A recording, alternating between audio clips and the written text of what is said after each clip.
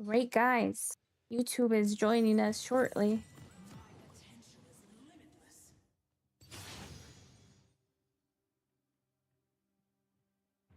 I have a Shin top.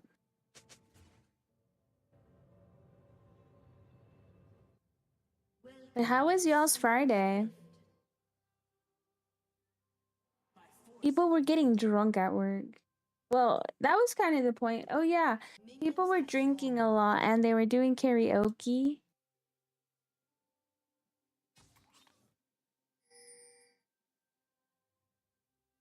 I hate the mic they use. It sounds really bad.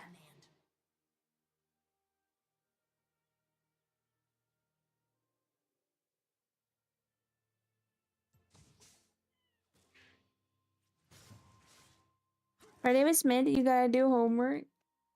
Hey, you're almost done. It is that time of the year, huh? Finals.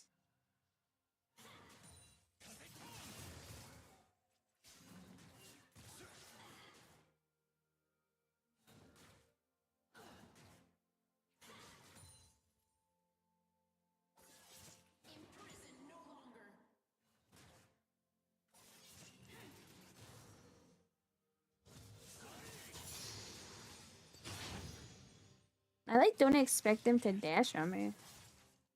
Wants me dead.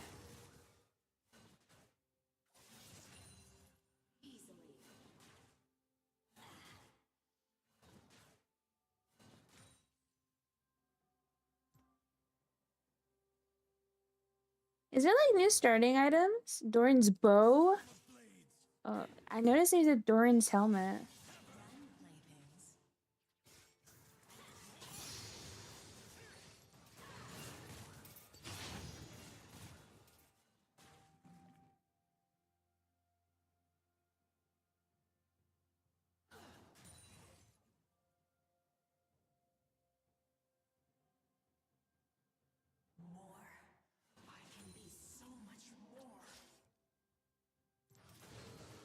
Oh, damn.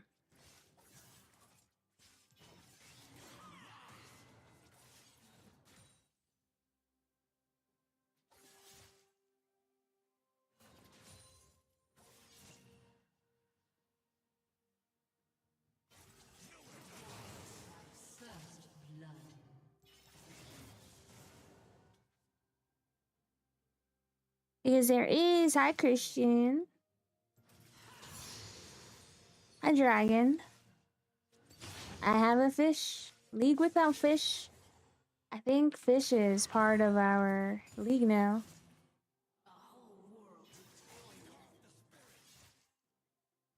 I just have. I have my league. How do I say it?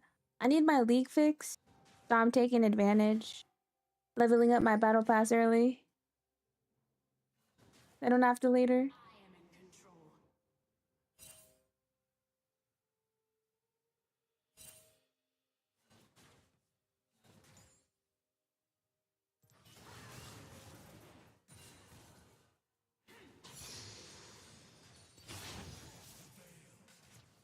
I miss my cannon though.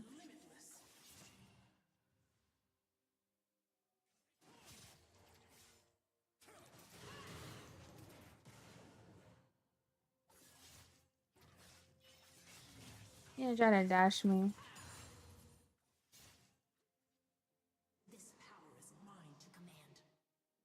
If Friday was I got freaking monthly? Oh no.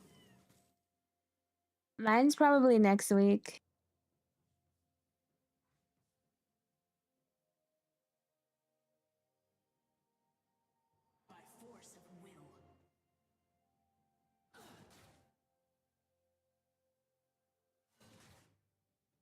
Oh, I'm whipping.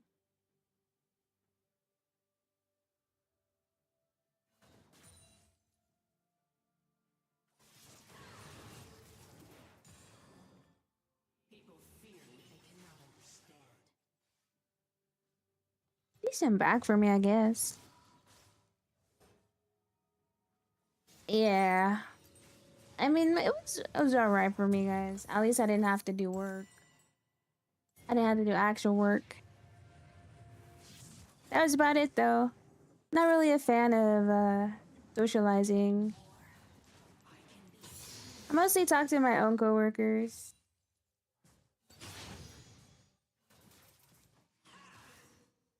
Oh shit.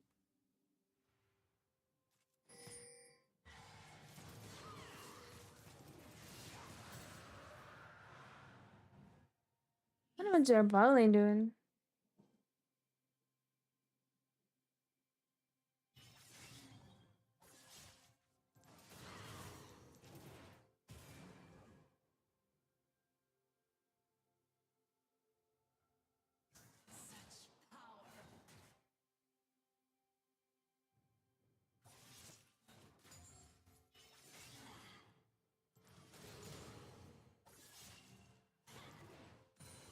I do want to play Power Wash at some point again. It's just like I question if I'm ready, since it's such a chill stream.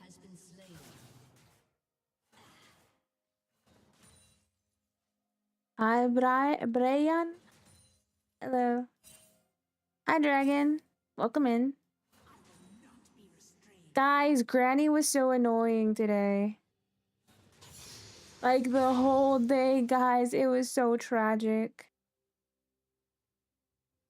So she starts off the morning like just yapping and yapping and yapping for like 2 hours.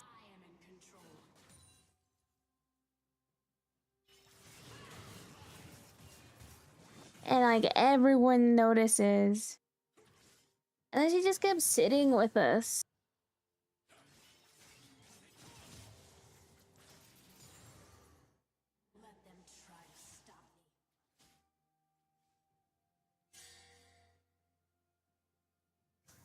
Like had Granny not been annoying, it would have been like a decent day.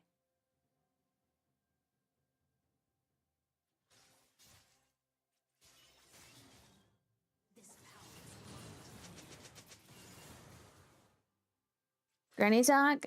There wasn't really anything crazy today though. She was just being really annoying. Because today was our party. I had thought it was like the other week, but it was this week. And I was hanging out with one of my coworkers I really like. She's like really awesome. But sadly, Granny had to butt in all the time. And some other coworkers joined us as well. I just have a coworker that's really good at League, guys. When we played together, like, we were in sync. He's a jungle, I'm a mid laner. Like, we were making plays.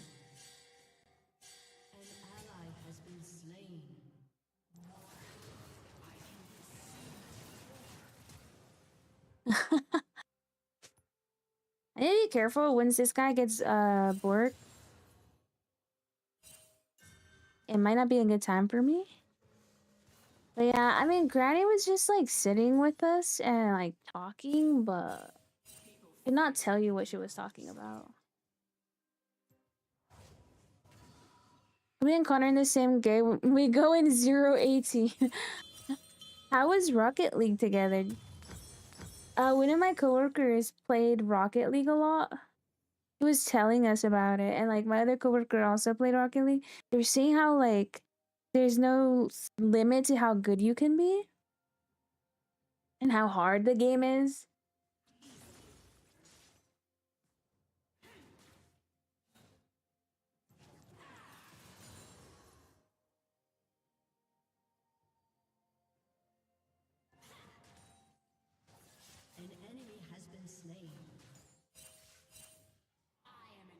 I kind of thought it was funny Raki talked about playing League, guys, because like Raki's always on console. I can see Raki on Wild Rift though. I feel like Raki could be a mobile player. I genuinely forget Raki can play on PC.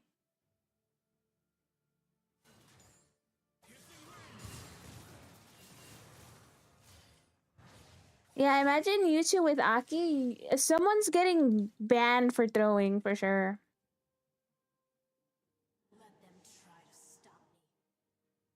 In League, if you do really, really bad, people can report you and you can get in trouble. That's the only time Rocket League's skill ceiling is probably one of the highest. That's what people say, yeah. That's pretty cool, but it just doesn't look interesting to me.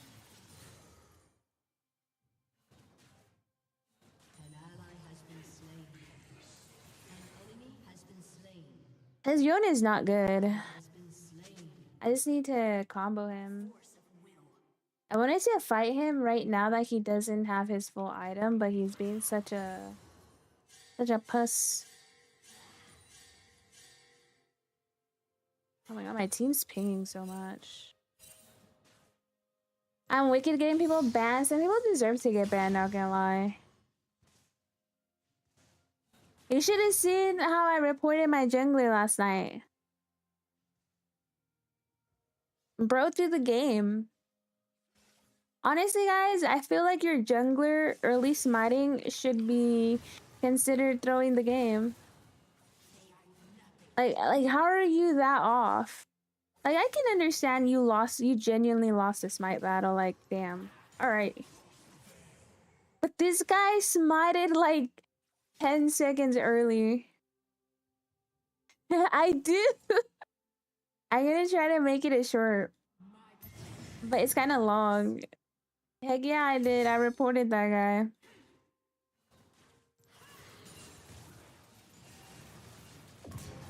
Don't hit me with that. It's just Normal's game, guys. Because I was playing a different role.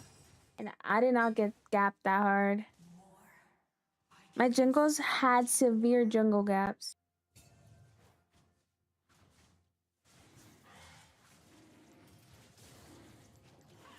I love how the ADC is like just not here.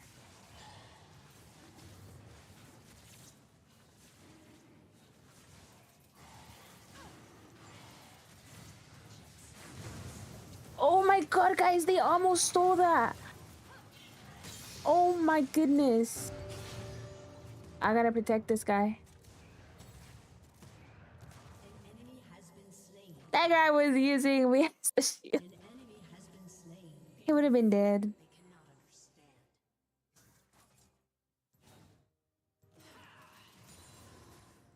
Where's that Yone? Oh, is he bot?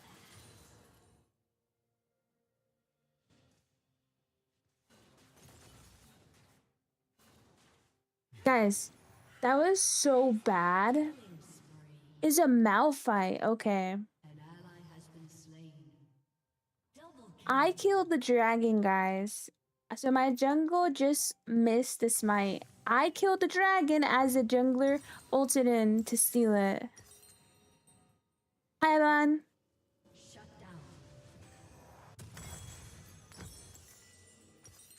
I'll buy my ring. Gotta spoil myself.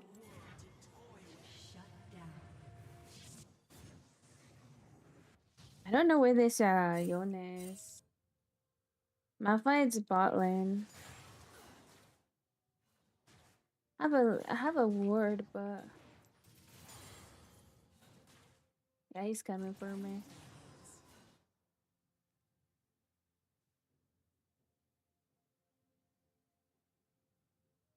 He wants to owe me. He owes me. I'm dead. You don't know anything about League of Legends? Don't worry, I can explain it. I had to explain to chat how my team is throwing usually. We're just talking about one of the most popular ways our jungles throw by missing their smite.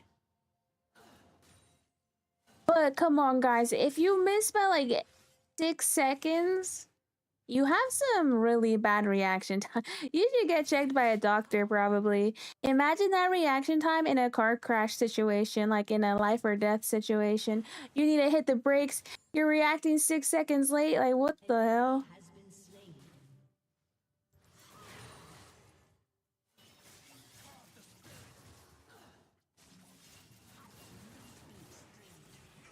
I'm telling you guys, keep these people Like, off the streets, keep them out of important jobs. No, like, it's just so bad what they did. Like,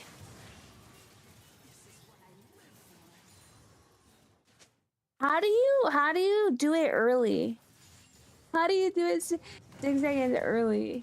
I'm dead. Also, their jungle is so cheesy. He just ults someone and one-shots them.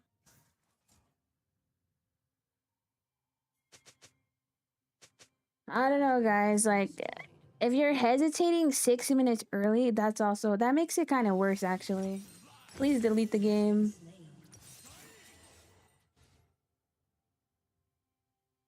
I think it's reaction time because the dragging was really low, so like it wasn't that low, but it was getting kind of low.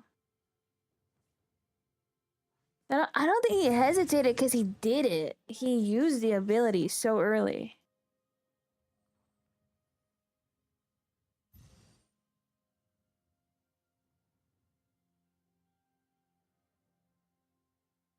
Like, it wasn't that bad of a situation to be in.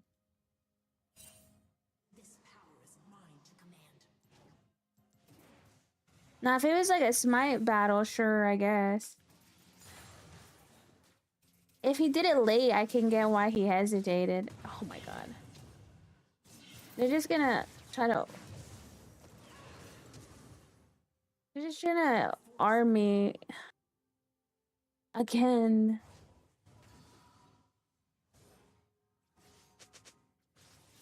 Oh, not you. No,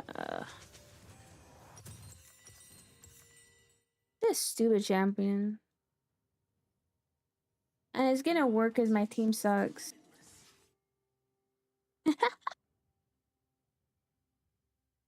Yeah, like, I don't think you hesitate if you do it, like, early.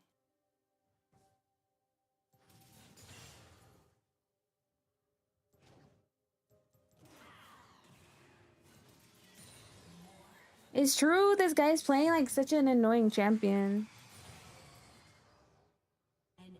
All this guy has to do is press R, and he's probably gonna kill whoever he R'd. It's a point-and-click R.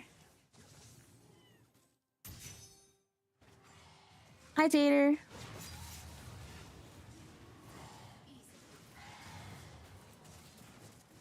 He's gonna ult in again.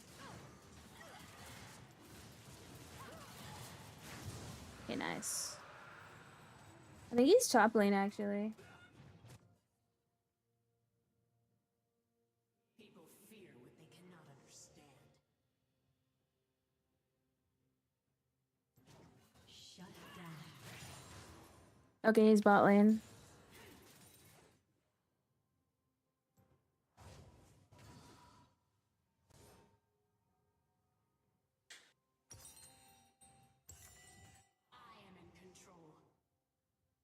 Let me see if I can go help my top laner.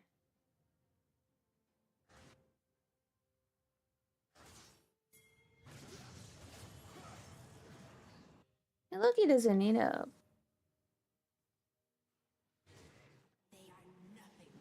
Ah.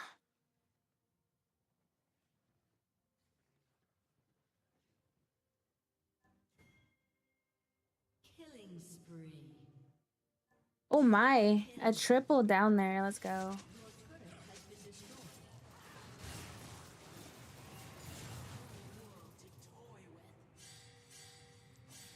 Yeah. Run away, wind shitter.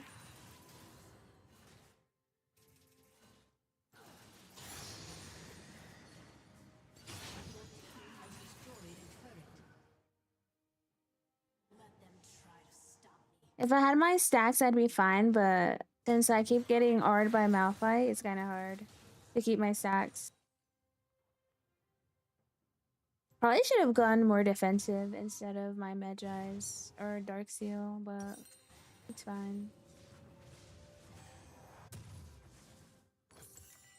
They only have 1 AP, which is the Malphite. So I think even the blue boots would have been better.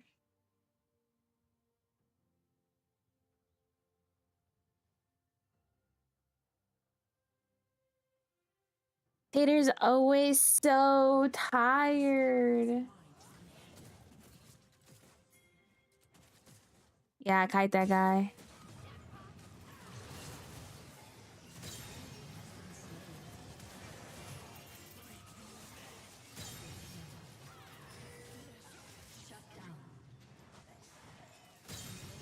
Oh, he flashed on me.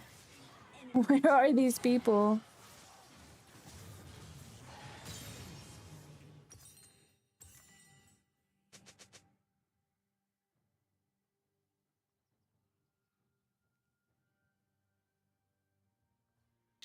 You're the only consistent mod, Christian. I was gonna tell you guys something about YouTube mods, but I forgot. Your team has destroyed a turret.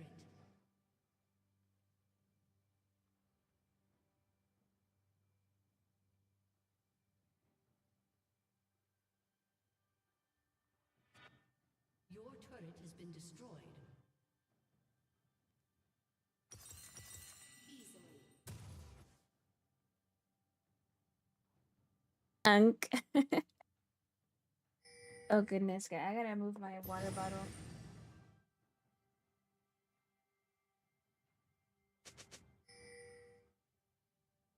It's one of those games, chat.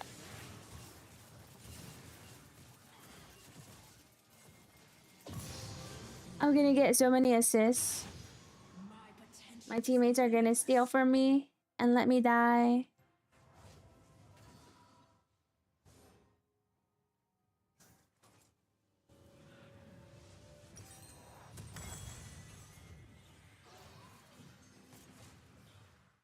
No way. People fear what they cannot understand.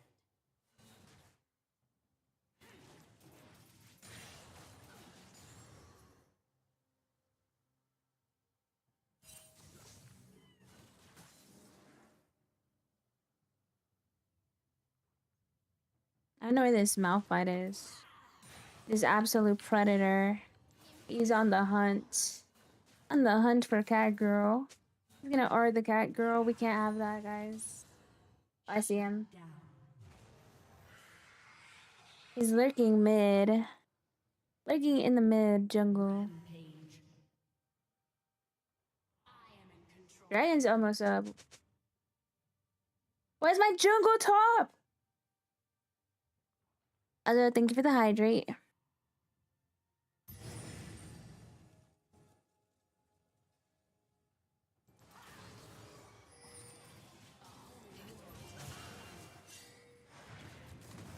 Oh, I knew it.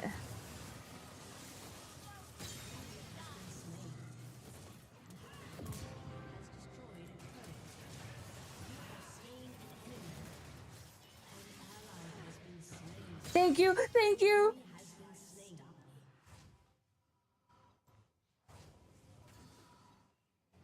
Again, chat, I don't know where our jungle was. Can you get a fish? I don't know, Tater. Can Tater get a fish? I want to say yes, but I need 50 gold, chat. It's so tragic. I'm waiting.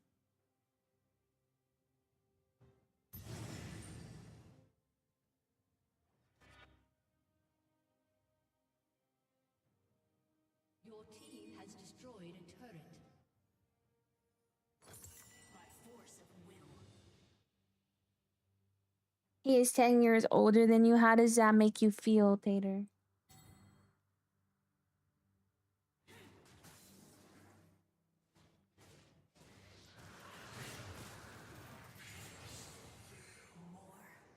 I can be so Alright, my team got that. Let's go. double kill. Killing spree. Excuse me. I forget you're kind of young, Tater.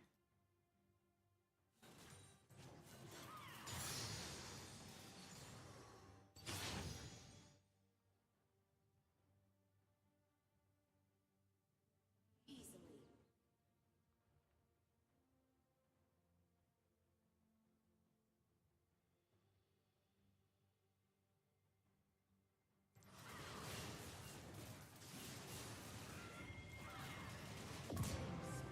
What the? I don't think he expected to die.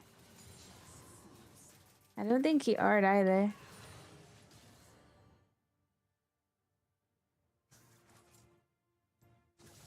ally has been slain.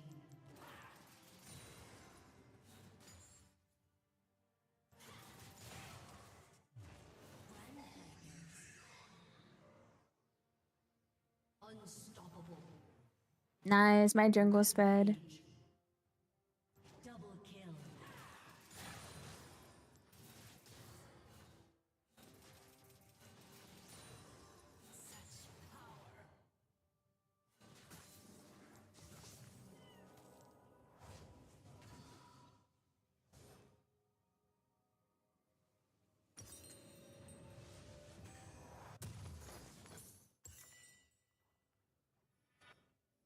My potential is limitless.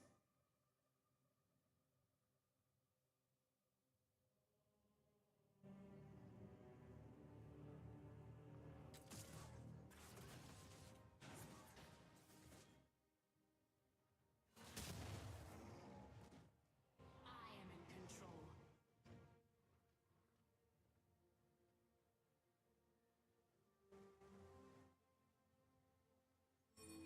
Alright, chat. I think I can destroy this Sion. The support's here though. That's gonna suck. I will not be restrained.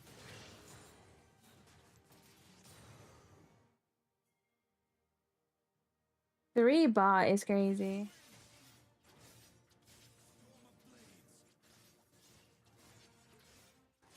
Mid is being taken, by the way.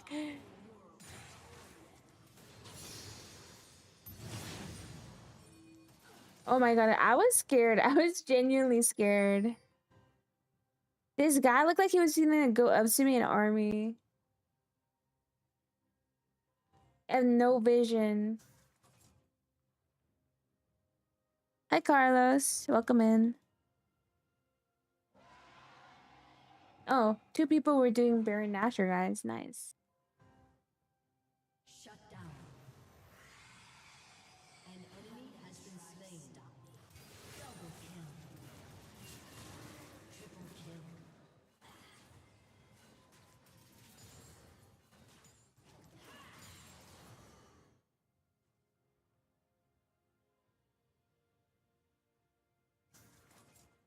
People fear. Your team has destroyed a turret. Your team has destroyed an inhibitor.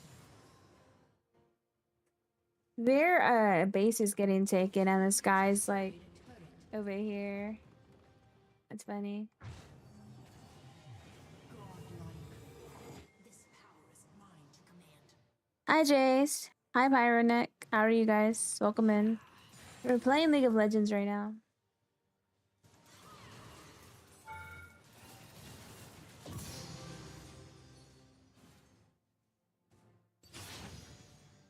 Oh, thank you, Shen. Protected me.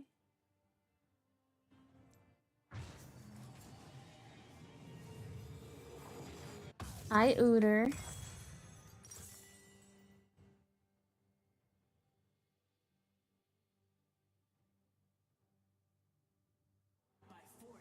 Yeah, I'm good. Just playing some League right now. We're winning. Legendary. Rampage.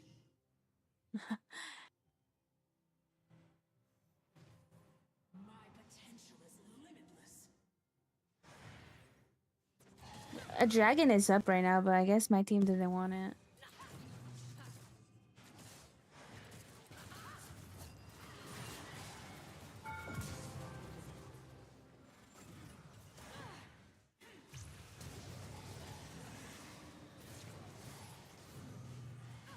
Ally has been slain. Unstoppable. Your team has destroyed a turret. Thank you, Jace. How are you guys? How was your Friday? Victory.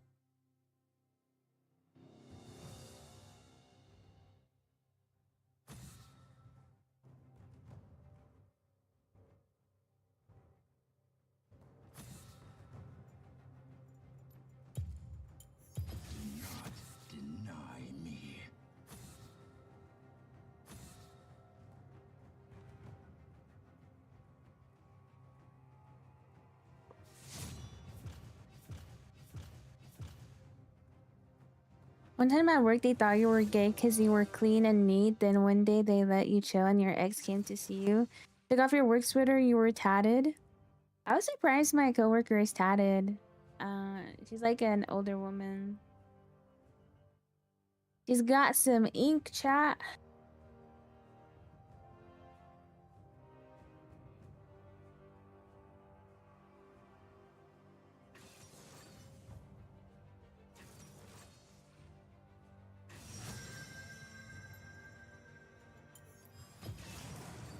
So much untapped power.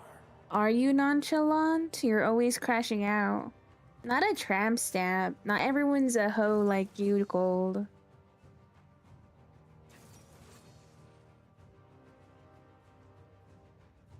She's like a married woman of like so many years with kids. She's a good lady.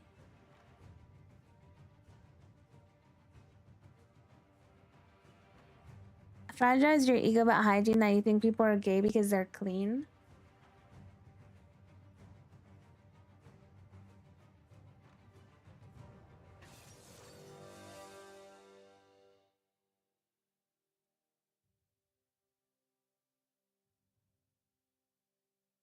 Odor stinky. It's very stinky though.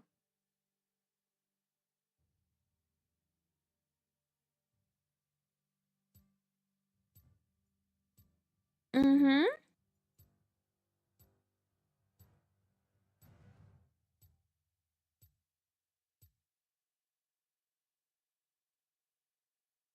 People thought you were gay because you hung out with girls. Ah, the gay BFF.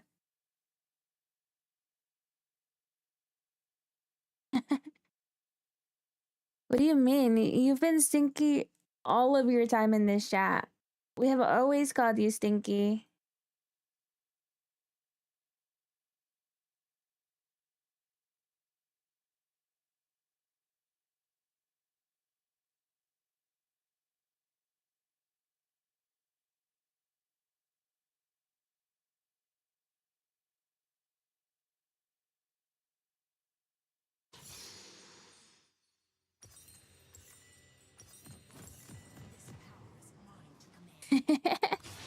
You'd fit in with Christian's coworker.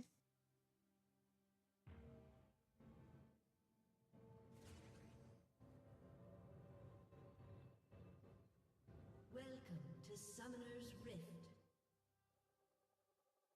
By force of will, Literally, why are you shocked at being called stinky? minions have spawned.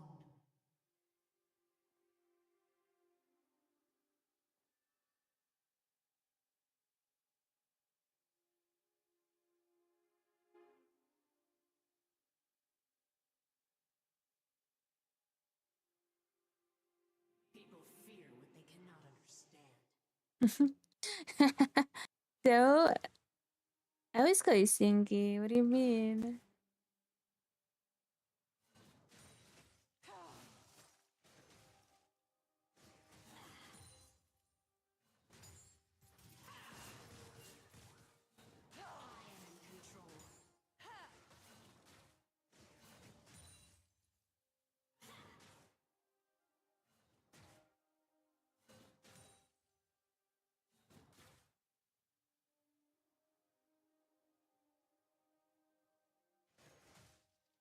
More.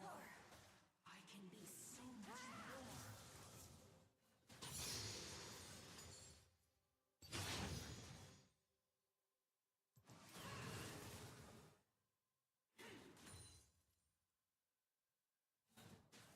I don't know, Uter.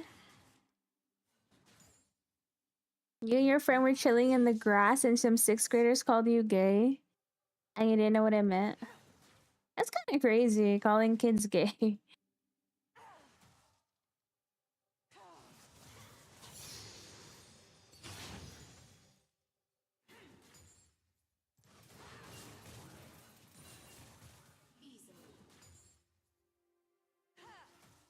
Hi, Z5.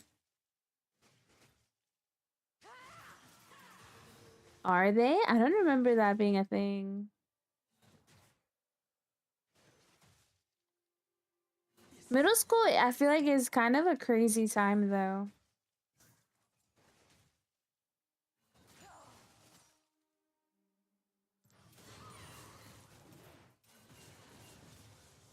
Like, low-key.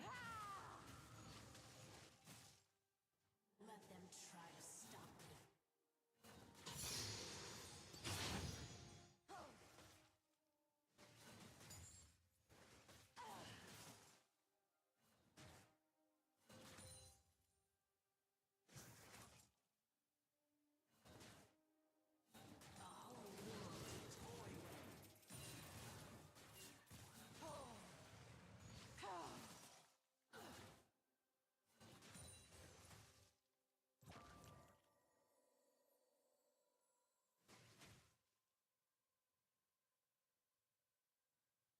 This power is mine to command. You guys sound like you're talking about, like, the early 2000s or something.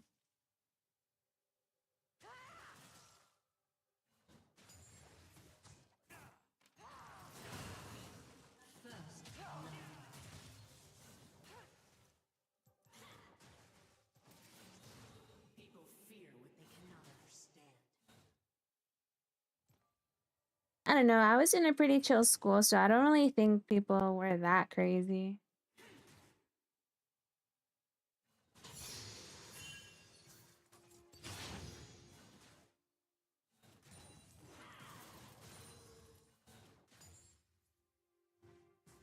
They are nothing to me.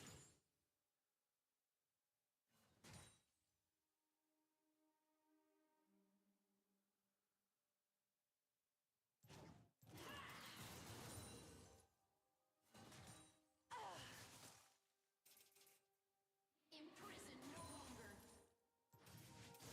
Please don't tell me I have a bar jungle.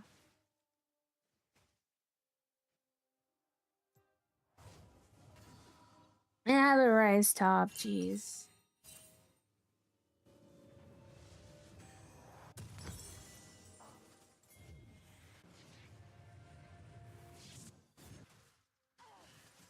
By force of will. An enemy has been slain.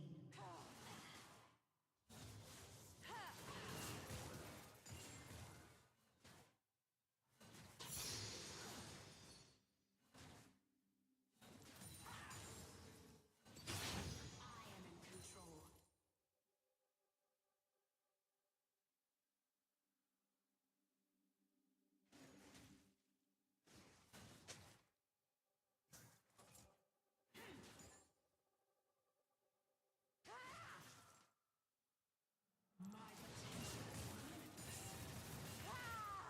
Oh, that's so lame. You can just R my ulti. Yeah, I gotta watch out for that.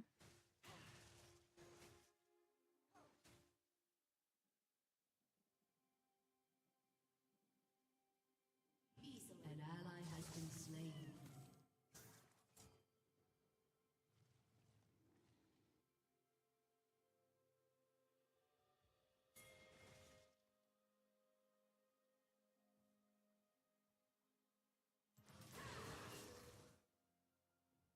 More. I can be so much more.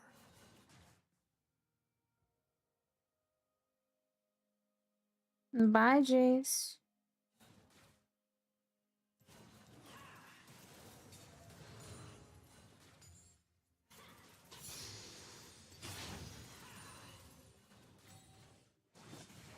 Without limit. An ally has been slain.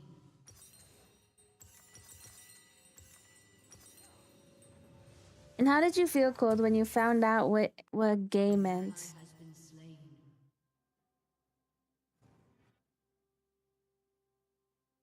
Yeah, I was gonna say that. I feel like I saw that on TV a lot.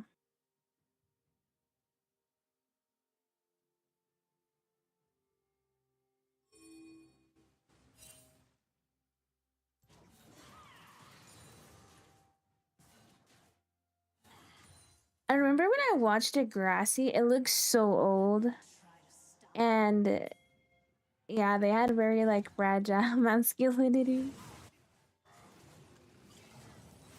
enemy has been slain. Ally has been slain.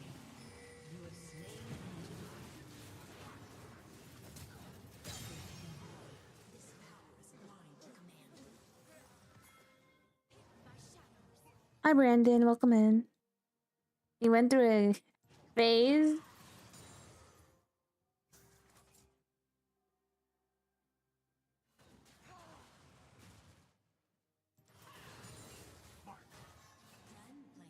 Why this guy is taking my shit? I don't know. Go away, bro.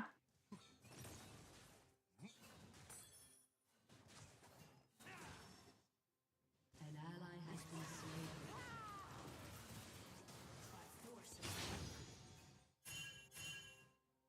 Go away. I stitched.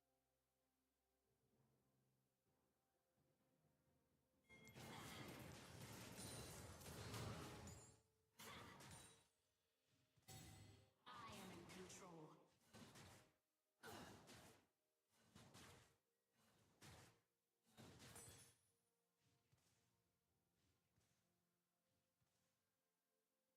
I'm good, just chilling. Playing League of Legends. An enemy has been slain. An enemy has been slain. Fear what they cannot. An ally has been slain. Killing spree.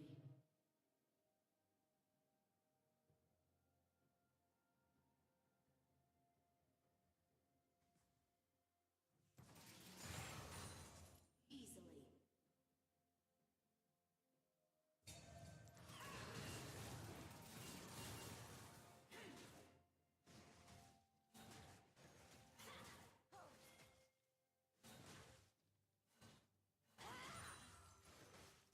More. So much more. You asked a girl out. It happened to be April 1st and she thought you were joking. I mean,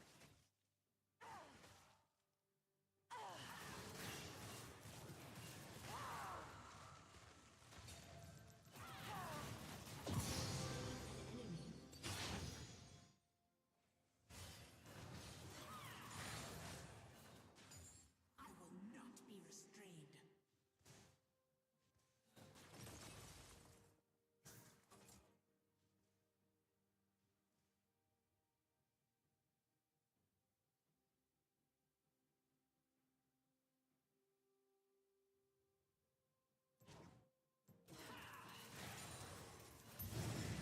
Such power.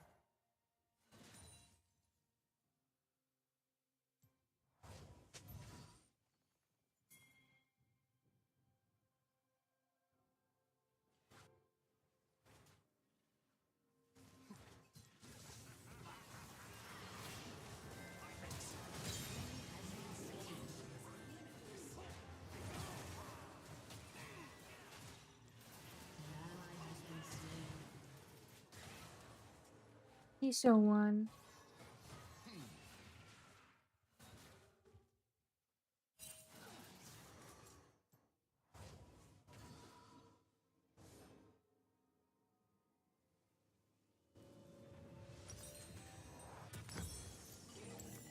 A whole world to toy with. Oh, I could have bought my ring.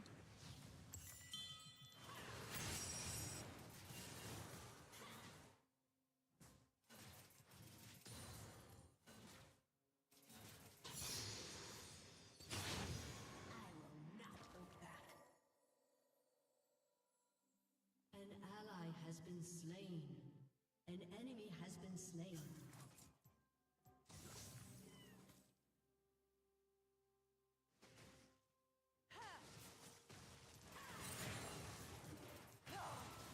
Let them try to stop me.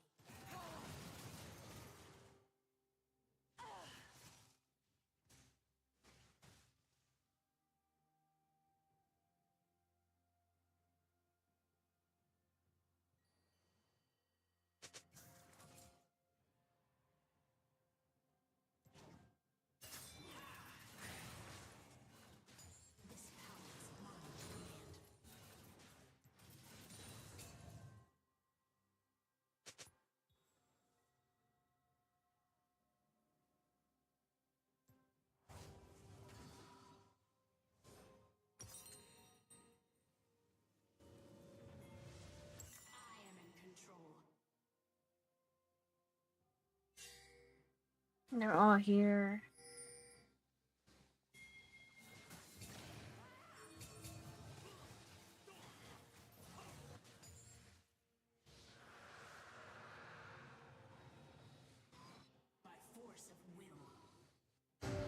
Yeah, I don't know why we have a bard, a jungle. Always some bullshit.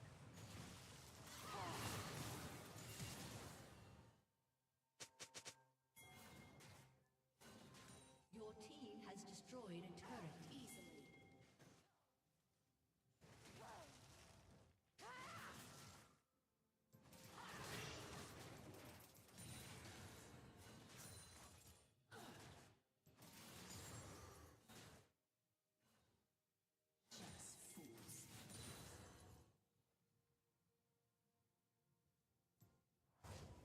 Enoch. Rampage.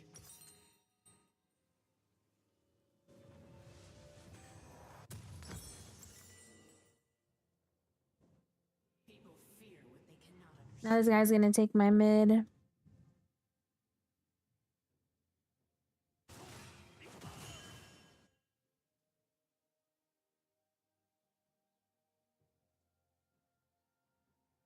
Hi, Sakura. An enemy has been slain. I can be so much more.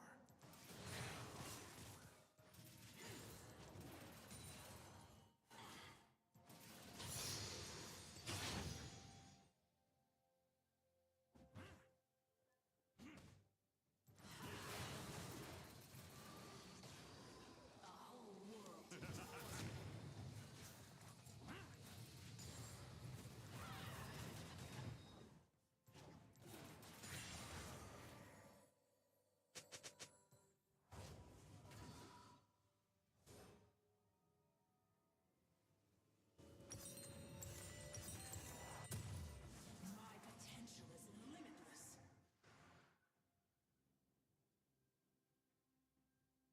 I'm not Cinder Top. My Rise Top switch lanes with me. It's already 15 minutes, so it's whatever. I'm not playing Cinder Top though. Go get your facts straight. Try to stop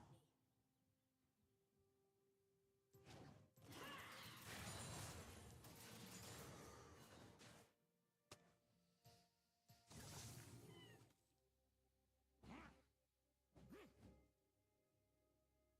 Your team has destroyed a turret. I am in control. An enemy has been slain. Unstoppable.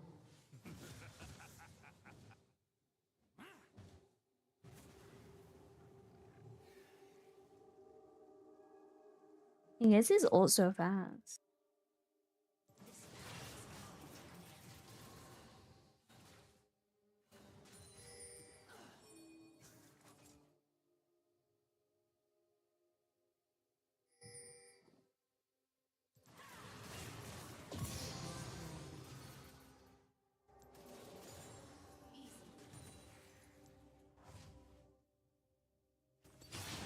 I am untouchable. Unstoppable. Shut down.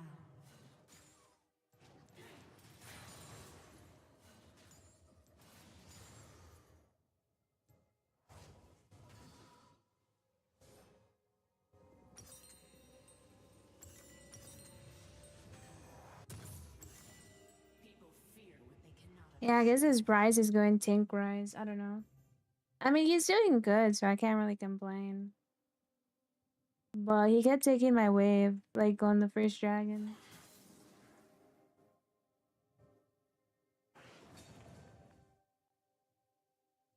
by force of will.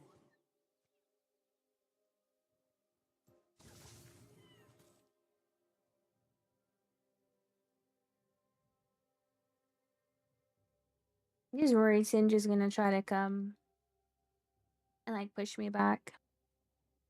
A whole world to toy with.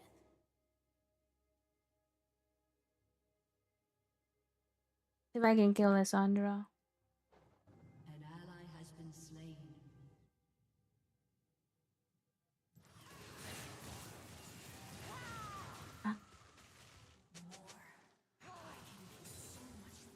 Pretty lame.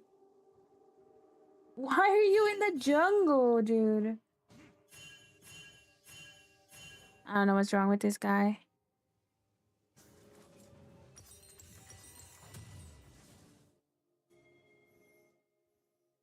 We have a bar jungle, so that doesn't help. My potential is limitless. They're just giving away my tower. Your team has destroyed a turret.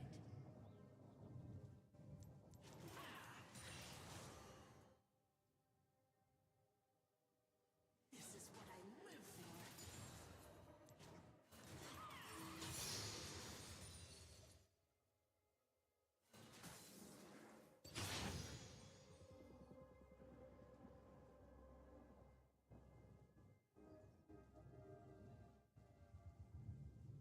No, no fish for you. Let them try to That's not getting any fish. No. Bro, where's your arrow? Oh my god. This power is mine to command.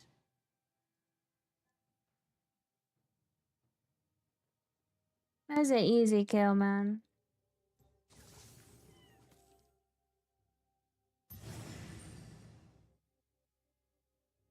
Dominating.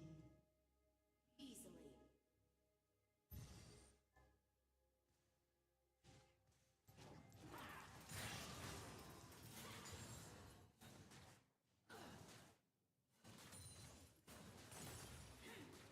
Shut down.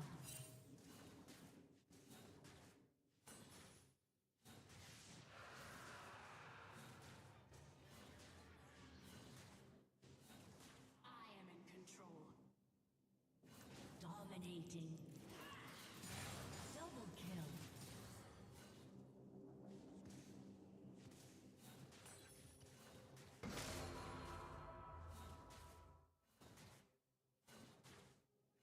Your team has destroyed a turret. Yeah, run away, you weirdo.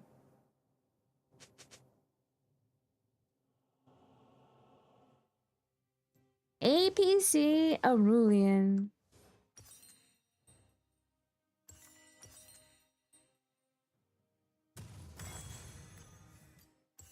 A whole world to toy with.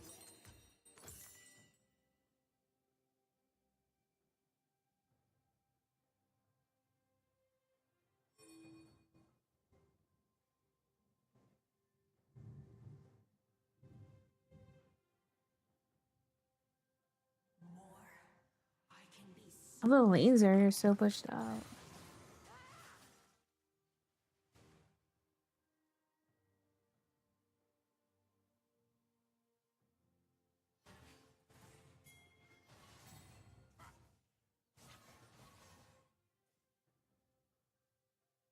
My potential is limitless.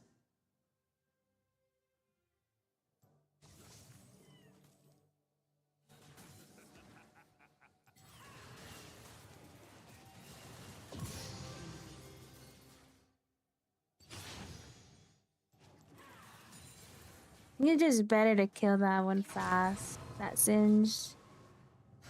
Hi Zora, yeah, I'm playing League of Legends tonight. Your turret has been destroyed. An enemy has been slain.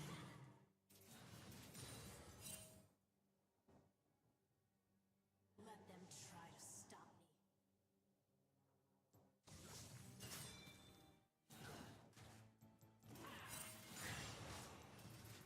me. Okay, guys, the map was shaking. I was like, why is my map shaking? It's the damn Aurelian. People fear what they cannot understand. Legendary. The worst you can say is no. Try just get too close and get friend zone. Damn. Double kill. I think that's why a lot of guys try to go in early, Easily. so they don't get stuck in the friend zone. Summoner has disconnected. But there's always hope, chat, of getting out of the friend zone. Just how there's always hope of scaling in League of Legends if you play Syndra.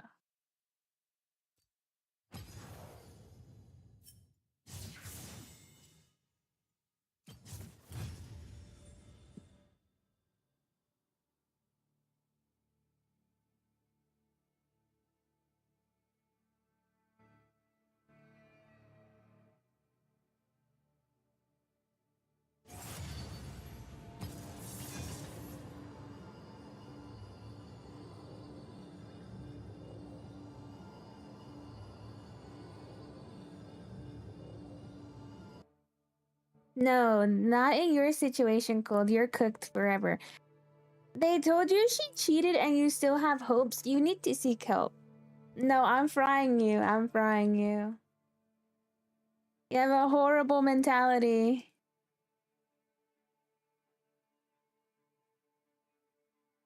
Chat, fry him.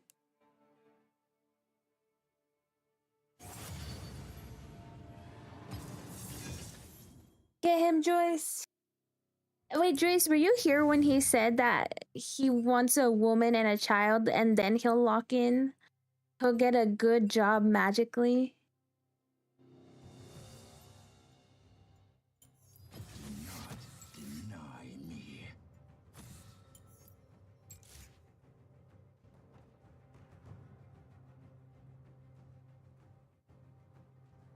Yeah. Crazy.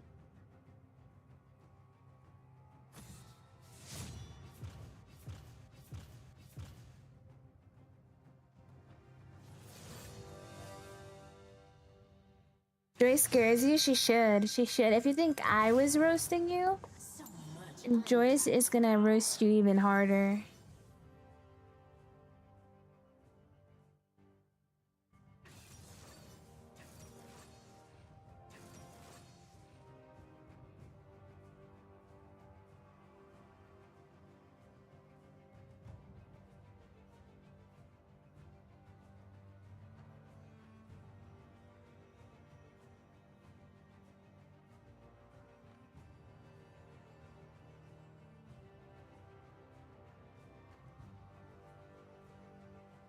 All of that? No, I won't say it. I won't say it.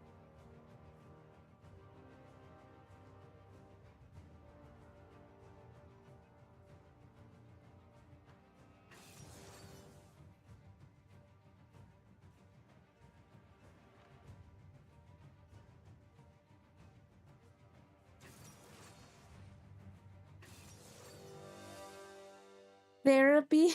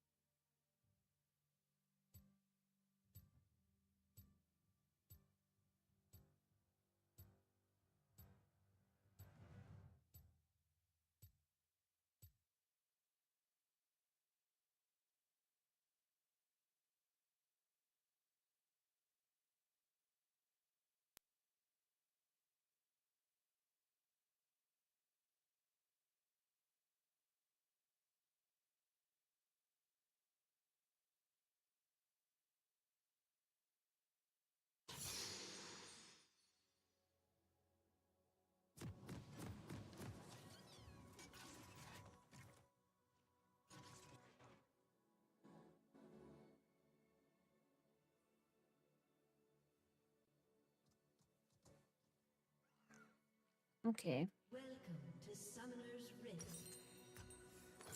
This power is mine to command. Minions have spawned.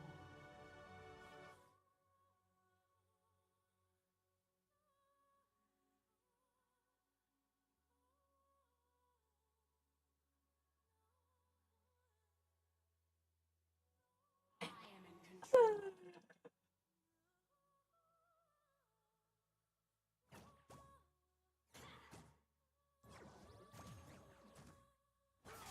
I'm against a Yasuo. Let's see how this one goes.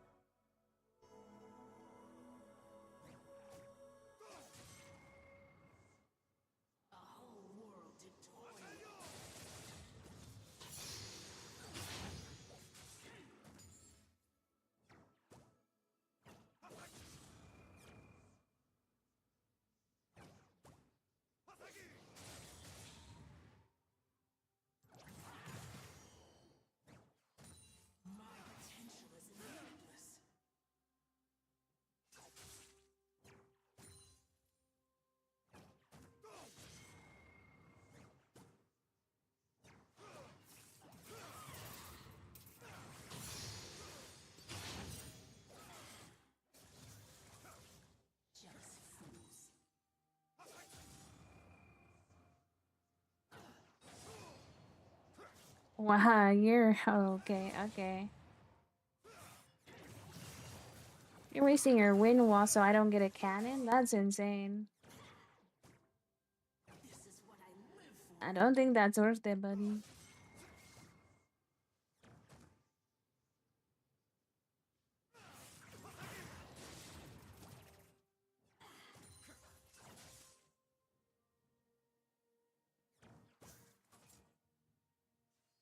I'm silver, but I'm just playing draft.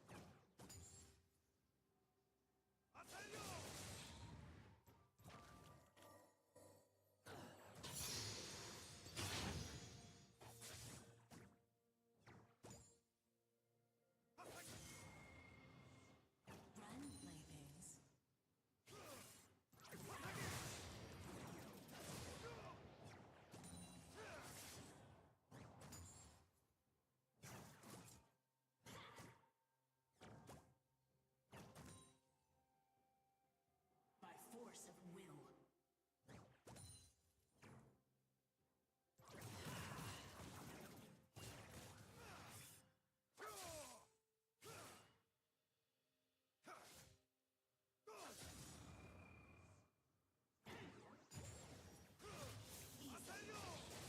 I was dodging that.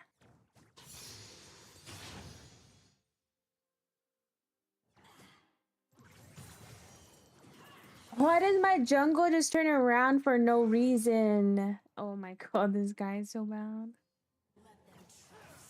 Insane, chat. Leave the Scion.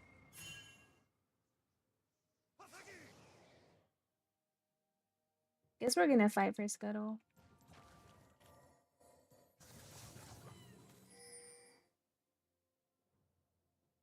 People fear what they cannot understand.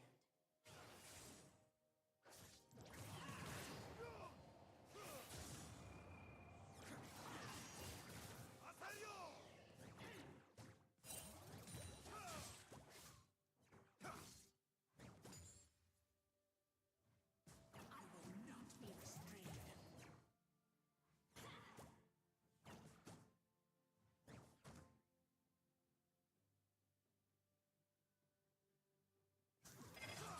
Out of mana. I can't fight. I have to clear this and leave.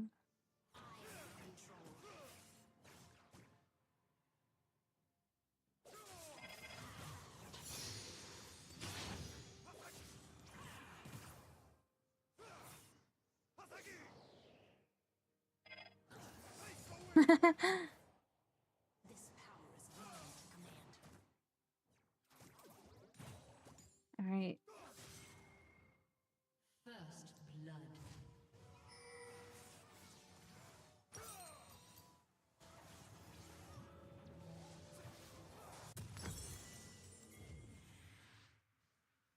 Yeah, I don't think the friend zone and getting broken up with are the same thing, guys.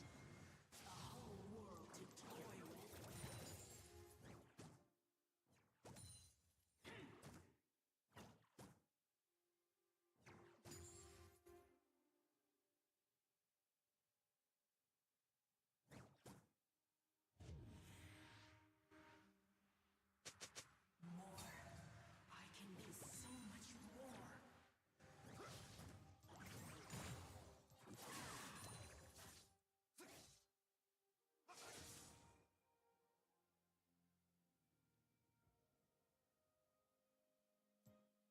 Hi, Abel. My potential is limitless. Hater, you gotta do it in person at some point.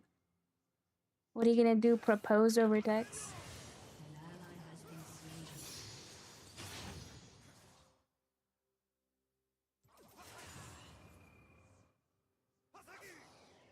By force of will. What song is this? The last one?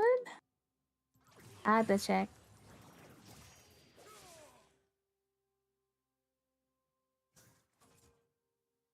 Give me a second. It should play the song at the beginning. Or it should say what song it is at the beginning, usually.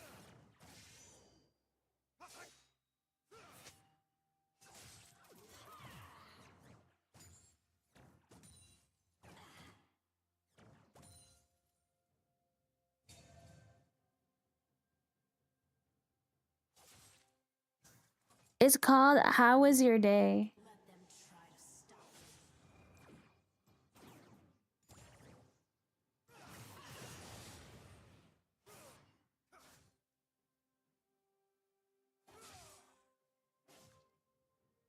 How Was Your Day by Beabadoobie. Yeah.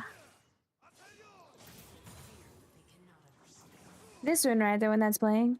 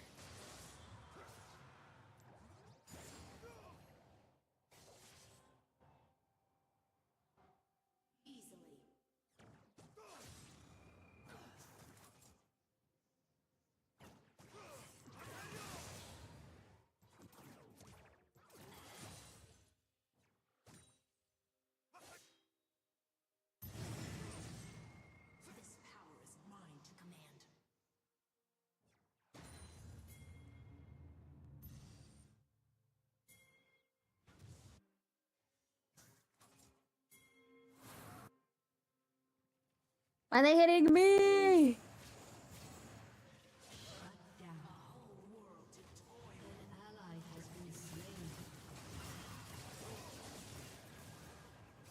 I got kicked by the thing.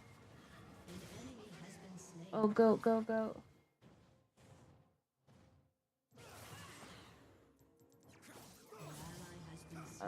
Why do you run away that way, dude?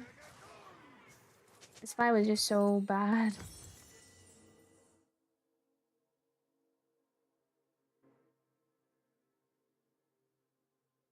An enemy has been slain.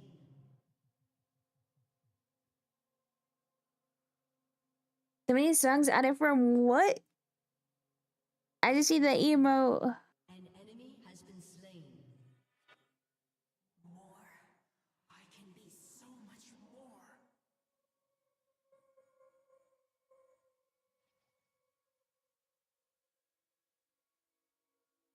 Why is this guy building mercs against, I guess, the CC? Here's this stupid Yasuo. Oh, part 2, guys. Oh, yeah, she's really good, huh?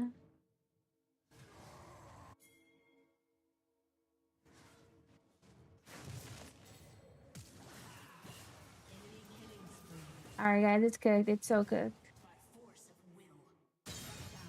Nice. Oh.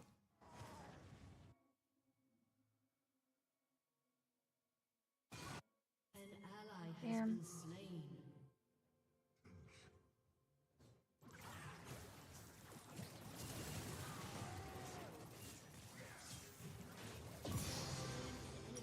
Jeez.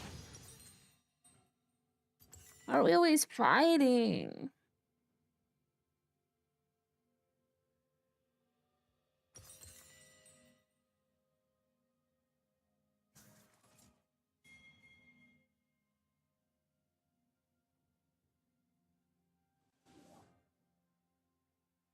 Killing spree. People fear what they cannot understand.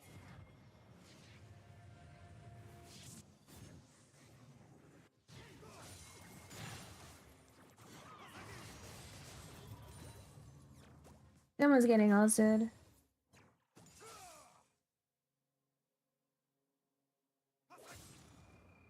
them try to stop me.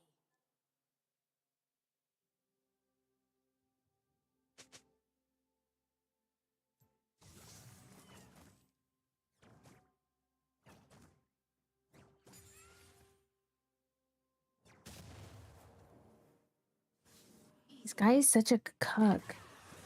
Oh my god.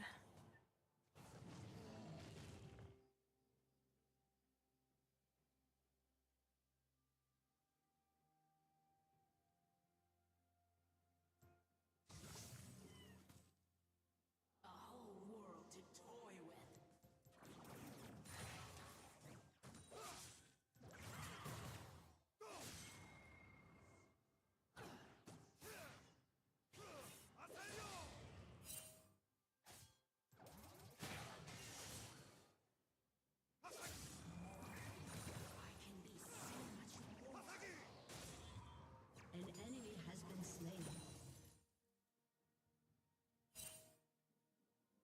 hate Yasuo because like he's not even trying to fight, but he'll just go and collect kills on the side.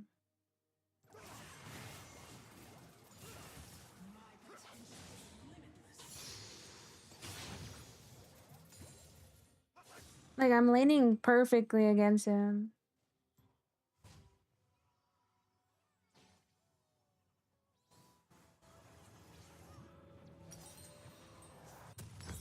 Rampage.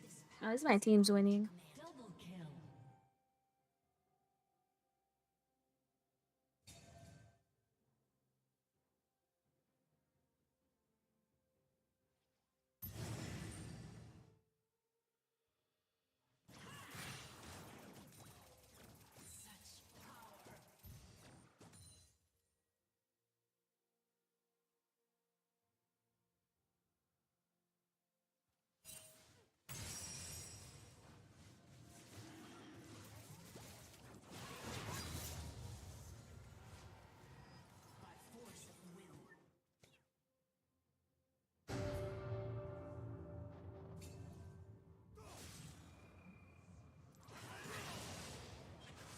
How can he win what and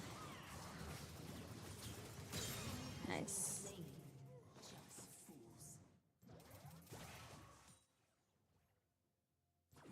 You guys, this guy's not good.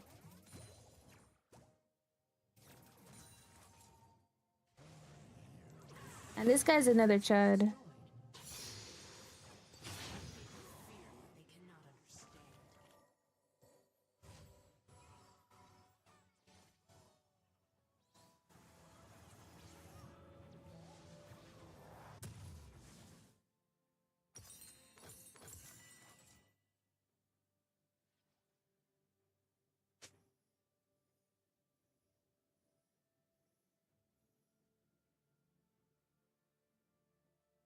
And y'all, Nihal.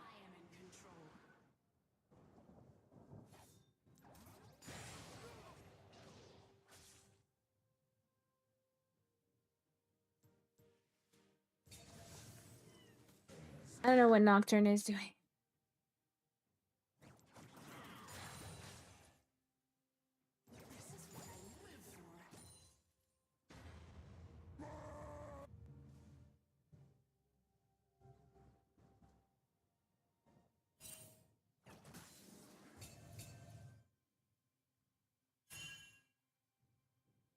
An enemy has been slain.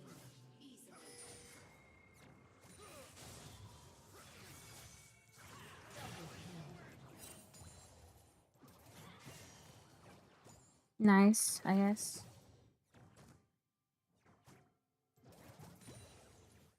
Let them try to stop us.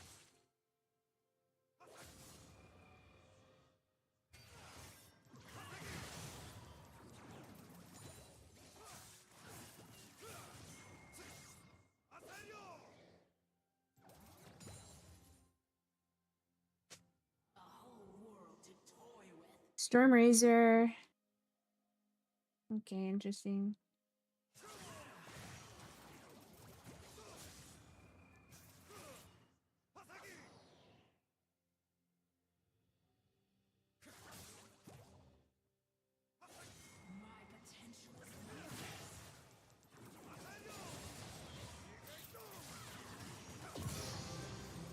Nice win wall, man. Nice win wall.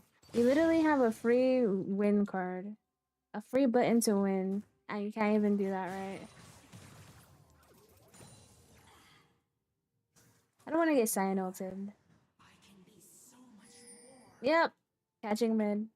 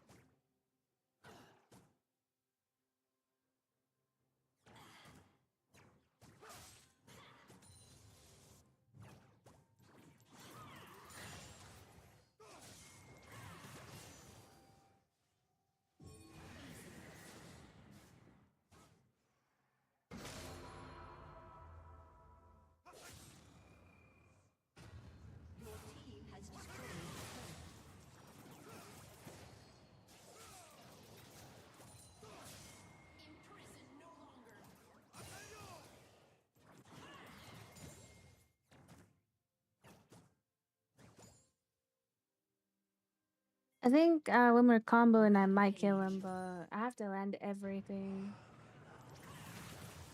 Double kill.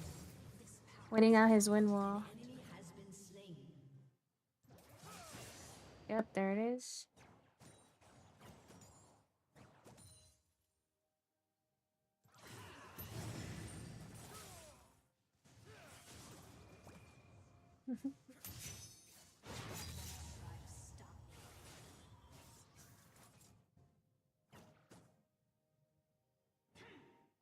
Kinda crazy, guys. This Yasuo's playing like such a bottom. Free dragon.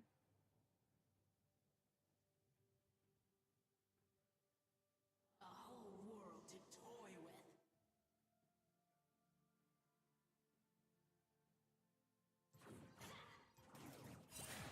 Your team has destroyed a turret. My potential is limitless.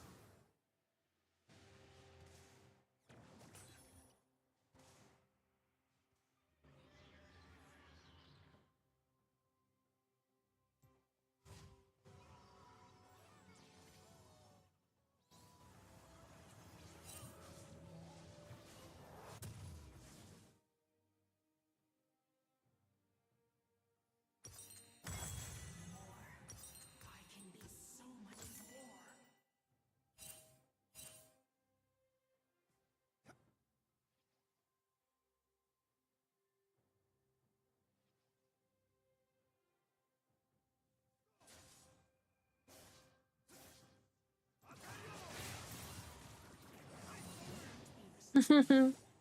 My stuff just goes over his head. Then it's still bot though.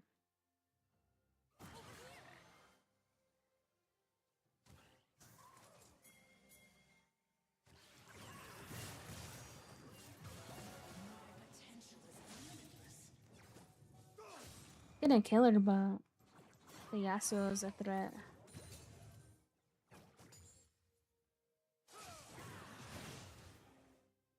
Yes, more to go, more. Who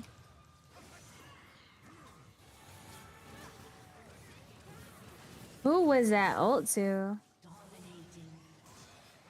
Wind wall's out. I have a window to kill them. I didn't even have to ult him, damn. Yikes.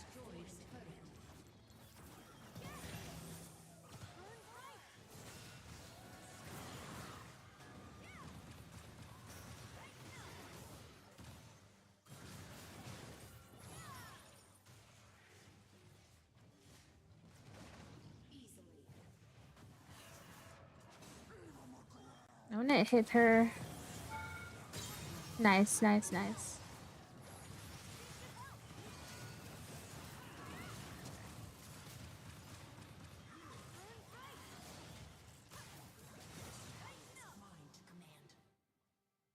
Hi, Gianna.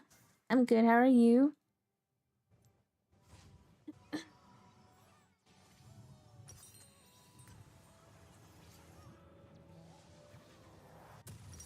Your team has destroyed a turret. I'll go catch up. Try to stop me. Another Olaf? Or was it Trend? They look the same to me.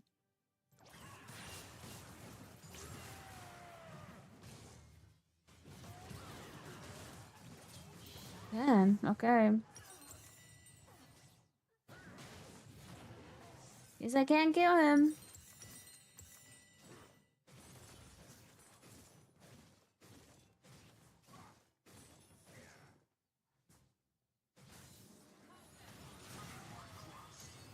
Yes, get him.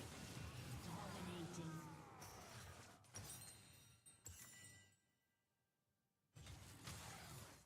I'm gonna TP bot. Your turret has been destroyed.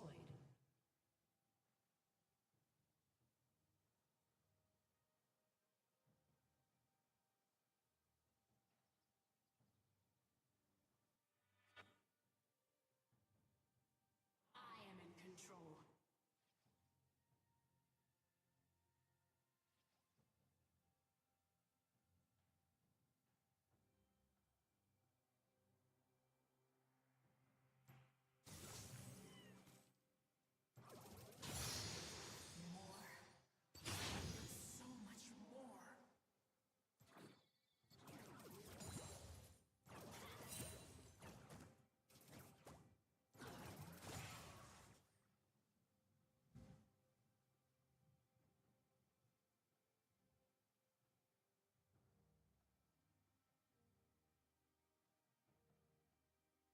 Look at him waiting in the bush.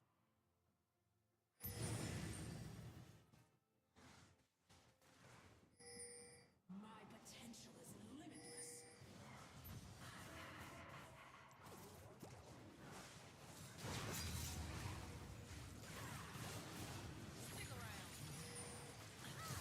Oh guys, it's such a crazy fight. Yeah, I don't know.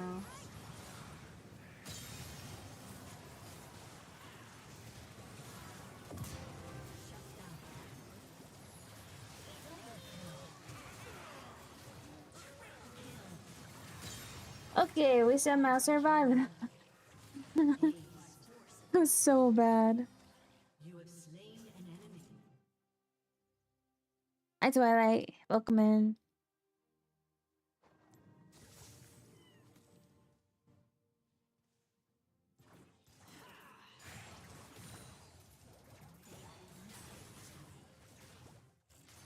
Your team has destroyed a turret.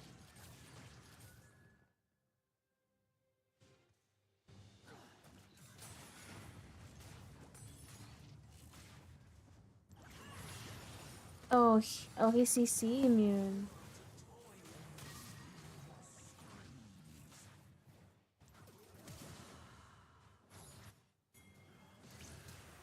Oh, she flashed away from me. Shut down. Legendary. This power is mine to command. Why is this guy so fast?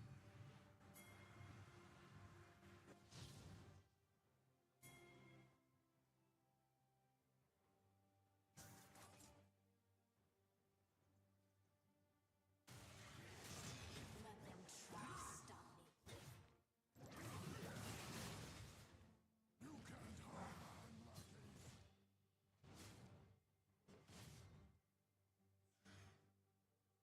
me. Yeah, they're scared now that Moore's here. Wait, Tater, who are you talking about? I honestly thought you had a thing for your roommate.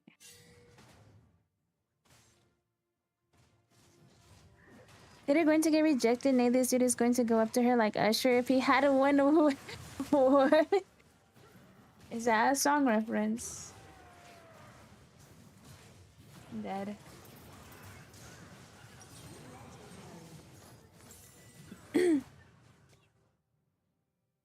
Who is Tater confessing to, chat?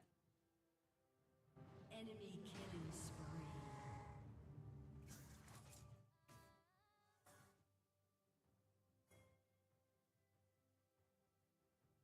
Your team has destroyed a turret.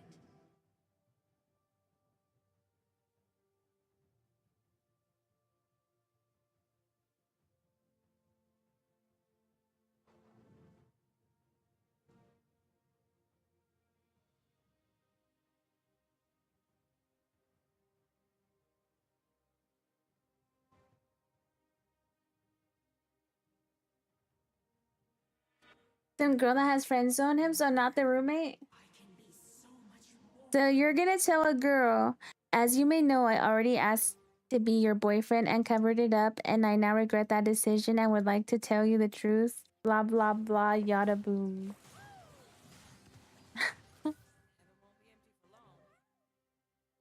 Hey, is your roommate? Your roommate's a girl, right? How does that work? Like, there's no way you guys haven't hooked up. You don't like your roommate? Why? Why is your message so formal as well? Like what you're gonna say? Peter's roommate is a guy? Oh, I thought it was a girl. I thought it was a girl. Hi, dude. Okay.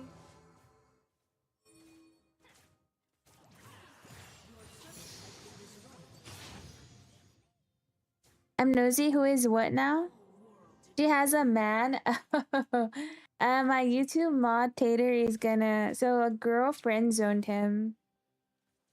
I guess a girl friend zoned him, so he played it off. Like I think he wanted to tell her that he liked her, but She friend zoned him, so he played it off.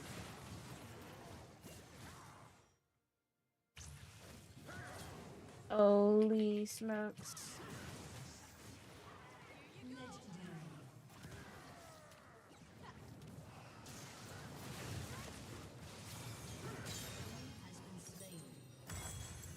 So that message I read is what he's gonna tell her. It's a girl, she's just has a man. The man is your best friend. Oh, okay, okay. Yeah, what he was gonna say is that's Ray J, not a.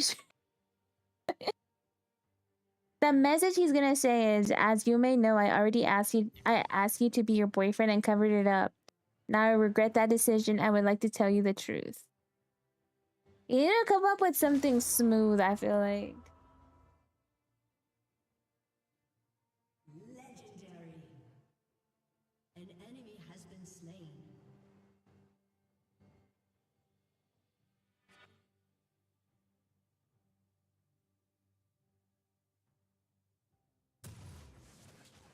Don't let her boyfriend stop you from becoming her husband.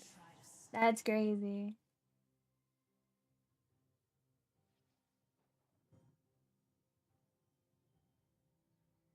It is Ray J. I believe Joyce knows her music. I don't know that song. Oh, it's a meme. Okay.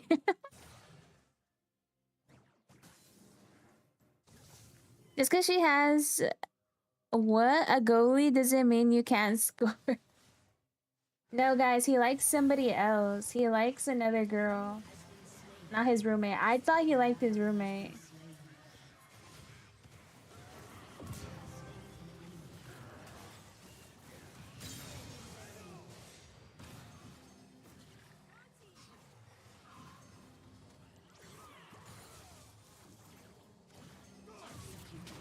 Oh, nice.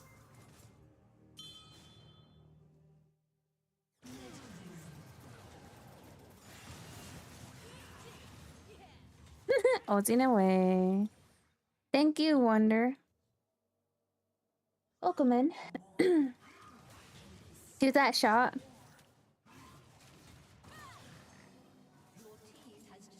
Oh, thank you for the follow.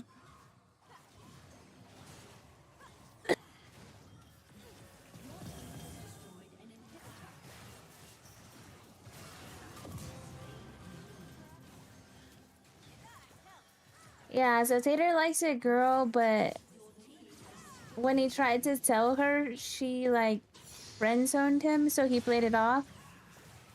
That was the situation, guys. I know I was kind of locked into League. I wasn't paying that much attention. But now that we're all caught up,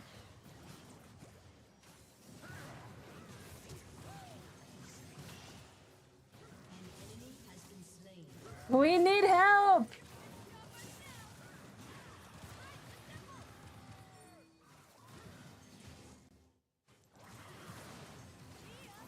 Nice, nice, my savior.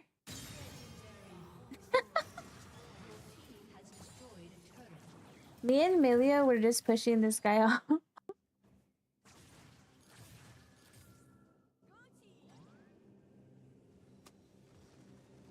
Not using me as a hypothetical, guys. Don't do that. I can't allow that. I'm very loyal to Leon. Guys, my jungler did 7k damage. My jungle and my support, Emilio, did the same amount of damage. That's kind of crazy.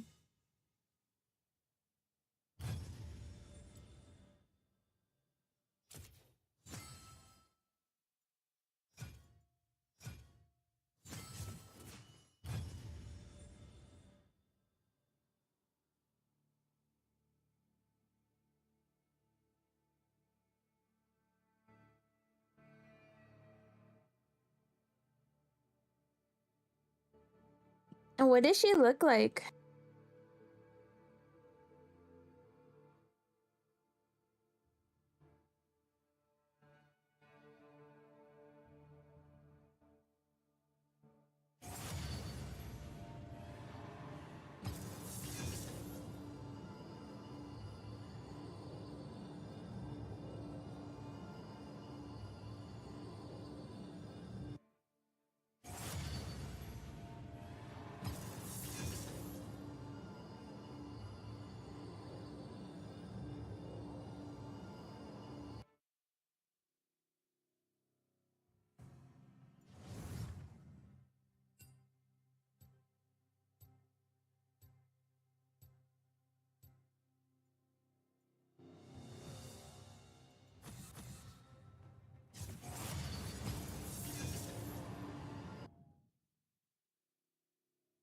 She looks Indonesian. Wait, Tater, are you like a white guy?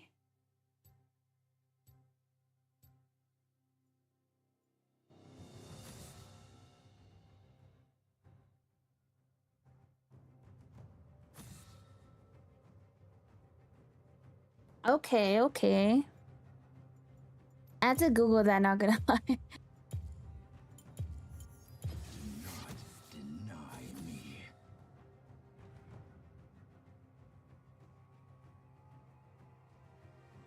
Okay, okay. I just wanted to get a picture of like the situation. So we have an Indonesian girl and a white guy.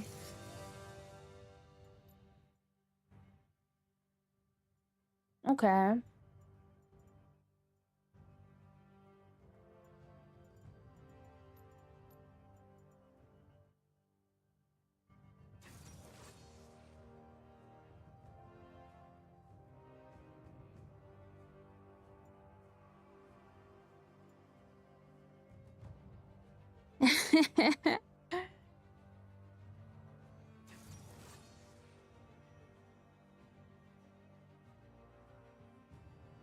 Another Olaf. Oh my god, guys. What's with all the Olafs tonight?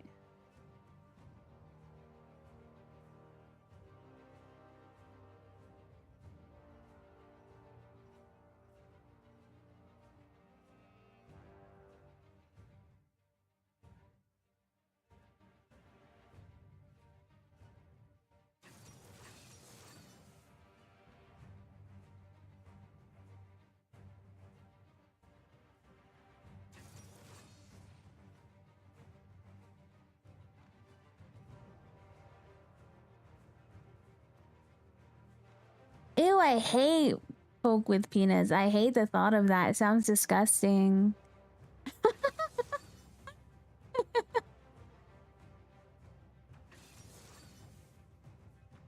I would throw the soda at Tater. I'd shake it up, open it, and like spray him with the soda.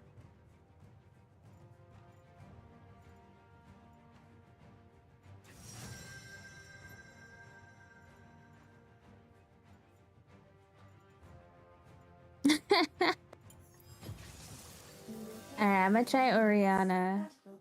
Oh, why did her runes look different?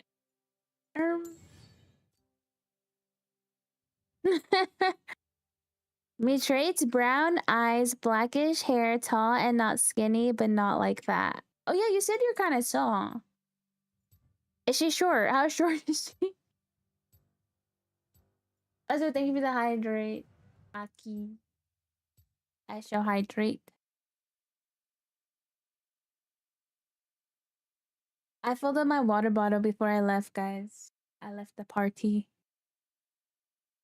The amount of brain damage you had reading that?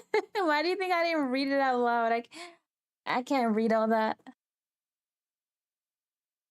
Oh my god, you and those damn Coke and peanuts. That sounds so gross.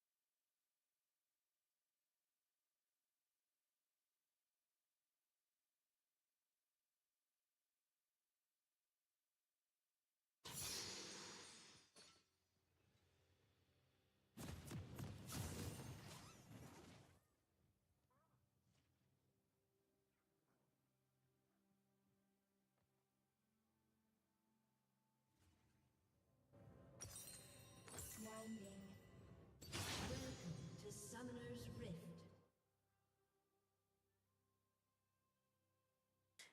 It's just a question. How short is she? She's short, what is she like? 5'0"? Like 5'0" short? Shorter than short. This is very exciting. A Yon jungle. Okay. Not what I was expecting. A bot lane, Yasuo, a Twitch support. Yeah, okay. Cole Bunny. Whoa, that looks like Cole's name. Cole Bunny. 411. Zoro, hello. Yes, fish. You know, the fish really gets people to stop and say something, guys. Maybe I need to always have a fish.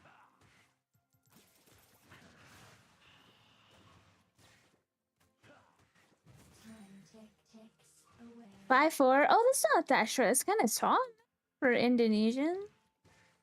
I don't have no clue if they're tall or not.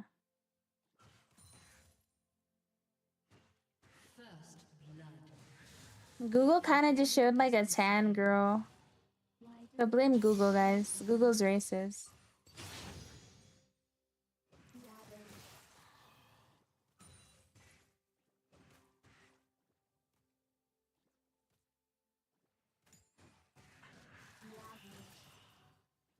The ball is impatient.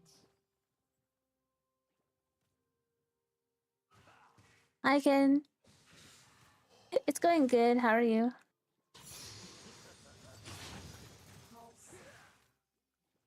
Just playing some League of Legends. Why are they running?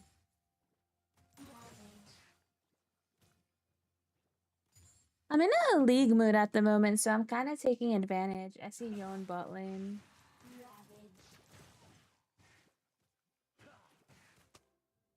This is a fun game.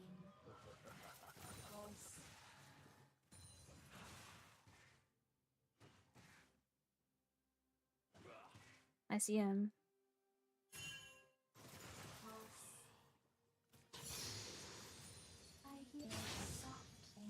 Laughing too much, you guys got to chill. You're gonna croak. Christian can't even laugh, guys. He's gonna die. He's gonna die from laughing.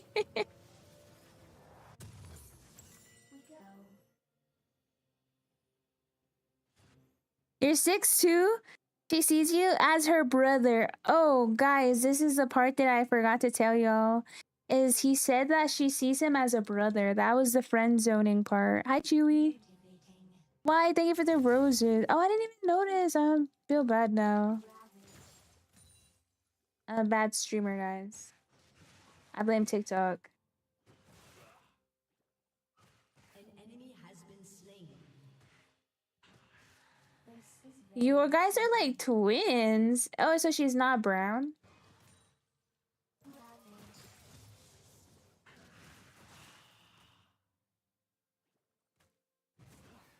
And she said a little brother. He sees her as a little brother, chat.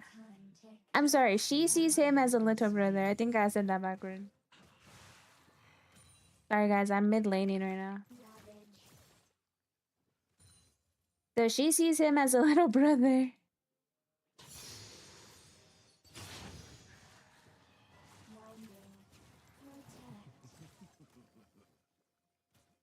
I'm seeing so much mana. Little, I like how Christian specified, and she said a little brother.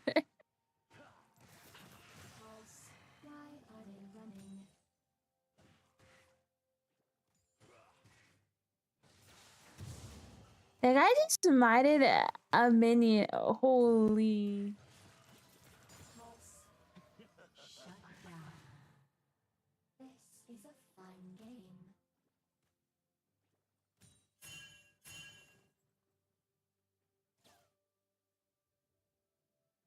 Because she thinks you're annoying like a little brother.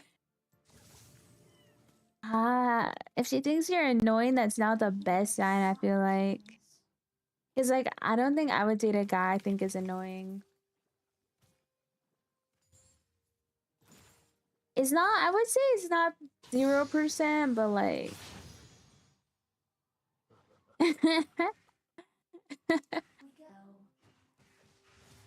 I guess as long as she doesn't think you're cringe or something.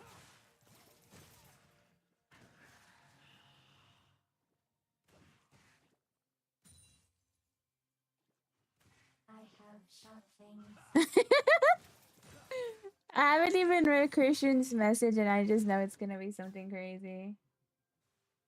Hater when Nate throws the soda at you and pours it on you. Start Magic Mike dancing. If you can beat the spill, you can't keep the woman. That's the trick.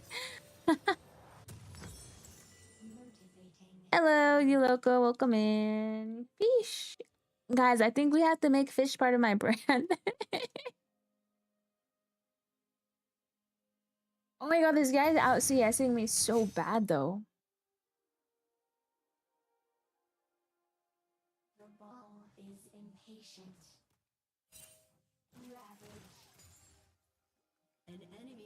slain.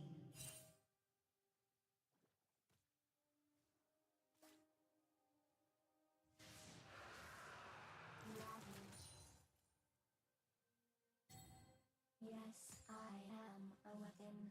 Maybe to get the girl, you just need a big ass car.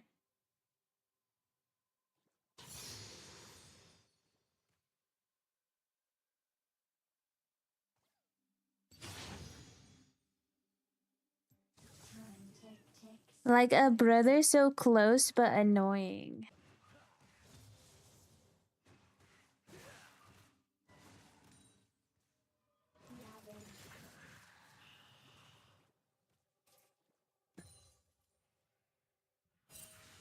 I just feel like that's not a good thing.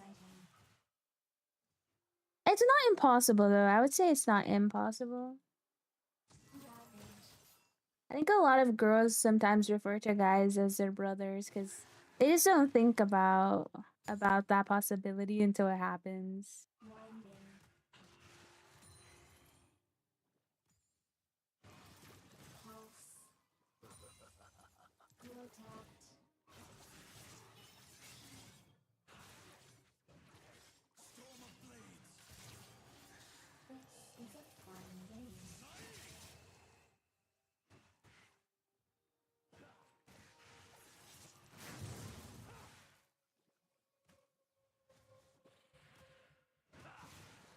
Killing spree.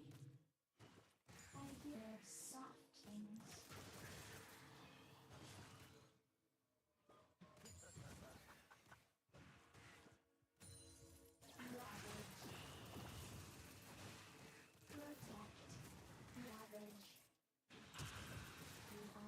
Oh no.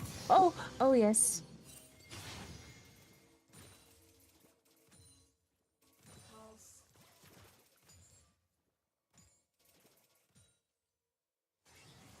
Rampage. Oh, thank goodness, guys, because I'm low and I'll get there. An ally has been slain.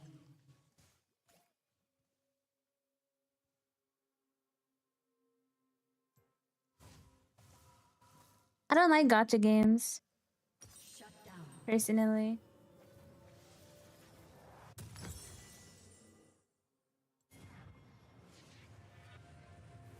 Once I low bro you, it's GG's. Yeah, I think a lot of the times that is true.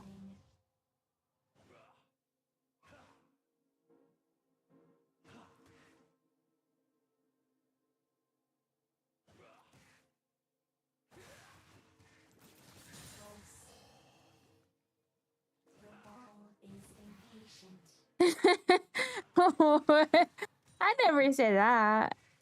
I just said, what if that's all he needs? I didn't say that all I need is a big car.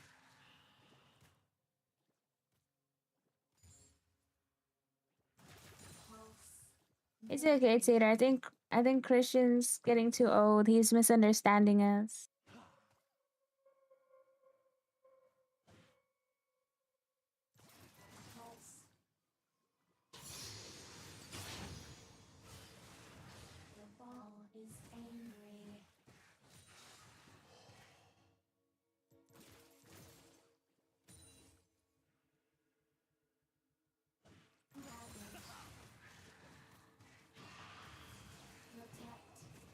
I like how my jungler just walks by.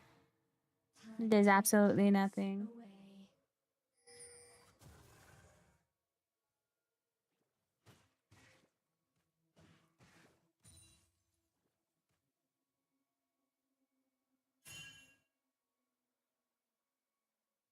Enemy killing spree.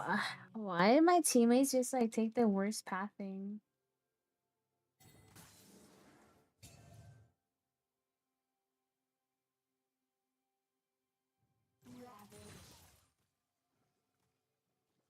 I don't know.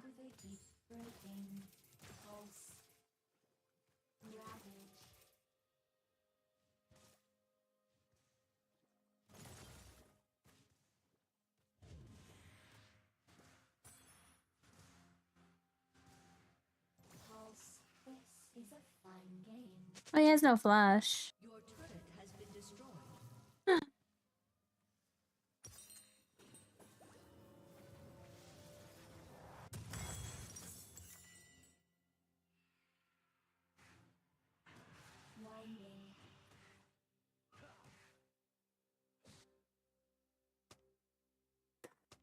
He says he chill. Okay, Christian, I was thinking the same thing. Uh, Hater says he's nonchalant, but he's always crashing out. We go. Like, you're not nonchalant, bro.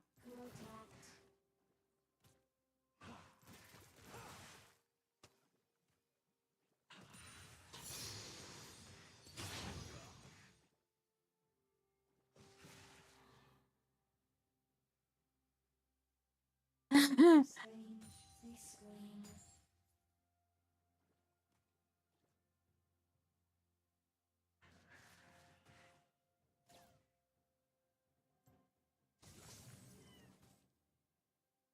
I think people are just throwing out the word nonchalant. Yes, I am a weapon. Protect.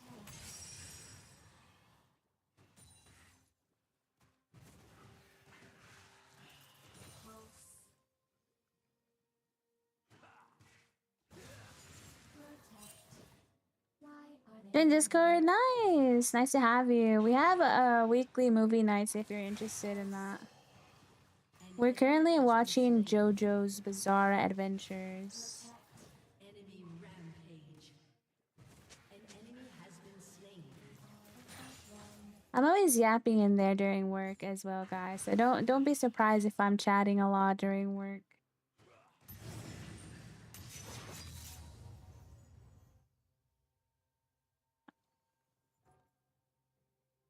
The ball is impatient. I don't think many people here are nonchalant.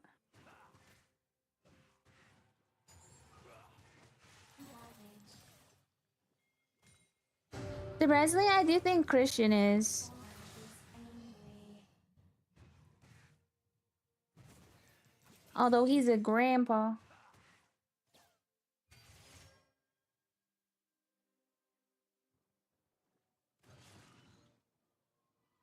Shut down.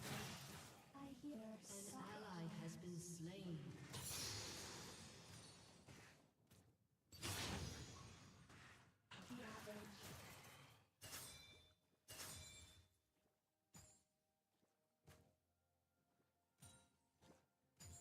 motivating.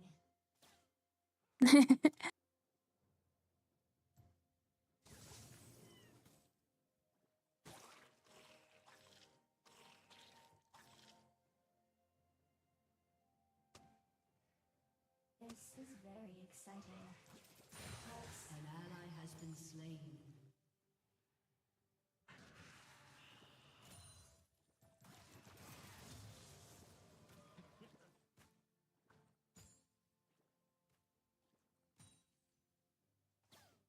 Because you're close but a little annoying sometimes, but you're still a good friend. Best of luck. When are you planning to, like, say that stuff, though? We need to know what happens.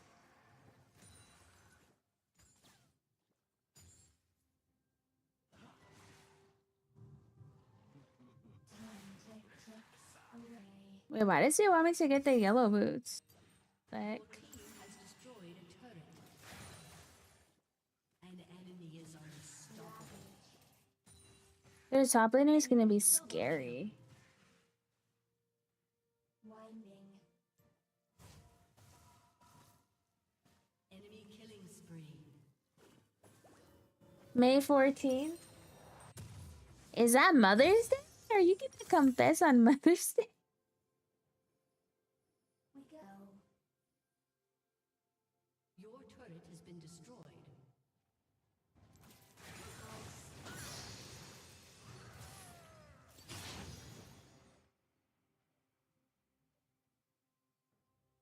I'll have sharp things.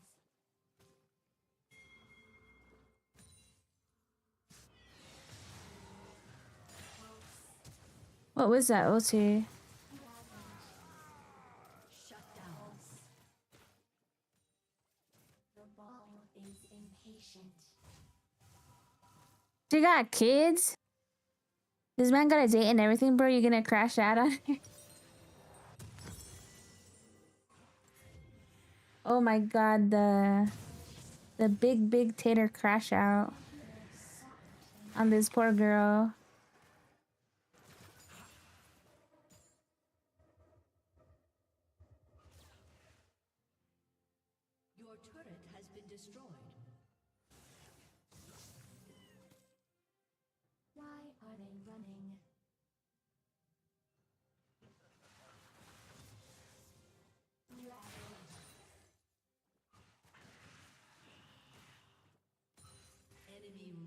Haters getting rejected. Yeah, based on that comment, I don't have much hope for you. Motivating. Like I hope you get her, but that's kind of cringe. An enemy has been slain. An enemy is unstoppable. This is very exciting. Ravage.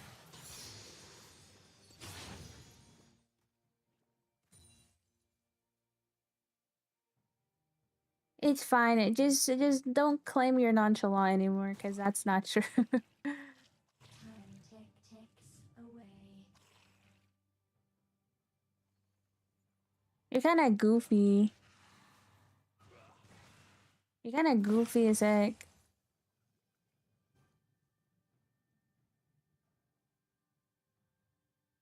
Winding.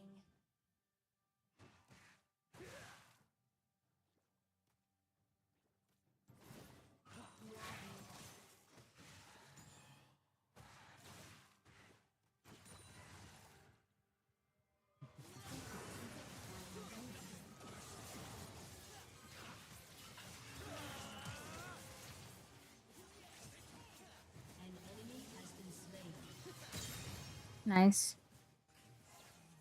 Double kill. He's a weirdo. He's past goofy. An enemy is dominating. The ball is impatient.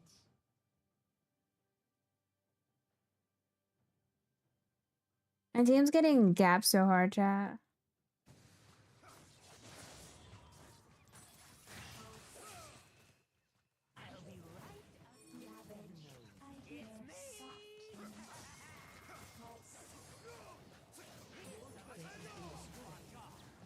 Your team has destroyed a turret. Your turret has been destroyed. I'm gonna vote yes. Why are they running?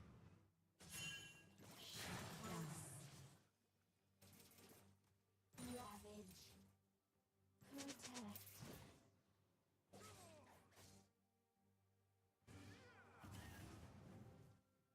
Motivating. Protect.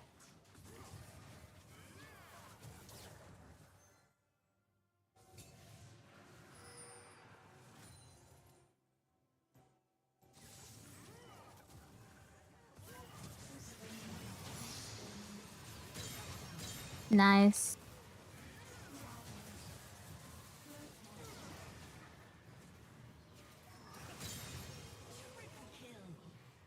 Actually goated.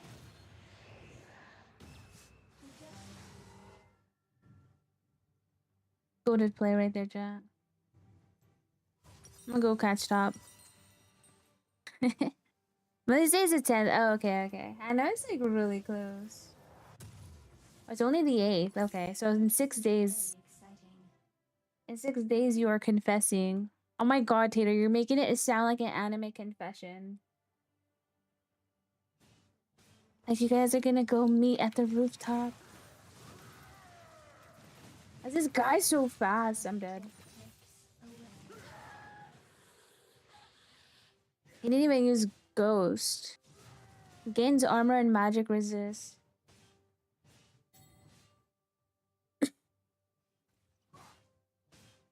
I don't know. I don't know what to do against why everyone's playing Olaf.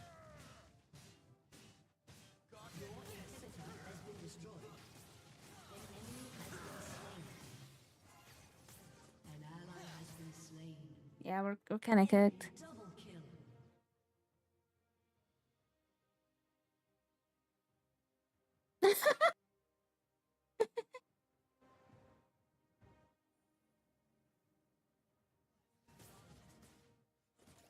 I don't know, Tater. An enemy has been slain.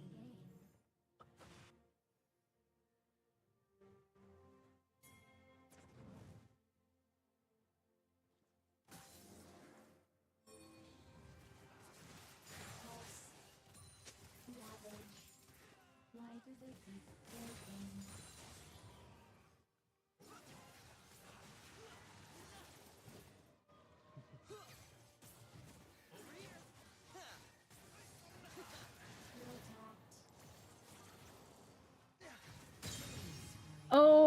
yeah, I speeded him up, guys.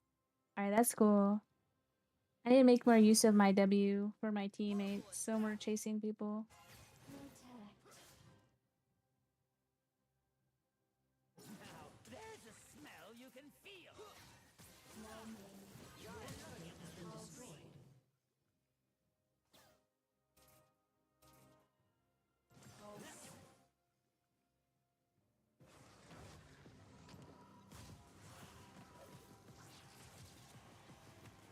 And then you're saying it online, so that's kind of crazy as well.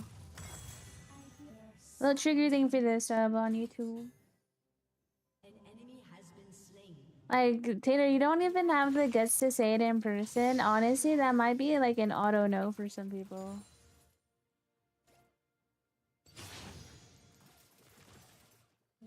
Especially if you know her in person. An enemy has been slain. I mean, I feel like even if it was online, you should like say it in a call or something. If I don't come and stream Thursday, assume the worst. No, you need to tell us what happened. Hi, Ruth. I don't know. I just feel like saying it over text, like, I don't know. It's giving like scaredy cat.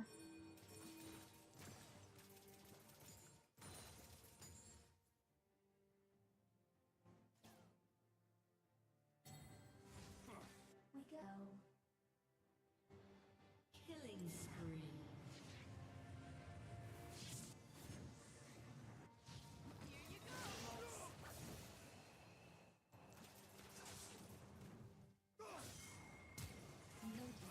Nice.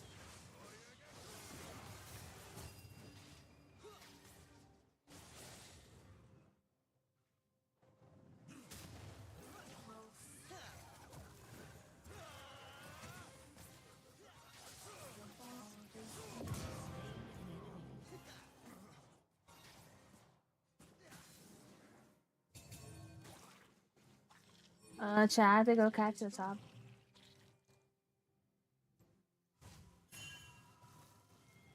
He better keep his weird or he's just gossiping on some Love Island vibe.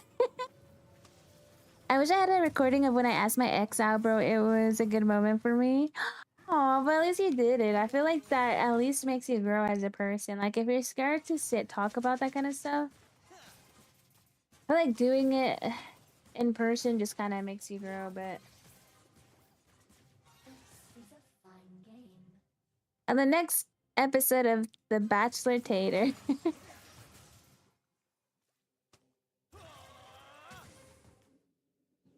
ally has been slain. We only has one.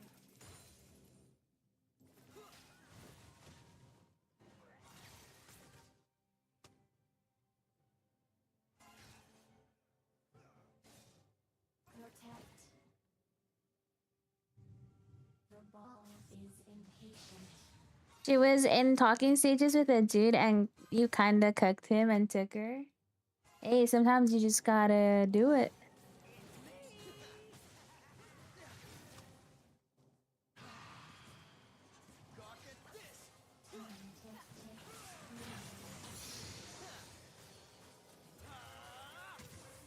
Aw, that's sad.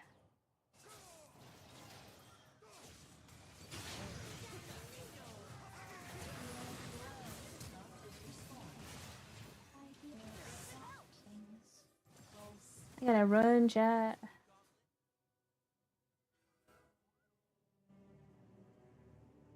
That's why I was crying so hard. I was thinking it wouldn't matter what I said and that she would choose him. Hey, you were living in anime. Why are they You were running? living in anime episode.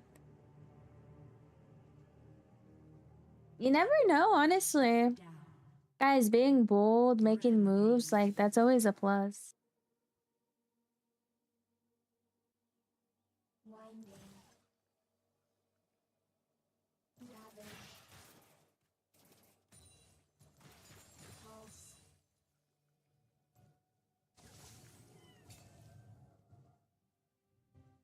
Unstoppable. Motivating.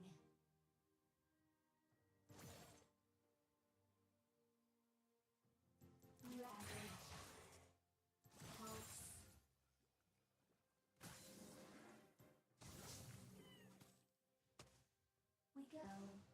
Excuse me.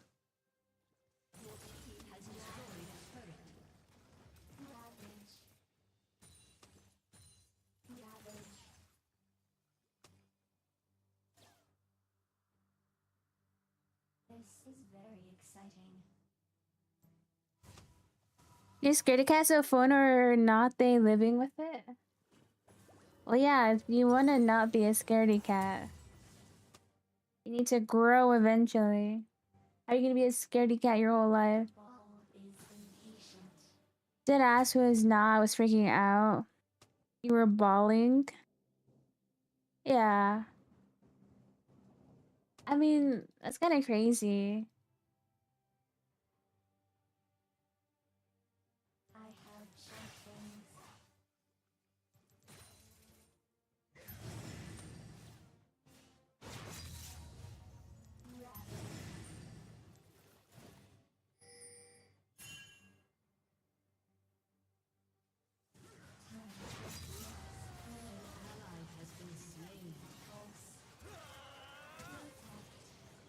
I don't know why we're two-manning the Baron.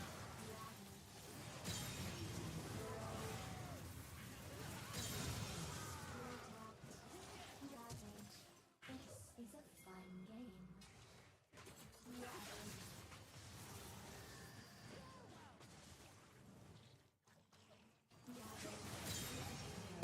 You died before you get ult. Oh, Your turret has been destroyed.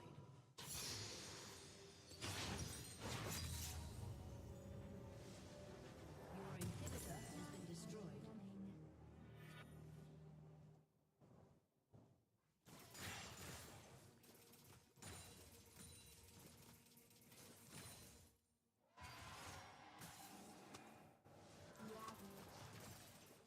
Why do they keep breaking? Ravage.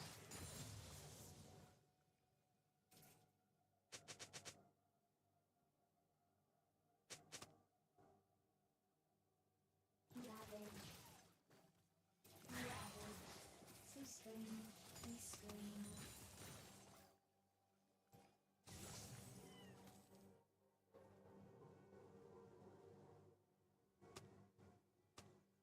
Ravage. Ravage. Yes, I am a weapon.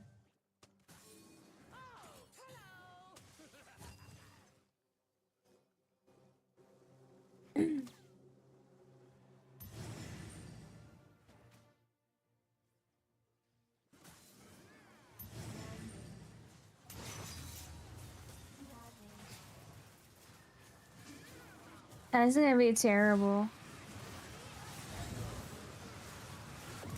Huge ulti.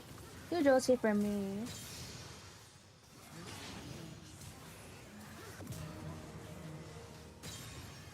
Double kill. I just run it down mid.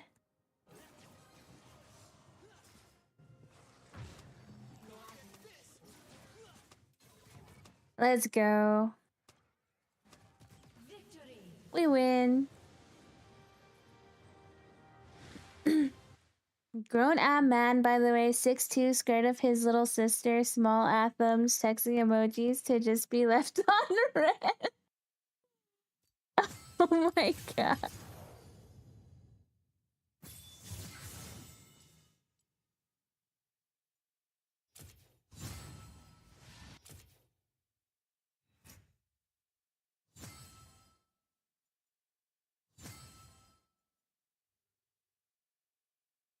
Figure it out, Tater. Figure it out.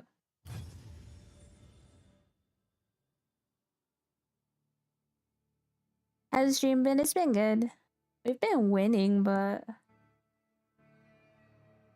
the games themselves are still kind of rough. Play 10 games of Arena. Why do you hate me, League? Oh, 10 games of Arena for this icon? This icon's kind of ugly. A motion comic.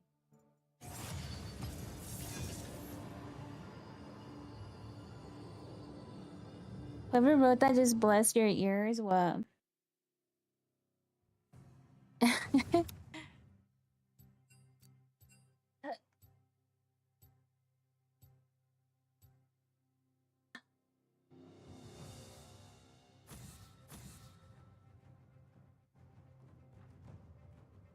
Dang it, can we talk? Hey, can I speak to you about something? Damn, Tater.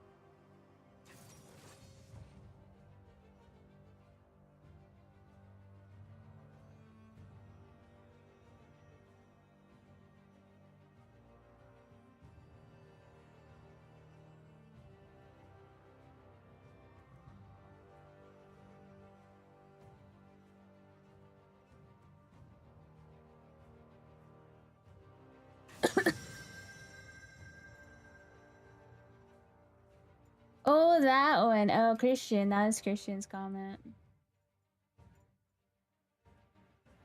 I guess I'll play more Oriana. Had fun. That will be fun. Once I get items, she's pretty fun.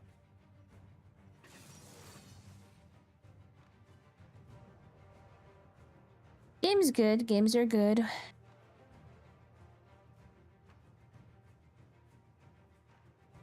We had almost FF'd.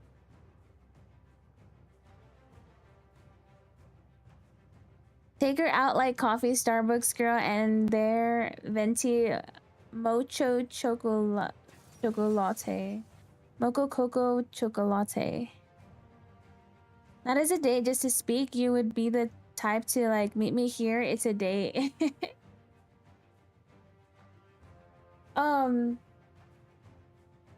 Yeah, just tell her to meet you on the rooftop of your building or something. And then you go and then you tell her to her face.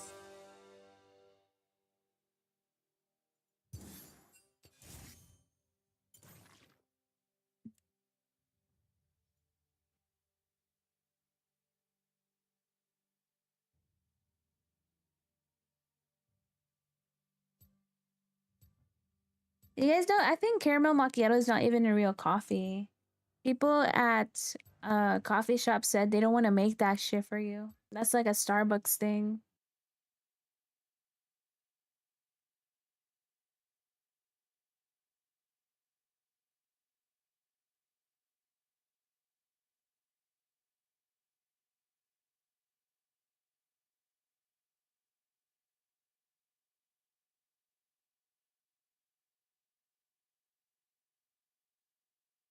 Yeah, I've heard of him. I don't watch Fortnite like that though. I'm pushing her off. Is crazy.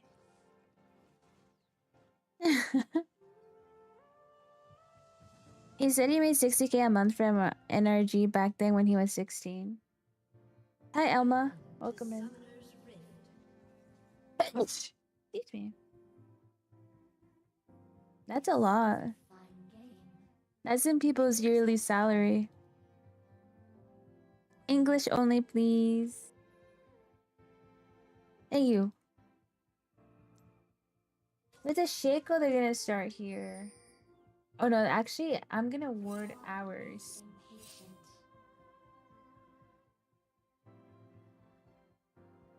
Yeah, I knew it. He's here.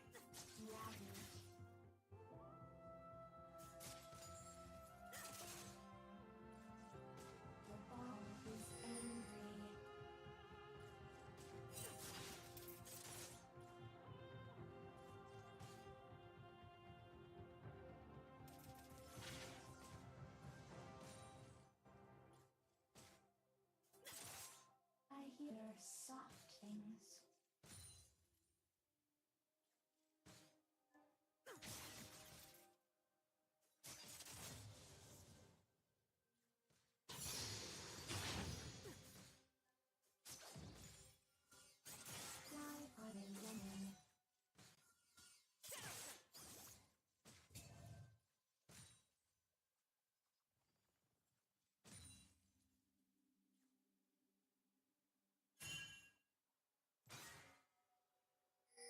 Binding. My- First blood. okay. You're so cooked, dude.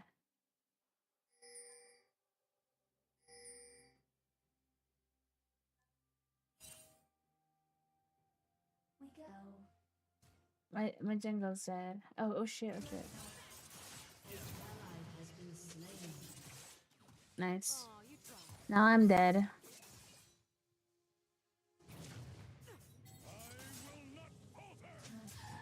I know why this guy was over there, dude.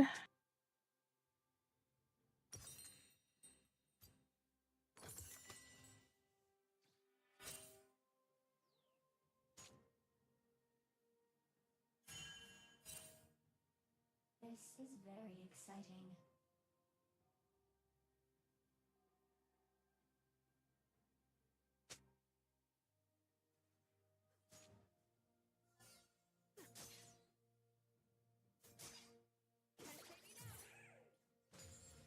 This is a fun game.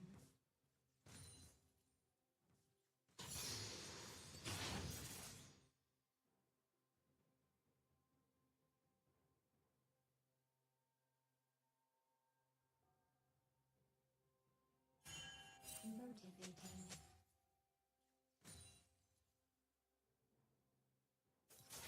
Pulse.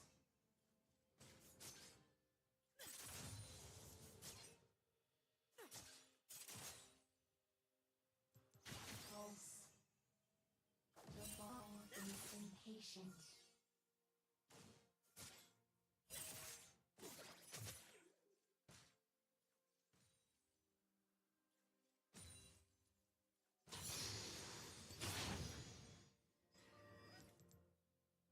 I hear soft things.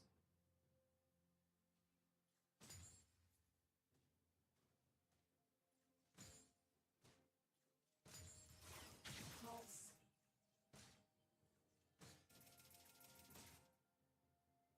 Why are they running? Pulse. I stream most days. I don't stream Saturday because Saturday we have movie nights on Discord. I sometimes don't stream Tuesday or Wednesday. Kind of depends. But I stream most days. I stream variety, so a lot of Pokemon lately, but also League.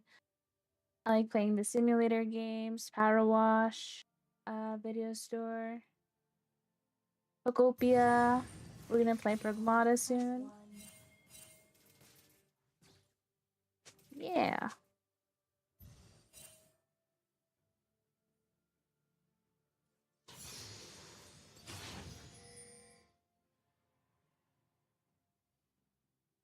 I have sharp things.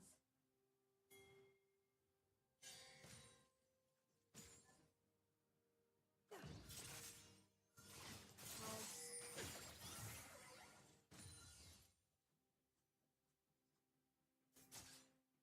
Time ticks away. Ravage.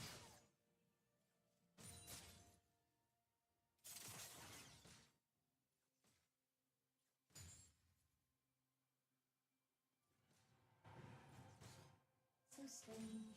They scream.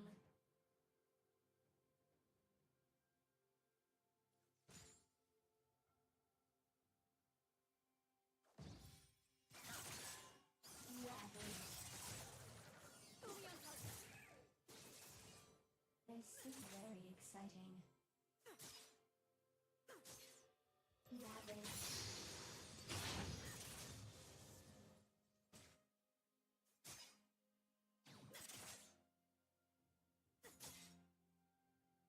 An ally has been slain. An ally has been slain.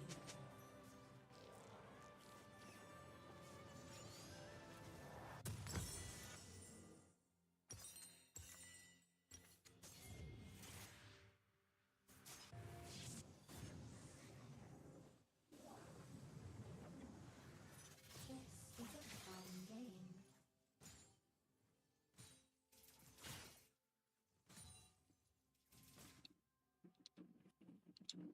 And don't be trolling, Christian.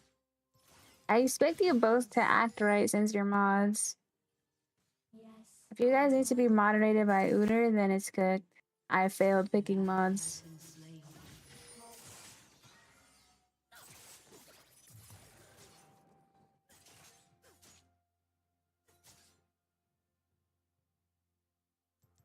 why do they keep breaking? This guy is so bad.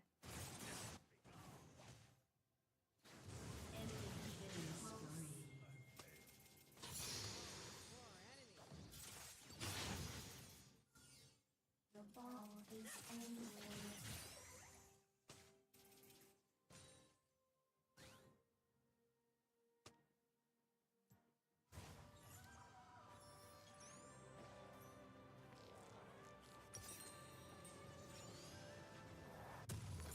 The ball is impatient.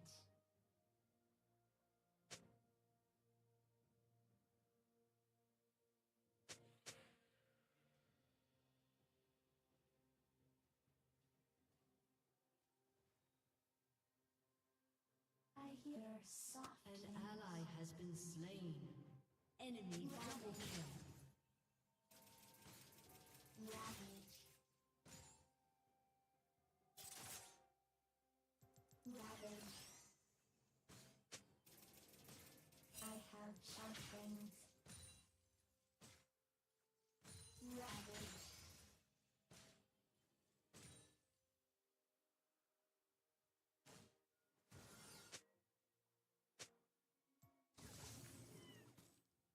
Why are they running?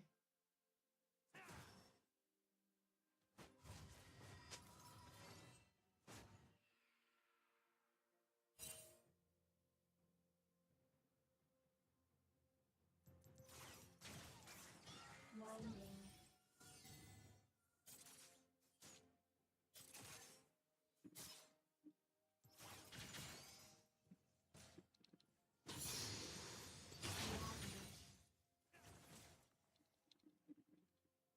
Motivating.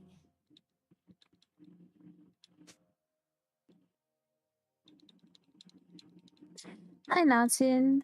Welcome in. Pulse.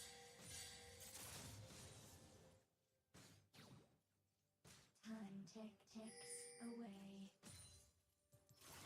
You're trapped.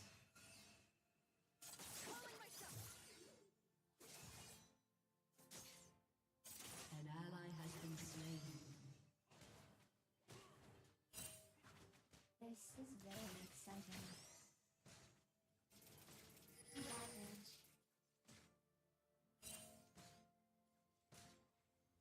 Ravage.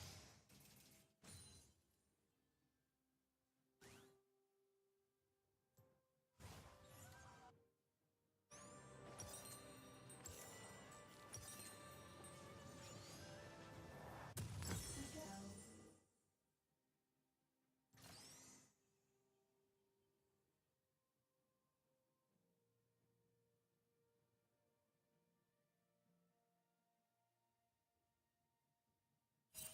Well, stop trying to bait each other. Come on now. You guys are like 40 years old. Ravage.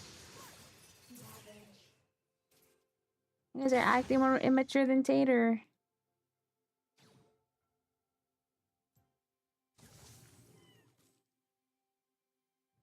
I hear soft things. Ravage.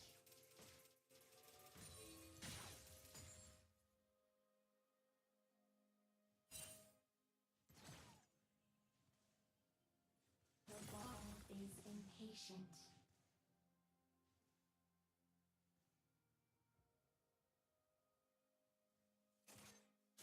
No worries. Get your rest. Ravage. We are as one. It is midnight already, guys. It's gone pretty fast. An ally has been slain. An ally has been slain. Enemy killing spree. Enemy double kill.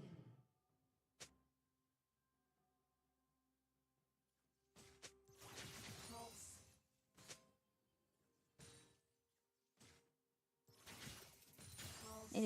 nice. Motivating. Like no prio ball.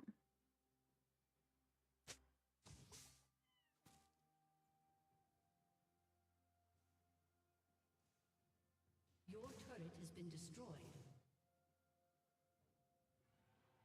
Why are they running? Pulse.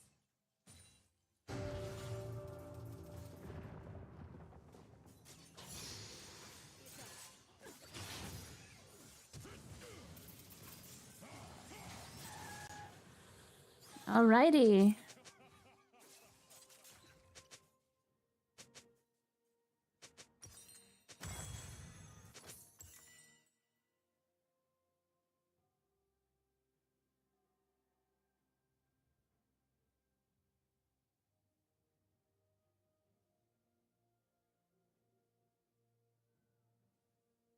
$11:26 for you. Don't want to mess up your sleep schedule. That's smart, honestly. Enemy killing. I messed mine up. I was up to like 3 a.m. Enemy rampage. on a work night.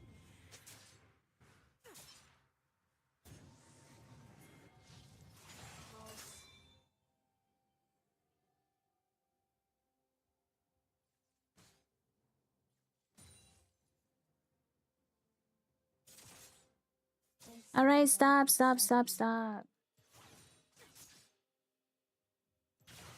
I'm about to turn off the YouTube stream. Enemy rampage. Learn to let jokes go and die.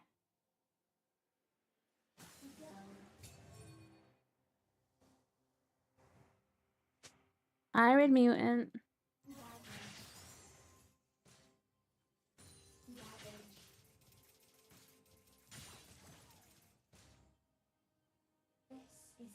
Nah, I have no clue how old Uter is. I'm just guessing. I always thought he was either really young or really old.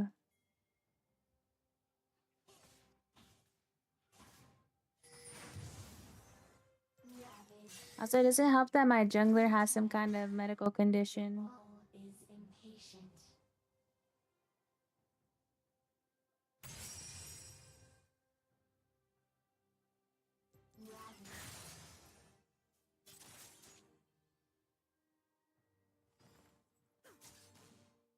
I hear soft things. I did. I was mostly talking about Christian. Always causing problems.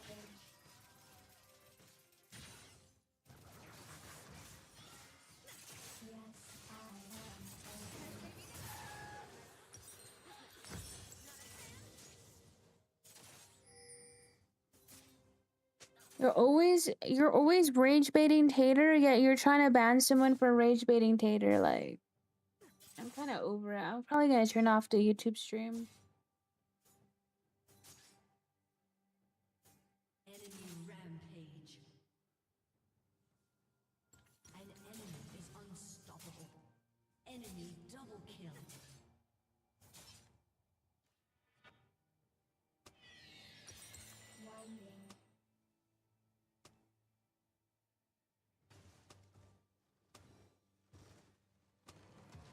Defeat.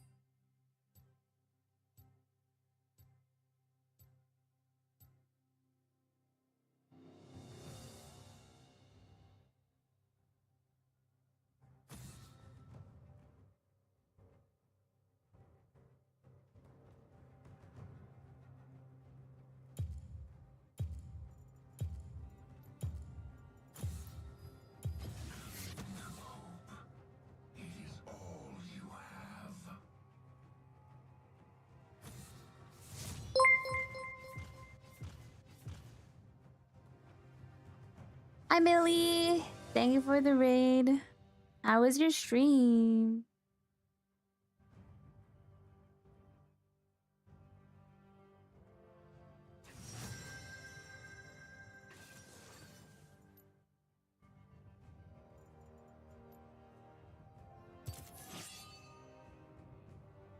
Millie arrives and I get put in top lane? Bruh, swap picks with me.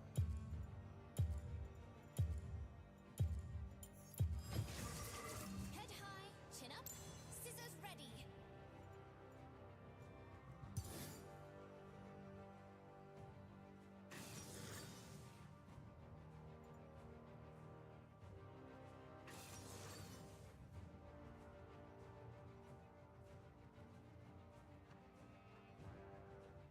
You mess around in ranked. Nice.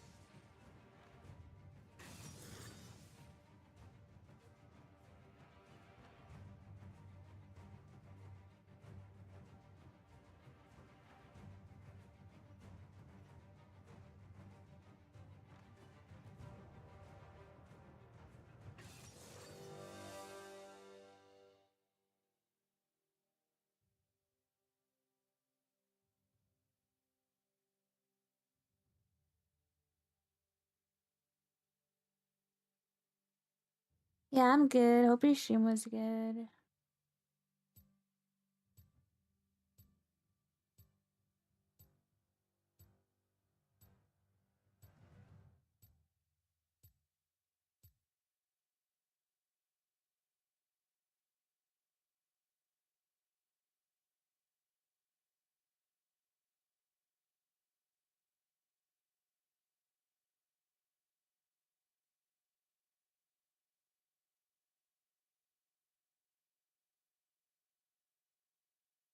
The games are they've been good except my last game. My last game I just had this really bad jungle. And then my teammates wouldn't let me last pick and I have to fight Garen. After, I'll be glad to fix any clothes, hair, or broken spirits. Yeah, I'm just gonna play Gwen. Welcome to Summoner's Rift.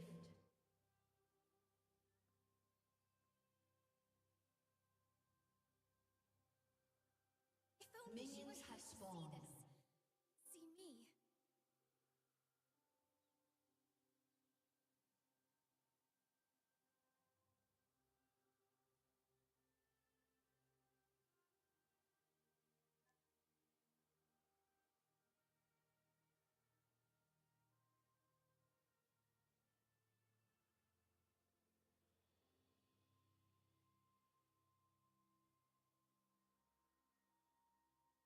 Isolde, wherever you are, I know you'll be alright.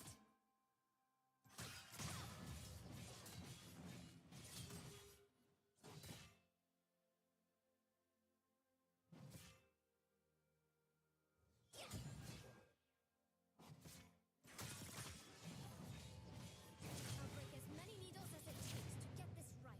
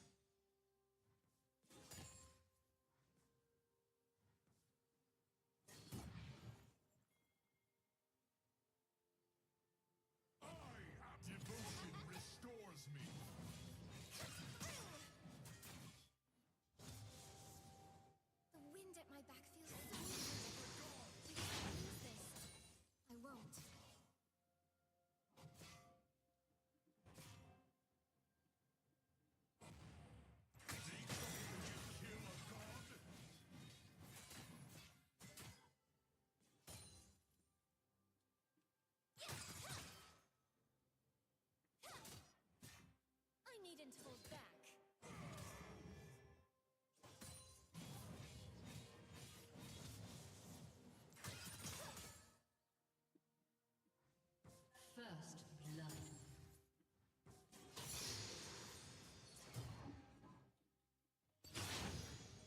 Onward!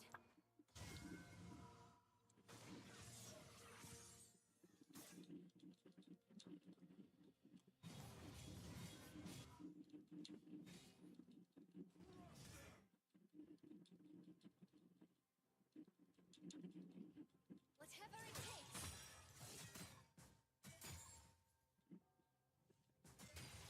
An ally has been slain.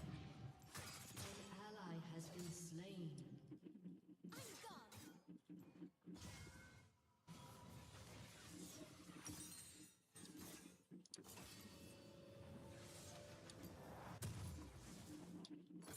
The struggle is worth it.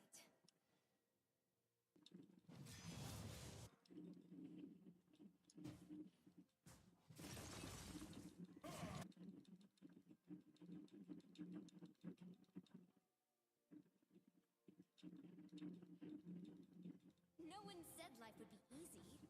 That is its charm, to be sure.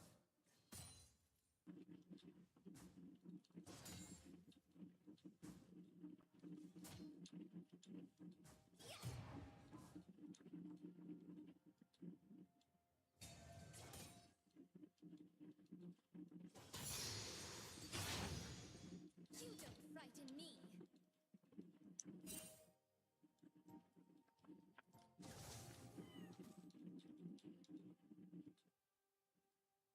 Christian, I'm gonna demote you so that Odor can moderate you. An ally has been slain.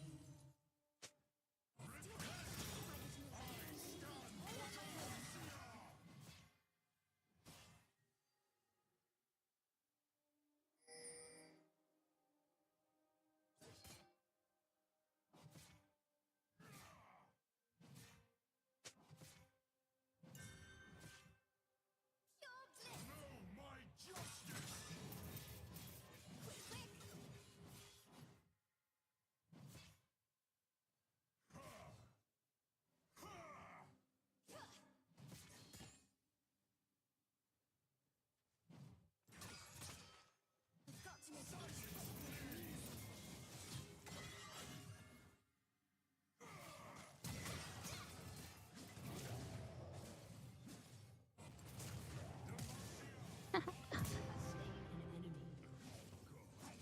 Try again. I dare you.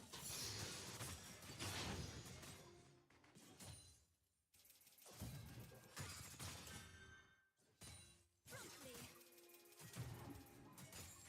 To pieces.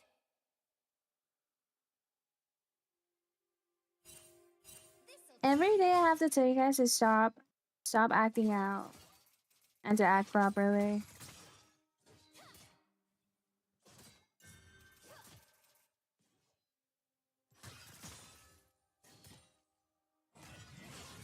Stand in my way. I must hurry if I am to win. Yeah, I've been getting Garen's every game or Olaf's. Kinda cringe.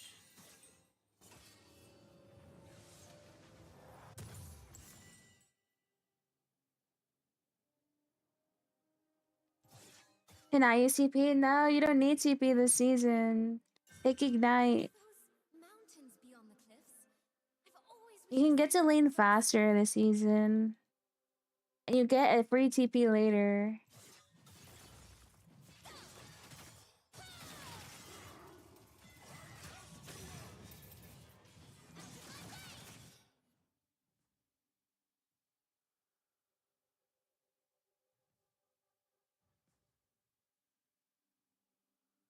Never take TP, guys. I sense their resolve. No matter. Mine will be stronger. Enemy killing spree. You attempted to fall asleep and you couldn't. That's me every time. Unless it's after streaming late. An enemy has been slain. This is better than a dream. He thinks I'm gonna shove it into his tower. I'm not. I won't ever forget it.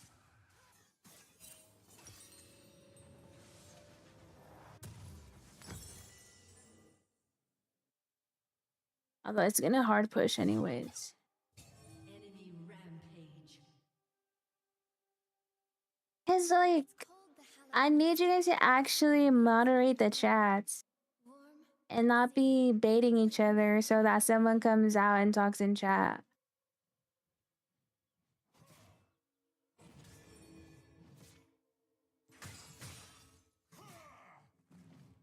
You guys should be behaving.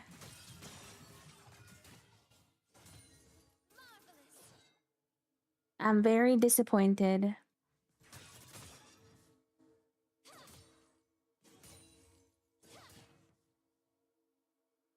A cooling blanket? How does that work? Guy's a freak.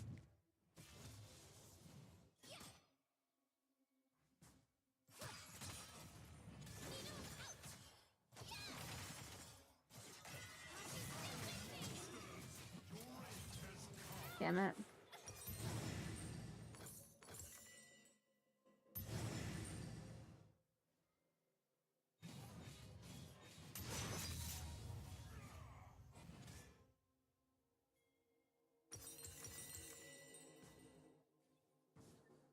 An enemy is unstoppable. I thought I was lost, but I'm still here. I'm still alive. Maybe you're sick. That's why you feel hot.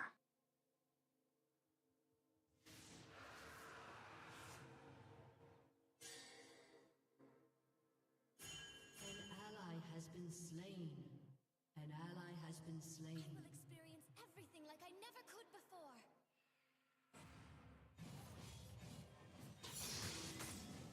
I am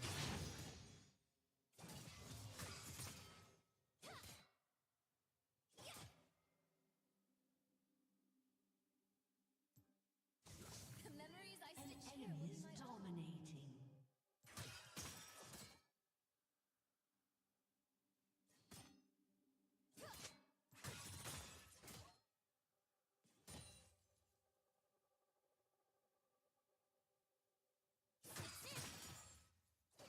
What a delight!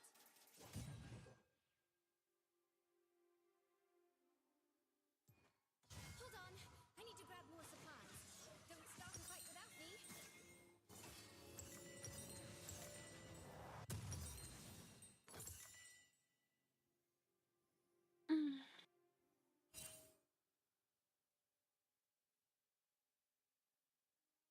An enemy has been slain. They're trying to stop me. Enemy double kill. They can keep on trying. restores me. What happens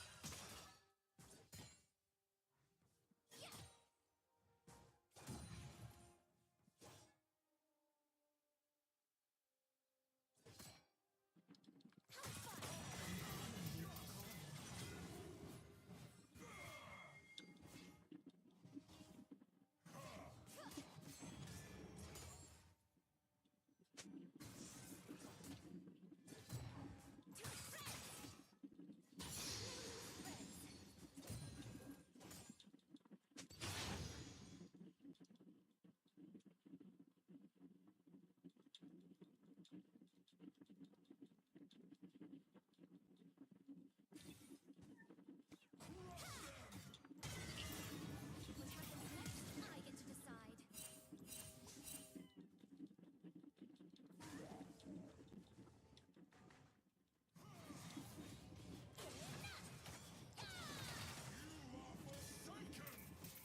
With haste.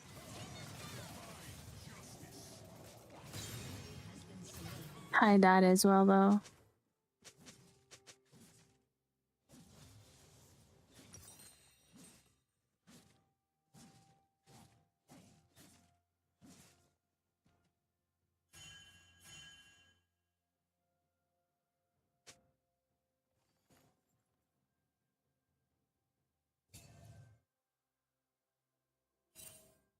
Enemy rampage.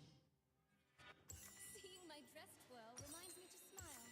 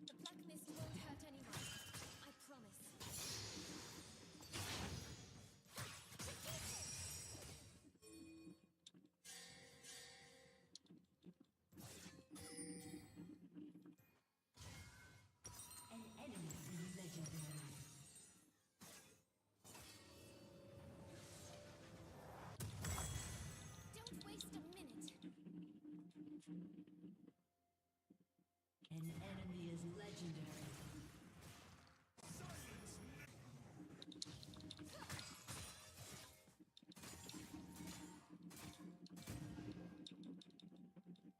Oh, what to do?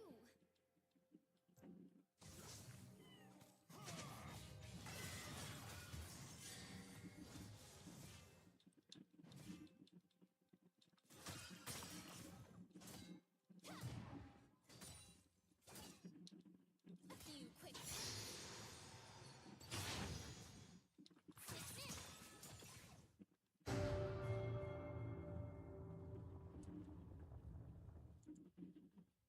Your team has destroyed a turret. Your team has destroyed a turret. I've certainly endured far worse than this.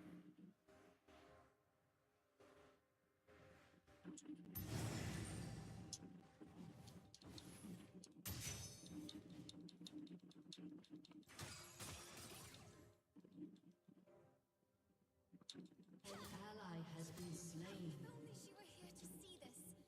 See me.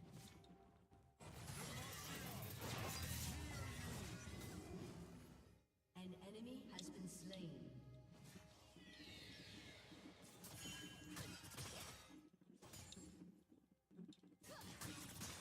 An ally has been slain. Wherever you are, I know you'll be all right.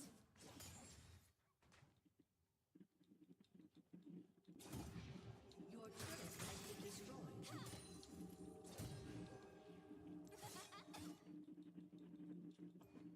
I learned this trick back home and added my own misty touch.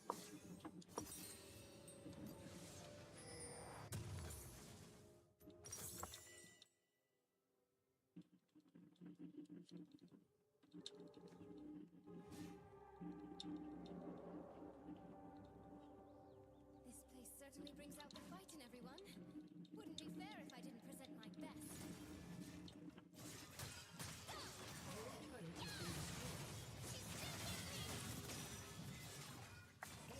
An ally has been slain.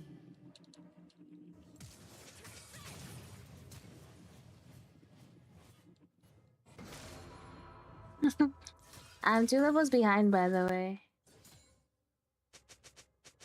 I'll break as many needles as it takes to get this right.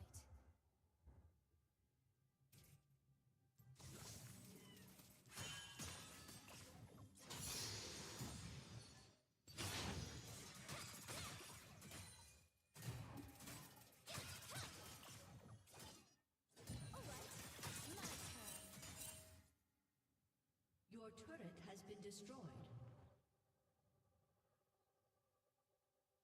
I'm gone. To pieces.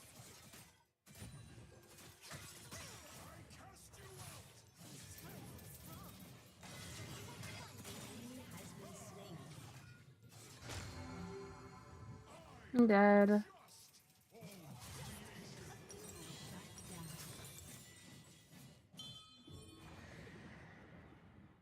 Enemy killing spree.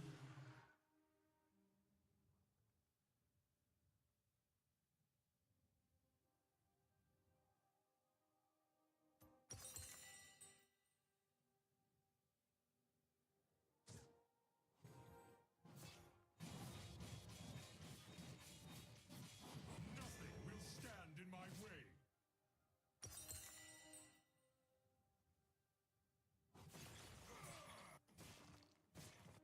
The wind at my back feels so good. I can't lose this. I won't.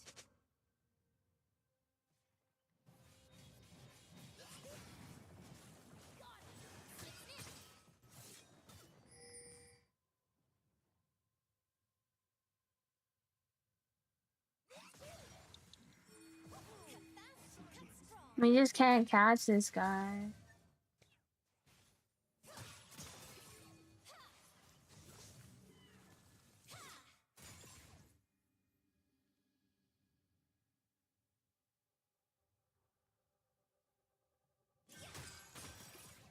run with scissors. An ally has been slain.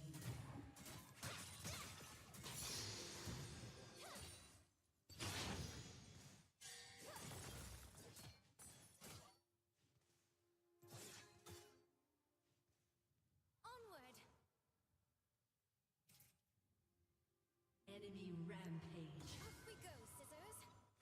Shut down. An enemy has been slain. Triple kill.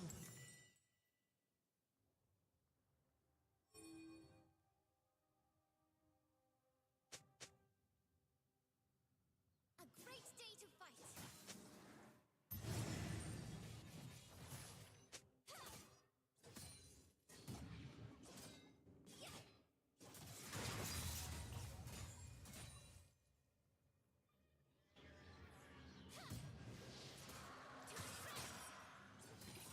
Here's a sewing trick. Promptly. Quick, quick.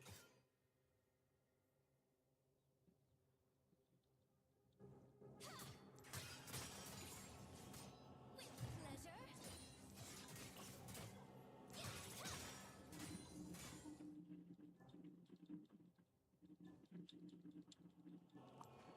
Hold on. I need to grab more supplies. Don't start a fight without me.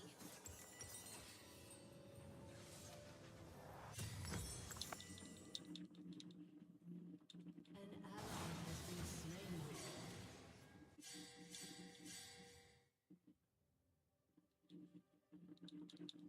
The struggle is worth it.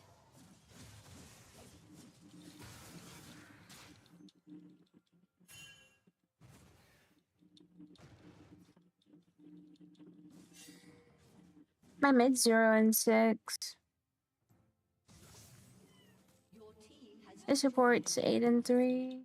That is its We're charm, to cooked. be sure. an ally has been slain. I learned this trick back home, and added my own misty touch.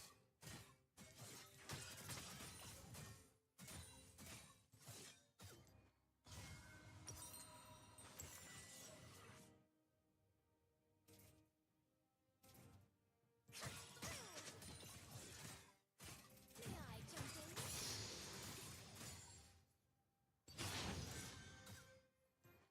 Off we go, scissors. An ally has been slain. Yikes.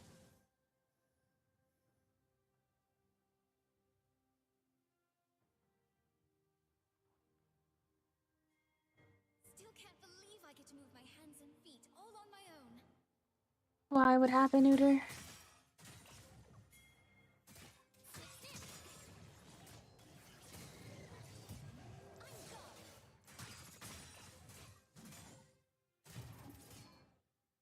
He's spamming hydrate. Okay, 3 Got hydrate. to make each footprint mean something.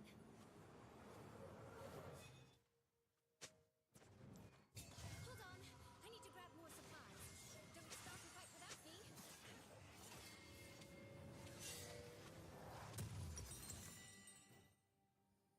Thank you.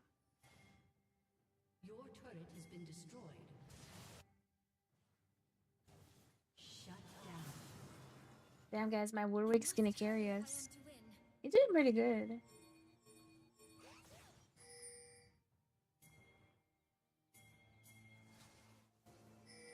What would I do if you gifted 200 subs? Oh my god. Ally has been slain. I don't know.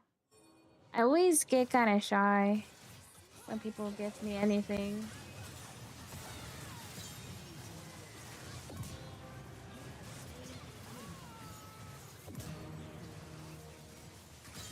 Okay, come back.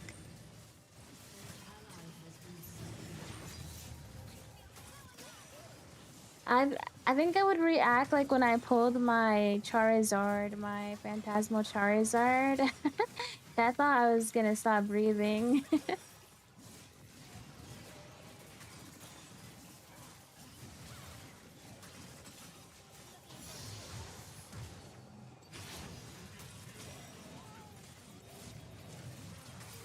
Damn. Yikes.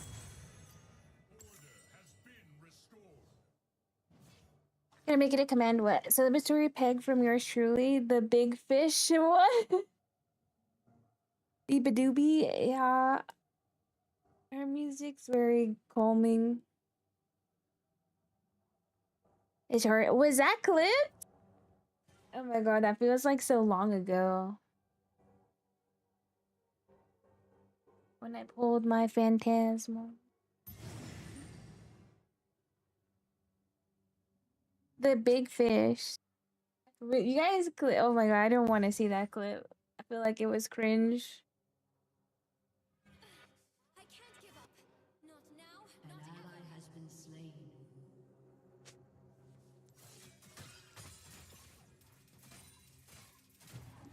To pieces! I think that might have been my like best pull yet.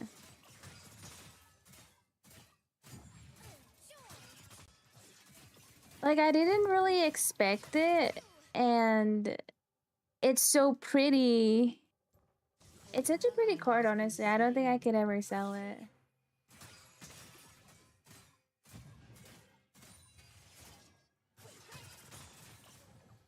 No, and then like my mic quality always sucks. And I won't ever forget it. I'm hoping that once I get like a better mic and a headset that can plug into my Rodecaster, like it should sound better.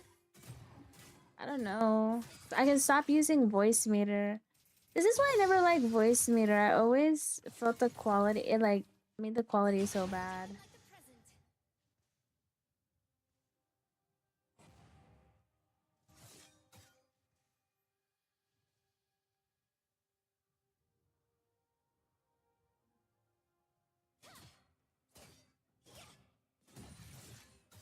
I will experience everything like I never could before.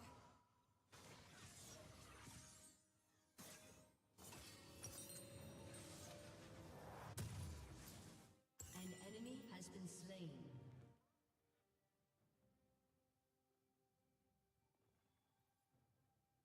The memories I stitch here will be my own. Most terrific.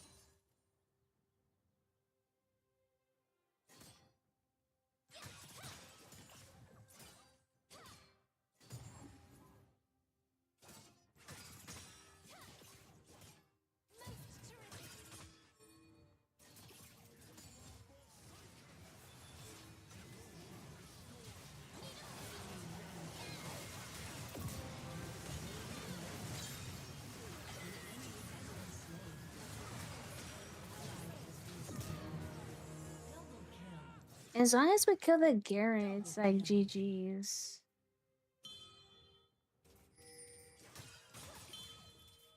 I needn't hold back.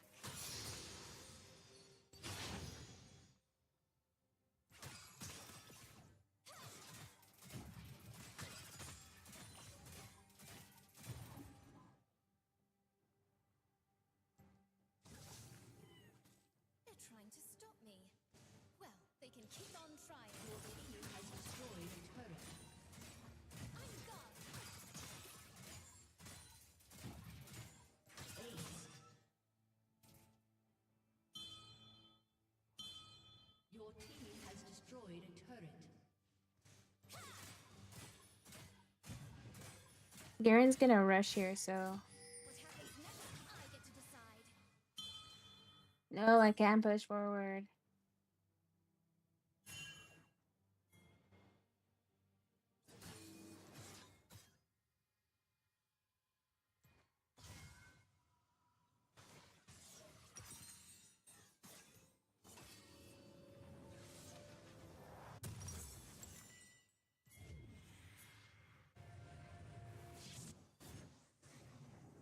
Seeing my dress twirl reminds me to smile.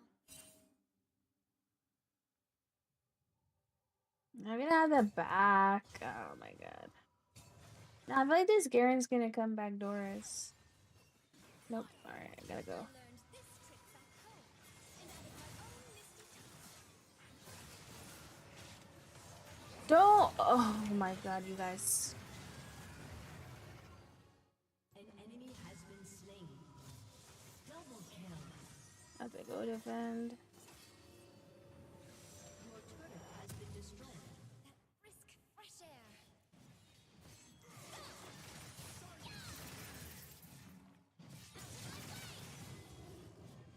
Your team has destroyed a turret. Protection.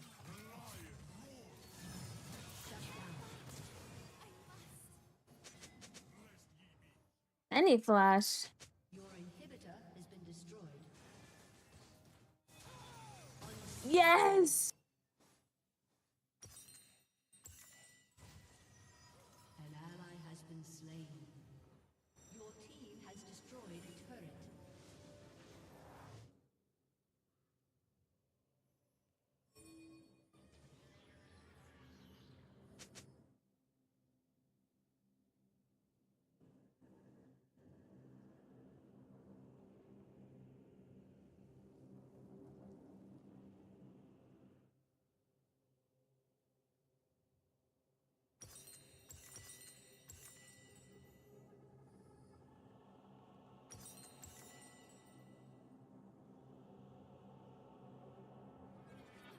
I can do this!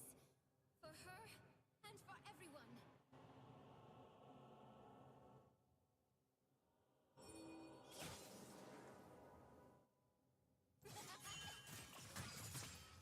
Shut down. An ally has been slain. What do they want from me? Whatever it takes!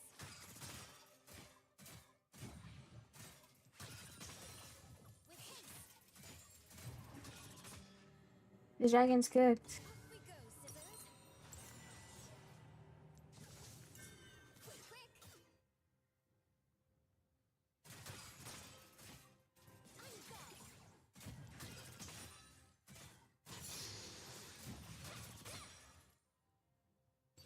I'll make sure my allies feel the joy they deserve. Your turret has been destroyed. Hold on, I need to grab more supplies. Don't start a fight without me.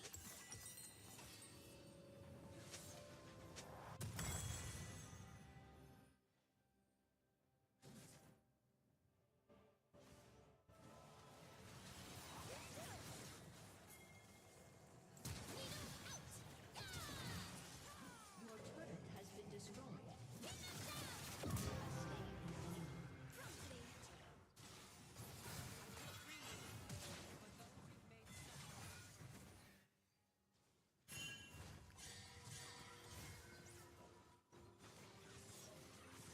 My team needs to get back, and I need to keep pushing, I think. To pieces!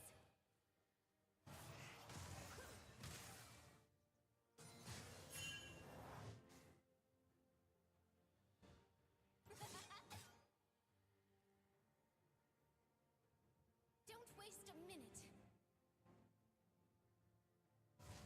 No, I don't think you guys clipped the Charizard.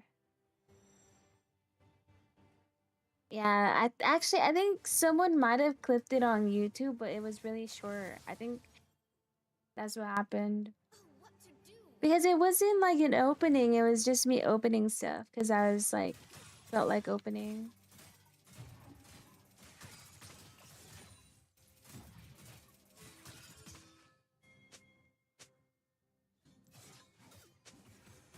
I certainly endured far worse than this. An enemy has been slain.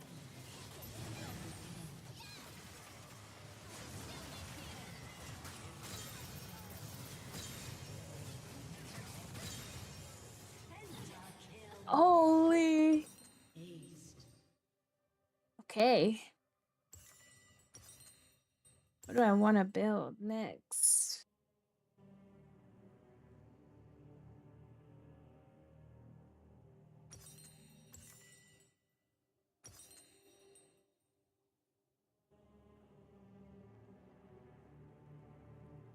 I think only you and Rocky were there when I opened that bag.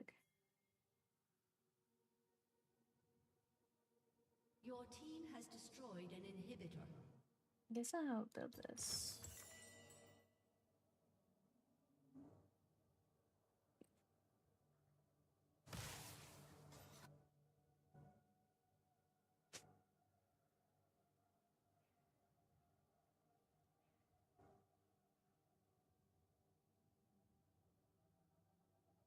Your team has destroyed a turret. If only she Your were here team has destroyed a turret. to see me. Dominating.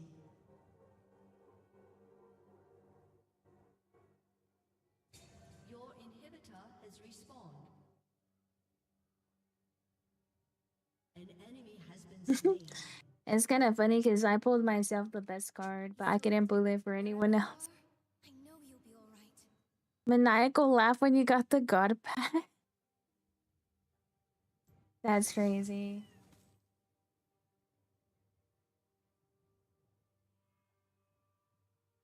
That one was more surprising because it's a Japanese pack and like I'd never opened that set before. Bro, give me a cannon.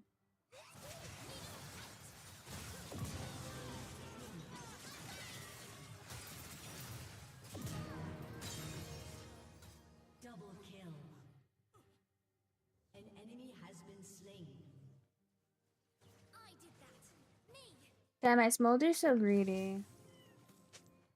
I learned this trick back home and added my own misty touch.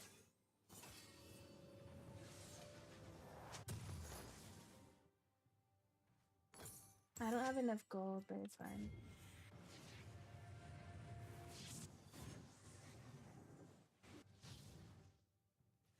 These turrets look strong.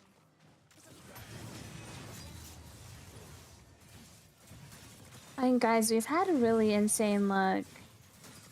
I don't think my brother really pulled anything crazy. We actually have had pretty insane luck in our pulls.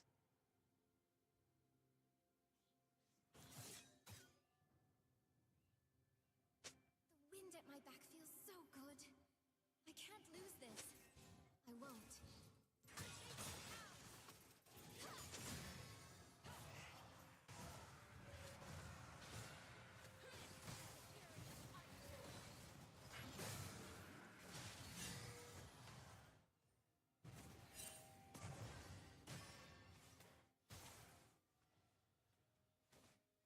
Onward.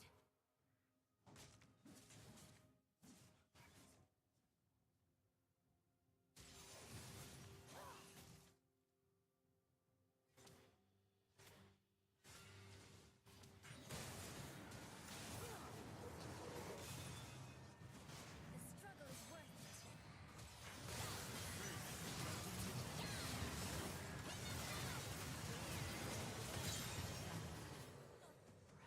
Killing spree.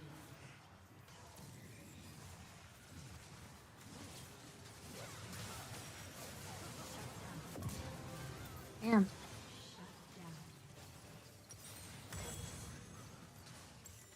Not good, guys. Not good. No one escapes my bow.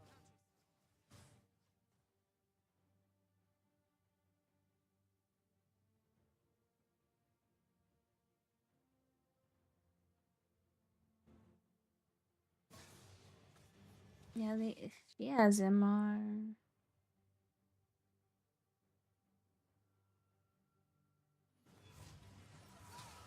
Oh. In my arrows.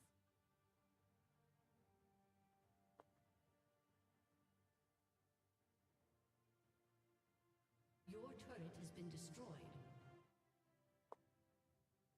Your inhibitor has been destroyed. Go team.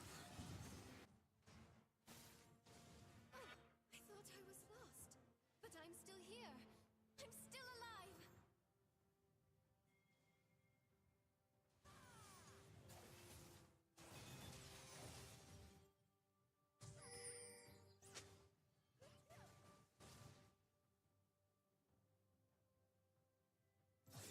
You don't frighten me. The enemy's inhibitor has respawned.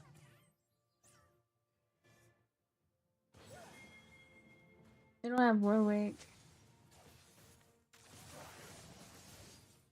No one said life would be easy. That is its charm, to be sure.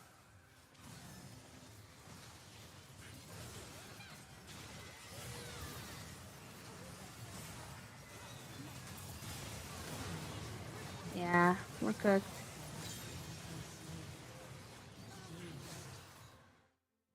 I thought Diana was top. At least you TP down here. I don't know. I don't know what to do, chat.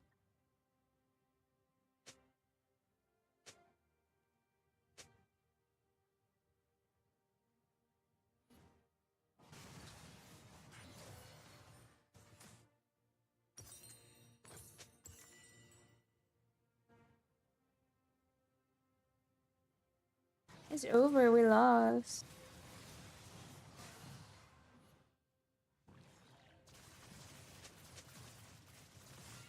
Your turret has been destroyed.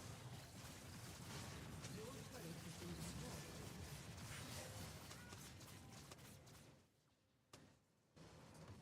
Defeat.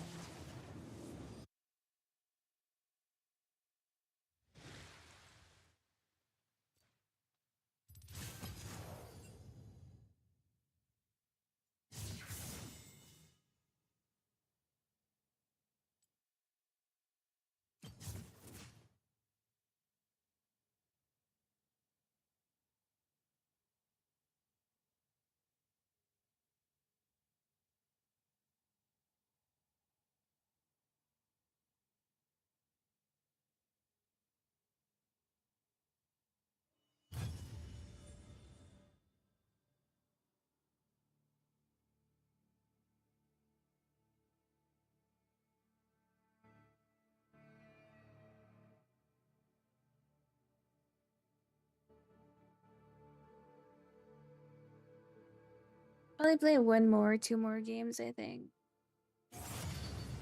Y'all gave me a headache.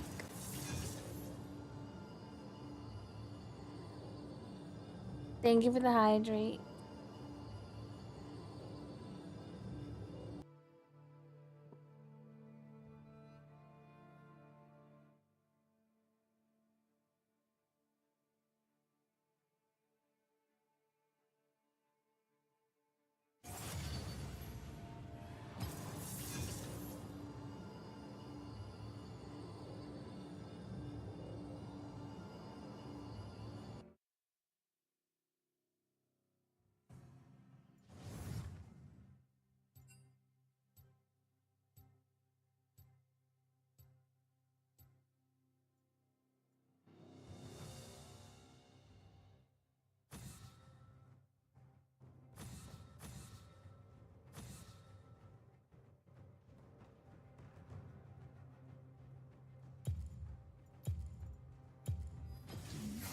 Deny me.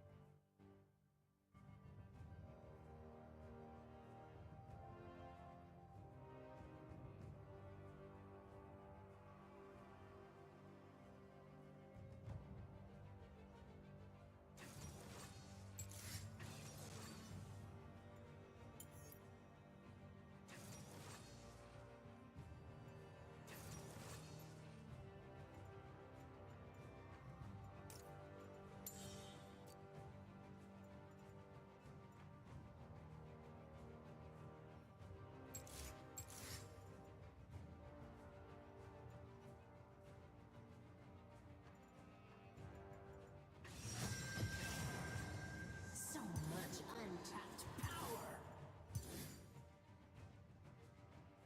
Hi, Nelson. What's up? You barely got to play Stardew today?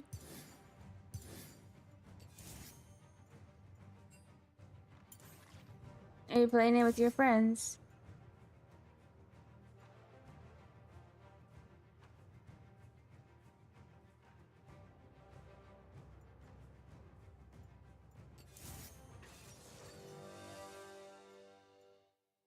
Blue, purple, or green?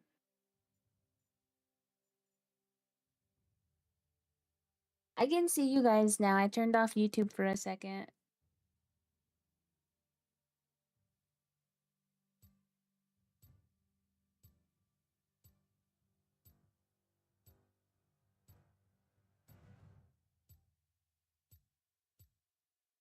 The way the saves work, we have to end the whole day to save, and she had to leave to take care of her kid. Oh.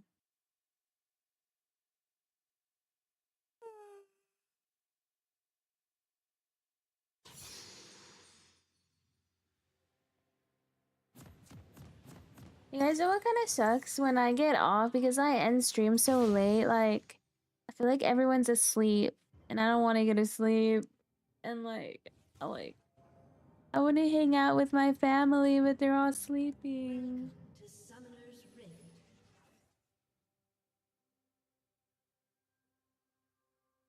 I don't think I've used this chroma before. What the heck? Minions have When did I get it? a whole world to toy with.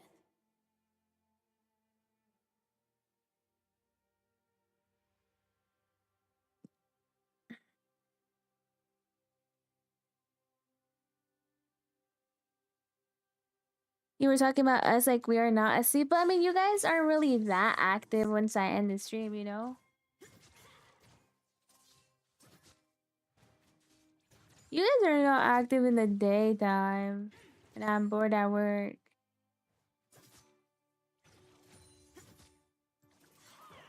Like, I don't always go to sleep right away. I'm sure you guys know that. Sometimes I do, but sometimes I don't. Yeah, so like, I feel like once I end the stream, you guys are doing your own thing. So I'm like, my family's asleep. Sometimes I just feel like I'm not ready to go to sleep. Like I want to hang out, you know?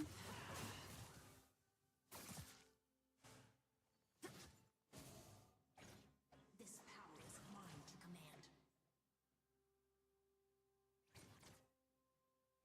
Oh, I'm missing everything, guys. I'm cooked. I'm playing pretty badly. And that's annoying me as well.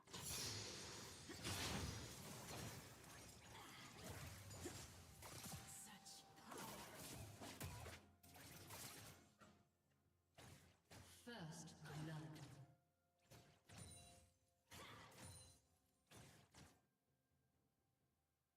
An enemy has been slain. Why don't I stream longer on the days I'm not tired? Because I have to go to work, so I try to make it a habit to like get off earlier. That's what I do stay on longer on Friday sometimes. When the stars align. Like that one Red Dead stream where we were up at like 6 a.m.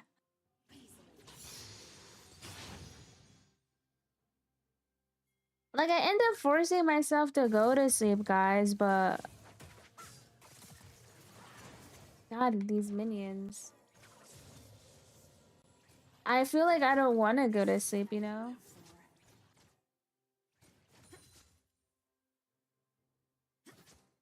Like right now, if I end right now, I feel like, damn, I want to hang out.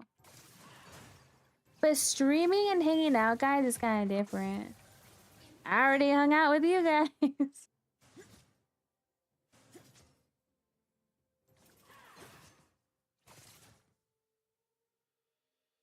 This is why you need a goth baddie.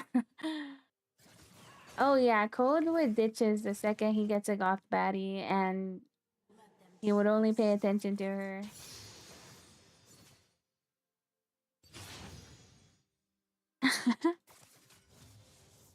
Yeah, because it feels like it's not every weekend, it's not every stream, but sometimes we have streams that just last really long. Like I'm up so late, and it just feels like a special kind of stream. Like the when we were up talking about music that night, I streamed Red Dead, and everybody else went to sleep. Like those kind of streams, they just feel different.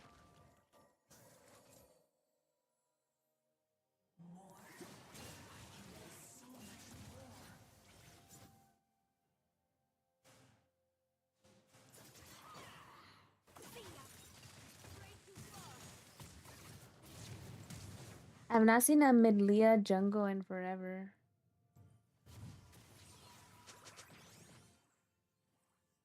You know, music bot in the server. The issue with music bots is, from what I've seen, my friends have music bots. They always have to get a new one. It's so annoying. Yeah, they suck.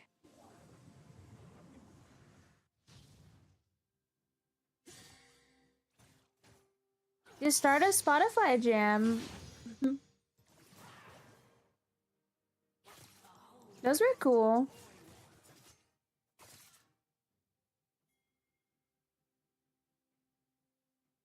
Pretty much, yeah. Even though I hung out earlier. Well, I always like hang out before my stream. Like when I get home from work, I have time with my cats and my family, but sometimes I want to hang out with them more. Like no, it's late. Why do people go to sleep early? Why do people sleep at normal times? But I think my family is going to do some food today. They're gonna make some food because my brother came back from Mexico. He was working over there. I had to ask him if he can put the parts in my PC.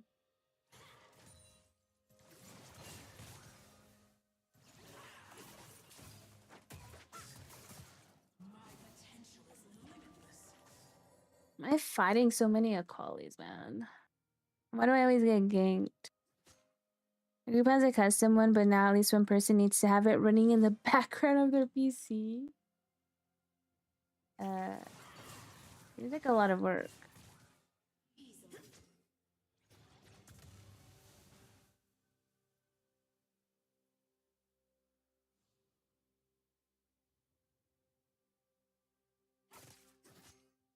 Oh, you need premium. That is true. Nothing's free, guys.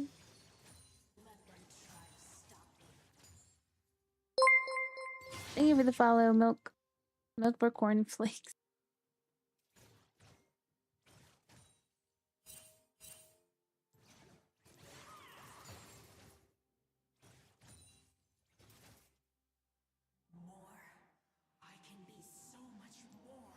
Oh, it's simple to set up after your friend spent hours creating a custom music bot. That's pretty cool, though.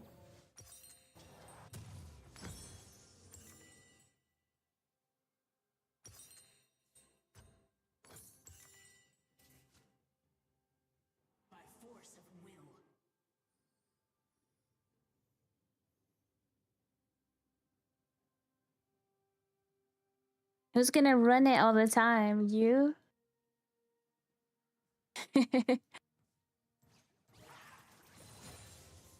True, you are in the VC all the time. Like when sometimes you were. You got it off of GitHub. Ah, okay. Scared of how much time work takes up? Yeah, same.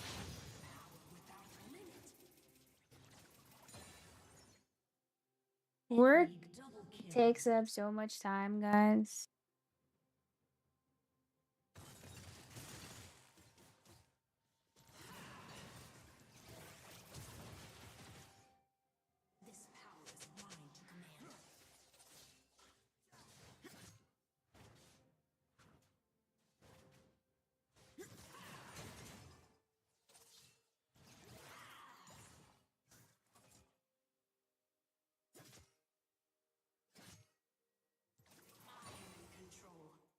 Yeah, I mean, I am gonna see my family. It's just, you know, one of those times. I mean, it's like, anyways, like from 8 to like midnight. Like, what would I do otherwise, anyways? My family is like getting ready for bed. Most of my friends don't have such a bad schedule like I do.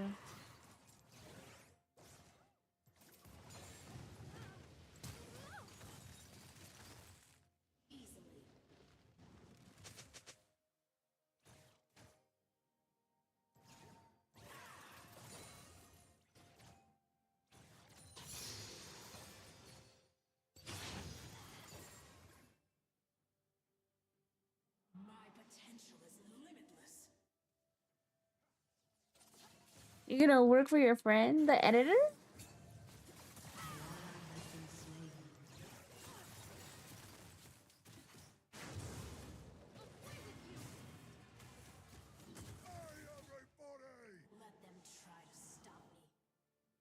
don't know what this jungle is doing.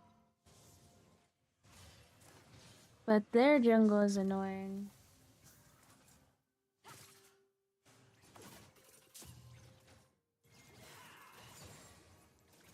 Enemy killing spree. More. I can be so much more.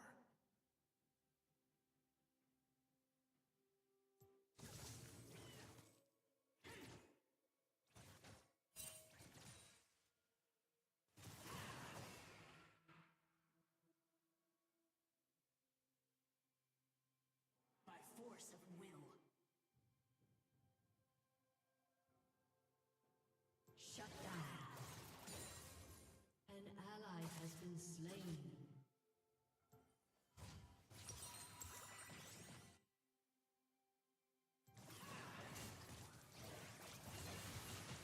People fear what they cannot. His jungle is not very good. I threw everything and yeah.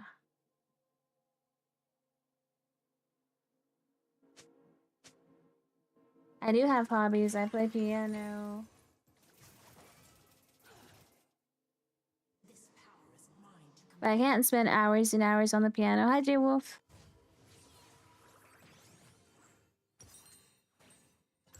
There's not really hobbies I want. I just feel like I want to hang out with my family at night. But they're asleep. I am in control. I'm gonna go wake them up. Hey, I mean, I have woken them up before. They don't like getting woken up, guys. I guess people don't like getting woken up at 3 a.m. because I want to hang out.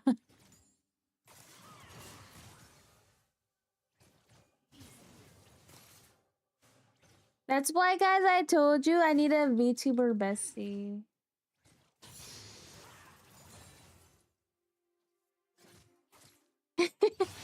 As I told you, I need a girl VTuber bestie. My potential is limitless.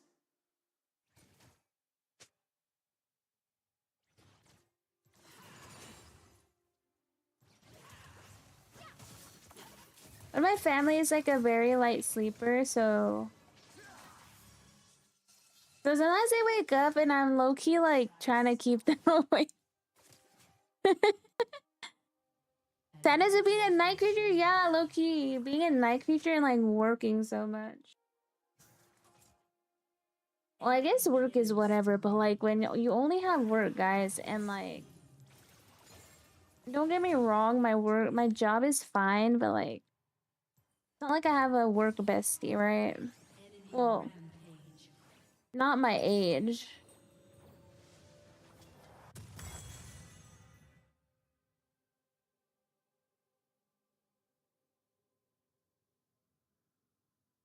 Yeah, it's like when you're up at night, it's like, ugh. Usually I just watch videos. Like it's fine. It's fine, but sometimes I'm just like, oh damn. I don't want to wait till the morning. Cat behavior. Going into the room, hey, wake up. Sometimes I see them wake up. They like go to the kitchen or the bathroom and I'm like, hi. Want to watch something? Force of will. Want to know what I do on some gooner shit that's also released at AI chat? Oh no. How does that work? I don't think I've ever used a chat bar. Well, actually, I have at work. We have, what do we have? Autopilot? Copilot, not autopilot. Enemy killing spree. Oh yeah, guys, this game is beyond Ally cooked. has been slain. I don't know, maybe we can watch stuff on Twitch, guys, like I used to. We can do some react maybe after the stream. It's after this stream, after this episode, after this game. I don't know if I can keep YouTube on. I might have to turn off the horizontal. I think it'll be fine if it's just like the kind of videos we watch, like the little scary videos. You guys are welcome to stay. The AI stuff is fun. Paul destroying 12 rural towns with data centers because he's lonely. It reminds you of your daughter when you be sleeping, she would grab your toe. That's cute though. See, I don't think it's as cute when I do it. Like, man, my family's like, it's like 4 a.m. What's wrong with you? I've just always been a night owl, guys, ever since I was little. I would stay up super late watching TV by myself. My parents would think I was asleep, or I would turn the TV off and then turn it back on later.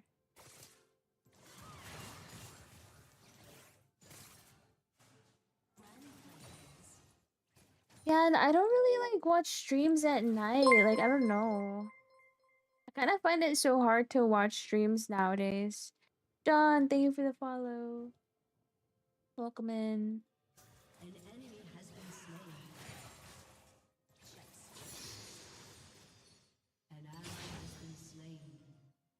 Yeah, oh, my teammates are getting cooked.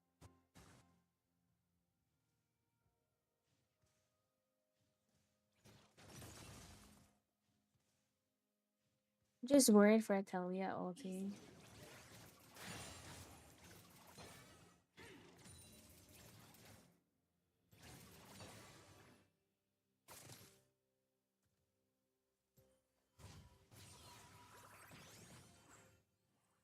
Does she more lit than TikTok? Yeah, my TikTok's been so dead. TikTok hates me on this account.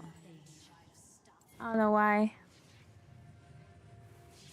Usually Twitch and YouTube are pretty lit. Your turret has been destroyed.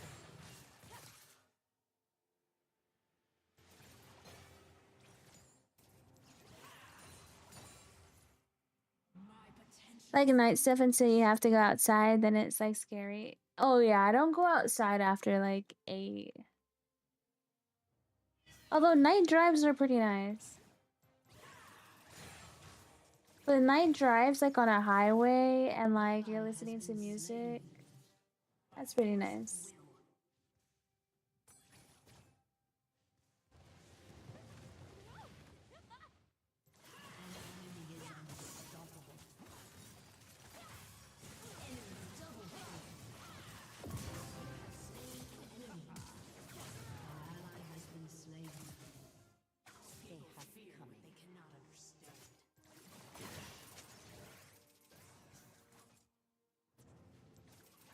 I had to kill that Talia because my talent invested so much. They won't even come close.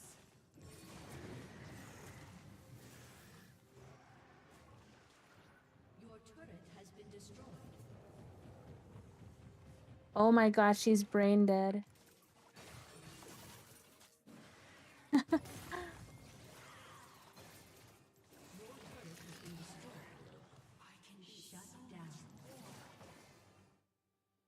Night drives are awesome, yeah.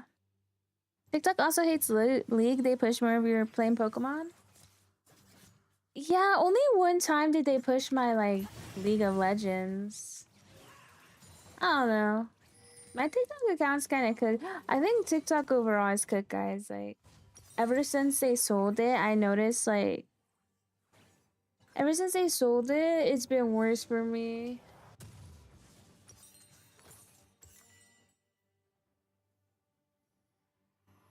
I mean, probably that too. It probably helped on my other account that you guys were there, but like overall, it feels like it doesn't push because my account used to push a lot even before you guys joined. Feels like there's no push on my gaming account. But a lot of people talk about it, guys. It's so bad. Like TikTok doesn't push videos so that you can spend money to promote. Shut down. A lot of people get this message. They have like thousands of followers and they're only getting like 300 views.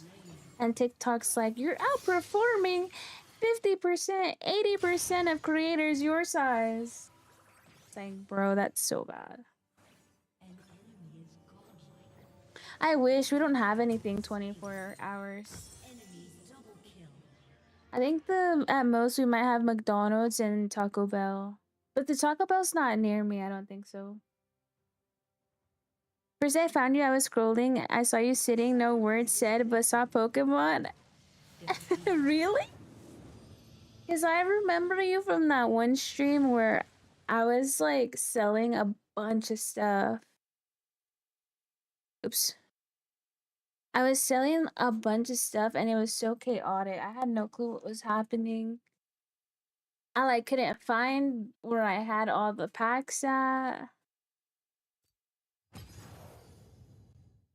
Alright, give me a second, guys. I'm gonna turn off my horizontal stream.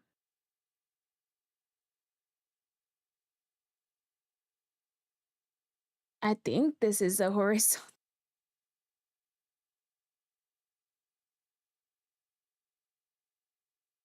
I'm gonna assume that YouTube vertical means that's the vertical stream. Let me double check. I can't because I'm live. Alright.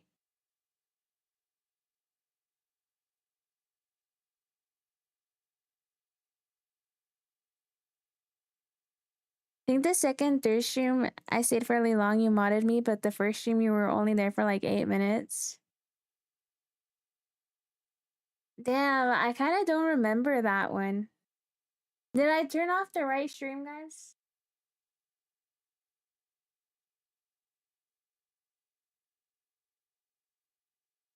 You know what I like from Wendy's? Baconator fries. My family introduced me to Baconator fries, and they're so good. Also, I kind of wish I would have prepared my watching stuff screen sooner. Let me see if I turn the correct stream off. I know they're both still live. You believe it's dead? Okay, cool. I'm probably gonna keep that one dead. And we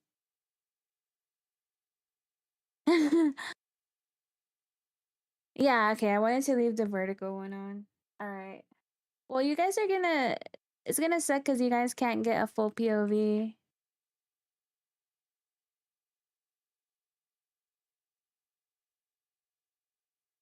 It just says on the loading screen. Let me see if I can manually turn it off because I usually have to shut them off. Now it's full off. It takes a second. Yeah, it takes a second. Because if I have the thumbnail be League and I'm doing something else, they're gonna be like, this isn't League. Whereas Vertical doesn't really see the thumbnail. Alright, guys, what do you want to watch?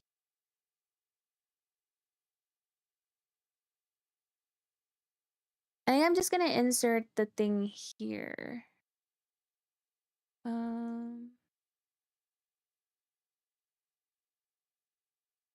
Wendy's baked potato baconator. I love the baconator fries. You guys want to watch true crime, or do you want to watch scary compilation?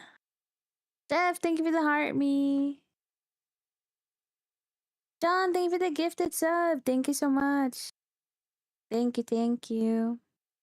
I know Otter wants to watch scary videos. You guys want to watch scary videos or true crime? Hold on. Or should we do both? Hold on, let me turn the music off. Alright. Scary. You guys want scary first? True crime?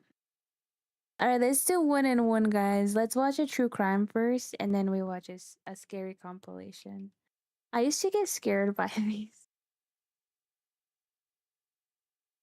Alright, you guys, hold on. Let me fix the... How am I gonna do this?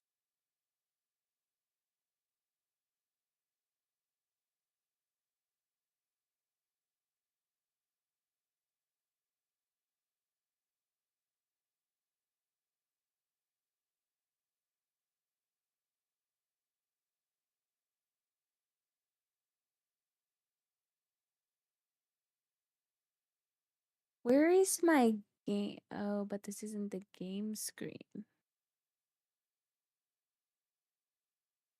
Oh, I mean, technically, I think everything captures already. All right, chat. Hold on.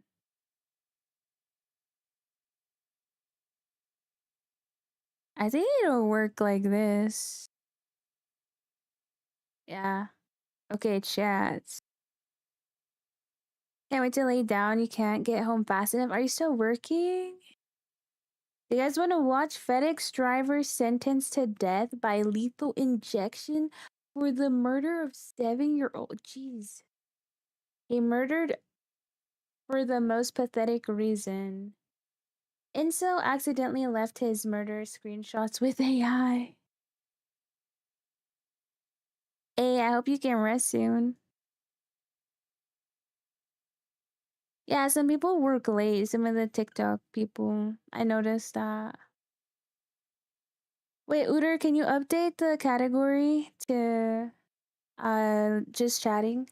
The 6 one's thumbnail? 1, 2, 3, 4, 5, 6. There's something wrong with Erica? Let me change TT. Just in case. Someone's gonna say, this isn't League of Legends. I'm gonna be like, I know. We'll just do live. I don't know, TikTok might turn off. I swear when I streamed the Game Awards, they didn't like it. The poo demon? Pigeons and poo. Parasite killer realizes they've been caught. Serial killer accidentally leads cops to her 14 murdered friends. Ex-military wife. What do you guys want to watch? We're really behind. We haven't watched any in a while. In 11 months. You should watch these a lot. Oh, we used to watch these all the time. We're kind of used to them. I think the people that don't like it are already gone from chat anyways. Never watched any of these. They're pretty good. It's pretty concise enough that we probably won't like lose attention. Because sometimes it's just like a massive unedited video, but these are pretty well edited. The FedEx driver one, that one sounds pretty bad. Or do you guys want to do the incel left his murder secrets with AI?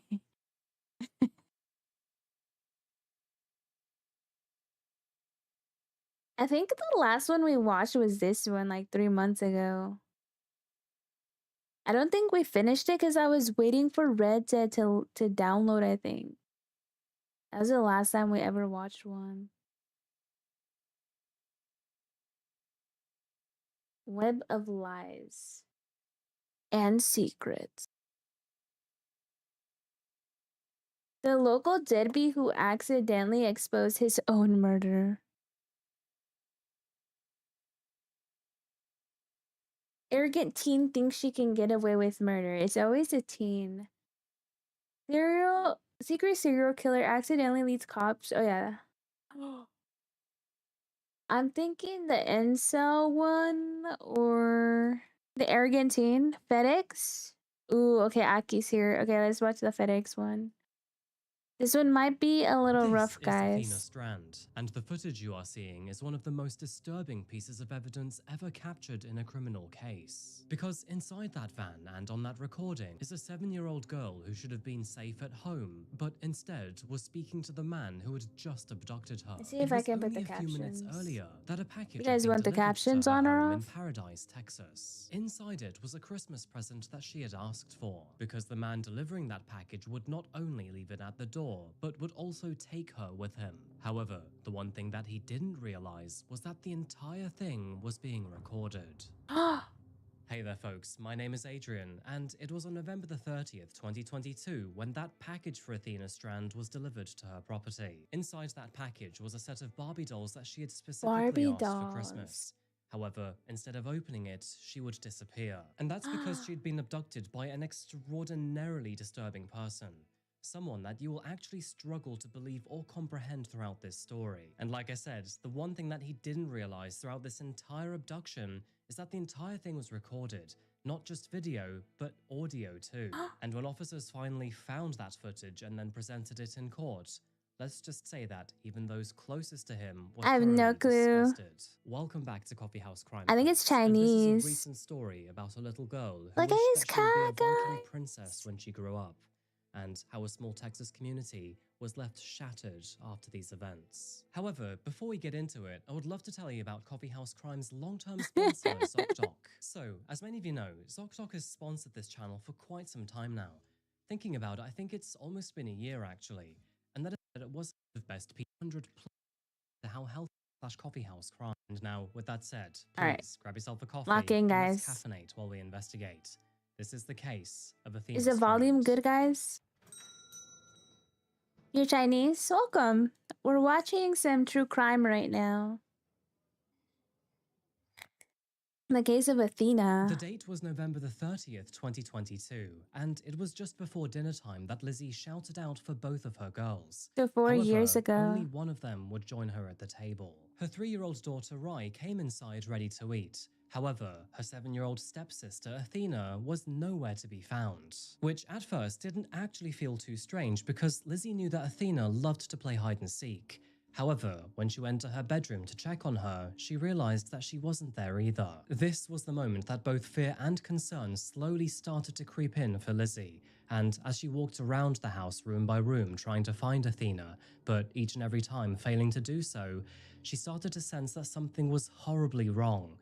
And that is when she started to panic. Athena was not the kind of child to ignore her mother for too long because she was sensible, responsible, and always listened. So, when Lizzie stepped outside and realized that the porch, the chair, and the icebox that she liked to sit on were all empty, that is when she knew that something was terribly off. She couldn't No see worries, anything Clee. else out of the ordinary, however. A package lay nearby, which must have recently been delivered, but that remained unopened. Now quite distressed, Lizzie checked around the entire was property, so little. especially the areas that Athena loved to play, such as a large tree in the garden. But even still, there was no sign of her. Panic turned into terror, and at 6:41 p.m. that evening, Lizzie made the phone call to emergency services. And just like that, the town of Paradise would change forever. Athena was special and at a very vulnerable age too. She was described as bright, creative, and loved drawing, writing, and coloring. She would also proudly tell people that she wanted to be a Viking princess when she was older, A which I thought Viking was very princess. cute. Definitely inspiration from either Frozen or How to Train Your Dragon. Lizzie would call Athena a wild child in the best of ways, Athena's a probably cute because she name. was strong-willed, full of personality, and never afraid to speak her mind. She was also responsible, would always do her homework without being asked, and loved to help around the house. So, she wasn't a rebel, and there was no way that she would willingly try to sneak away here. Now, at the time of her disappearance, Athena lived with her father, Jacob, her stepmother, Lizzie, and her sister, Rai, in a farmhouse just outside of a Ooh, small a town called farmhouse. Paradise, Texas. Her Oh, in mother, Maitland Gandhi, Texas. was also still very much in her life too, and the entire family remained close. But with her mother being quite ill, her parents mutually agreed to focus on giving Athena the best upbringing they could. Of course, then opting to pick Paradise as her place to live. And Paradise is exactly what it sounds like, by the way. As a tiny community around 60 miles northwest of Fort Worth, and a population of just a few hundred people, it is very beautiful. And I know it's cliche to say, but it really is the kind of place where everyone knows your name. Because, you know, there aren't that many people that live here. Oh, your ex is traveling from back to the moments Texas? just after Athena's disappearance, Lizzie What made the decision part? to contact family nearby while waiting for the police. And within minutes, people had dropped everything to help find her. But even when officers arrived, still nothing changed. And as the evening dragged on, hopes faded as dread strengthened. By nightfall, police had organized a full-scale search operation which, of course, would begin the following morning. Oh, I've not with heard of daylight. that. And on December the 1st, the Wise County Sheriff's Office was joined Panther by Texas City? Rangers, Fort Worth Police, Highway Patrol, I only know Dallas, Houston, Austin, and San Antonio, and guys. game wardens. And as soon as the local community heard that a 7-year-old girl was missing, more than 200 people arrived in force to help out. They all arrived with dogs, on motorcycles and ATVs, and even in helicopters. Wow. And as you can imagine, it was busy. Hundreds of volunteers worked alongside the officers, all in an effort to find Athena. However, as the hours passed, there was still, unfortunately, no sign of Hello, her. I can't Night read your fell name. once again. And Oh, after west the of Fort first Worth, full day yeah. of searching had come to an end, police I know where that officers were is. still none the wiser It's as by to what Dallas. precisely had happened. However, at 8 p.m. the following day, their search came to an end in the worst possible of ways. Roughly 9 found miles away from her. Athena's home, near Bobo Crossing Bridge, and in the neighboring Oh, town of by a Boyd, the body bridge. of a young girl was found in the shallow waters of the Trinity River. Oh, And soon enough, this no. body was identified to belong to Athena. She appeared to have been discarded near the bridge, with dirt, silt, and vegetation from the river surrounding her. Investigators also found bruising to her head, neck, and chest, Jeez. along with signs of blunt force trauma and dried blood beneath her fingernails. For her She family and the fought. community that had spent days trying to find her, they were all hoping that this was a scenario that would never actually come to reality. And from that moment, this case changed completely, because this was no longer about a girl who was just merely missing. This was about a murder and a killer still out there on the run. However, there was now one big problem that investigators would now have to face, and that was that there was no clear suspect. The thing is that this family had no known enemies or problems, and mostly just kept to themselves. They were very good people. And when investigating the crime scene, officers realized that there were no signs of forced entry, no evidence of a struggle, and no visitors that had actively checked into the property that day. So, feeling quite stumped with what to do, detectives once again went back to the very beginning, back to the farmhouse, and back to the moment that Athena suddenly disappeared. And that is when they realized something. There The was that package on the package. porch, which nobody had seen being delivered. So, maybe someone had actually come to the property after all. And if it was actually a delivery driver, then maybe his van had a camera, which of course could help the investigation, right?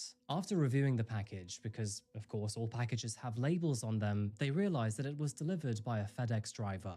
So, that was their first clue. However, little did they know that this clue was about to blow the entire story wide open. After contacting the manager at the airport, who was able to trace the package through to its route and then Whoa, identify the they company traced contracted by it? FedEx to handle the By the delivery, they airport? found out that the driver assigned to that route was a 31-year-old man named Tanner Horner. Now, because the case was so sensitive, detectives decided not to contact him directly at first. Instead, they decided to have the delivery office manager call him while officers listened in. Of course, therefore making it look like it was just a normal work-related check-in. On this phone Ooh, call, that's Tanner was smart. asked by his manager if he remembered taking the route and whether he remembered delivering a package to the Strand household. However, I don't Tanner like how he claimed that looks, he did guys. not recognize the address. And the thing is, according to their records, the package had not been marked as delivered, which of course meant that something was not quite adding up here, because Lizzie He was looks like able a to gooner. confirm that she Yeah, he had looks seen like it a on the porch that degenerate. evening. So, if Tanner had been assigned to He's 30, right? It's a 31-year-old.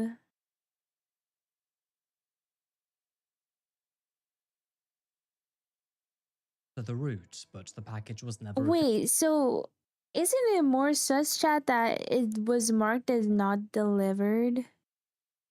officially marked as delivered, then how precisely It's a grown-up man with Looney Tunes. did it end up at Athena's home? Yeah, that's kind of weird. So, investigators decided that they needed to speak to Tanner in person. But before we continue, it is worth asking here, who exactly is Tanner Horner? Now, on paper, Tanner did look fairly ordinary. Ordinary. This is the fakest smile I've ever seen in my life. This doesn't look like a person that's right in the head. He does look normal. Oh, I feel like there's no emotion behind this smile. It's like, I don't know, it's so forced. At the time this was Bro happening, is in a bathroom.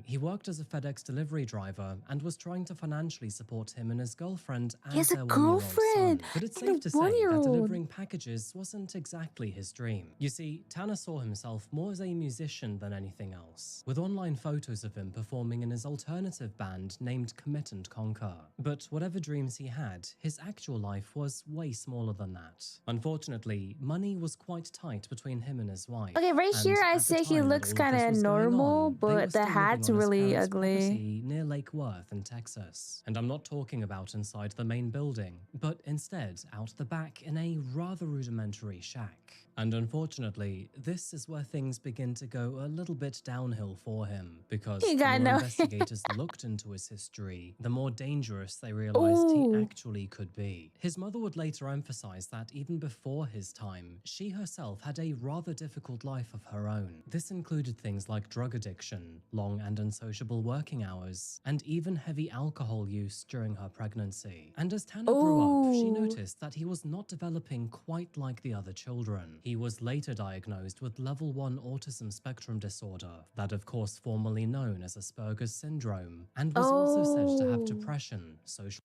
Yeah, the Asperger's. I've heard of that.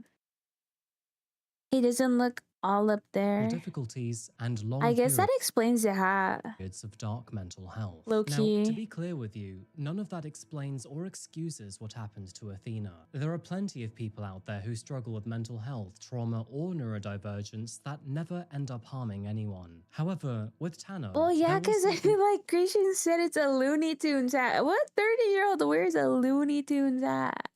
else that seemed to be sitting beneath all of this, and something that was much harder to explain. And soon enough, investigators realized that those strange gaps in Hi, his Aki, delivery you wear route Looney were Tunes only the beginning, because now Tanner was tied to the last known Oh, do you even know what delivery Looney at the Tunes home is? of a murdered 7-year-old girl, which left them with a lot of questions that needed to be answered. And so, while he was out doing the very job that they feared put Athena in danger, police officers tracked and then hunted Tanner down. Now, apparently, Tanner was really surprised when officers approached. If it's and a had no fire-looking idea hat, why, of okay, all guys, people, they it's were not the hat necessarily, but like it's his.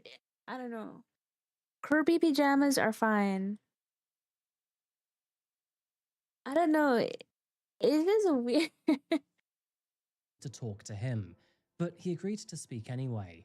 And that Look, is when guys, everything even Connor's Pokemon shirt is fine. Sure, maybe he can get away with it, but as a hat on a casual day, it says, yeah, I think that's what it is, guys, because I think he's at work wearing that Looney Tunes hat. It kind of reminds me of when I had this classmate in college, and he would wear like a Minecraft sweater every single day. He had like a, you know, the green, like long monster in Minecraft. He had like a sweater like that. Hi, Quinn. And that's he wore it like every single day. changed. Because although Tanner initially claimed that he couldn't remember delivering a package to the Strand household, now he surprisingly did. In fact, rather conveniently, He switched up. He now switched also up. So the bad parts of his story, he didn't deliver. He didn't deliver the package, and now he suddenly remembers the package. The creeper splitter, I think so. But he wore that shit like every day. remembered one other strange detail, that apparently when he was delivering the Well, package, to be he fair, my friend told me that there was someone in his class that wore a Diva, Overwatch Diva sweater. this mysterious van just waiting on the perimeter of the property. And he would also claim that although he made that delivery as normal, he would I just said I delivered it and didn't see a girl and the cops are friends. Well, technically no, because he was on camera, but as far as his story, yes. Yeah, I think if he said that, at least his story would be clear. also His, randomly like, hit a tree on the alibi way or out by whatever. accident. Now, at this stage, the investigators already knew that there was a 30-minute Your little brother earned a creeper. They still make them? Oh, he wore one? gap between that delivery Is he autistic? Low key. You were the cool kid if you had those back in the day? Oh, guys. I'm afraid there were no cool kids in my major. Or in most of my classes. and his next one. And when they asked him about Rob. that, Tanner claimed that apparently he felt sick, pulled over at the side of the road, and then threw up violently. So, at least so far, A lot of computer major people are autistic. all Not of that the there's anything wrong with that. My younger brother's autistic. He never wore stuff like that. Me neither. That's that's what I thought it said too. authorities' questions seemed to have All right, rather let's see what happened, convenient chat. answers made by Tanner, which, sure, could work rather begrudgingly, but there was one small detail that Tanner seemed to forget here, and that is the fact that every FedEx delivery van has a video camera attached to it, and not only does it record video, but audio too.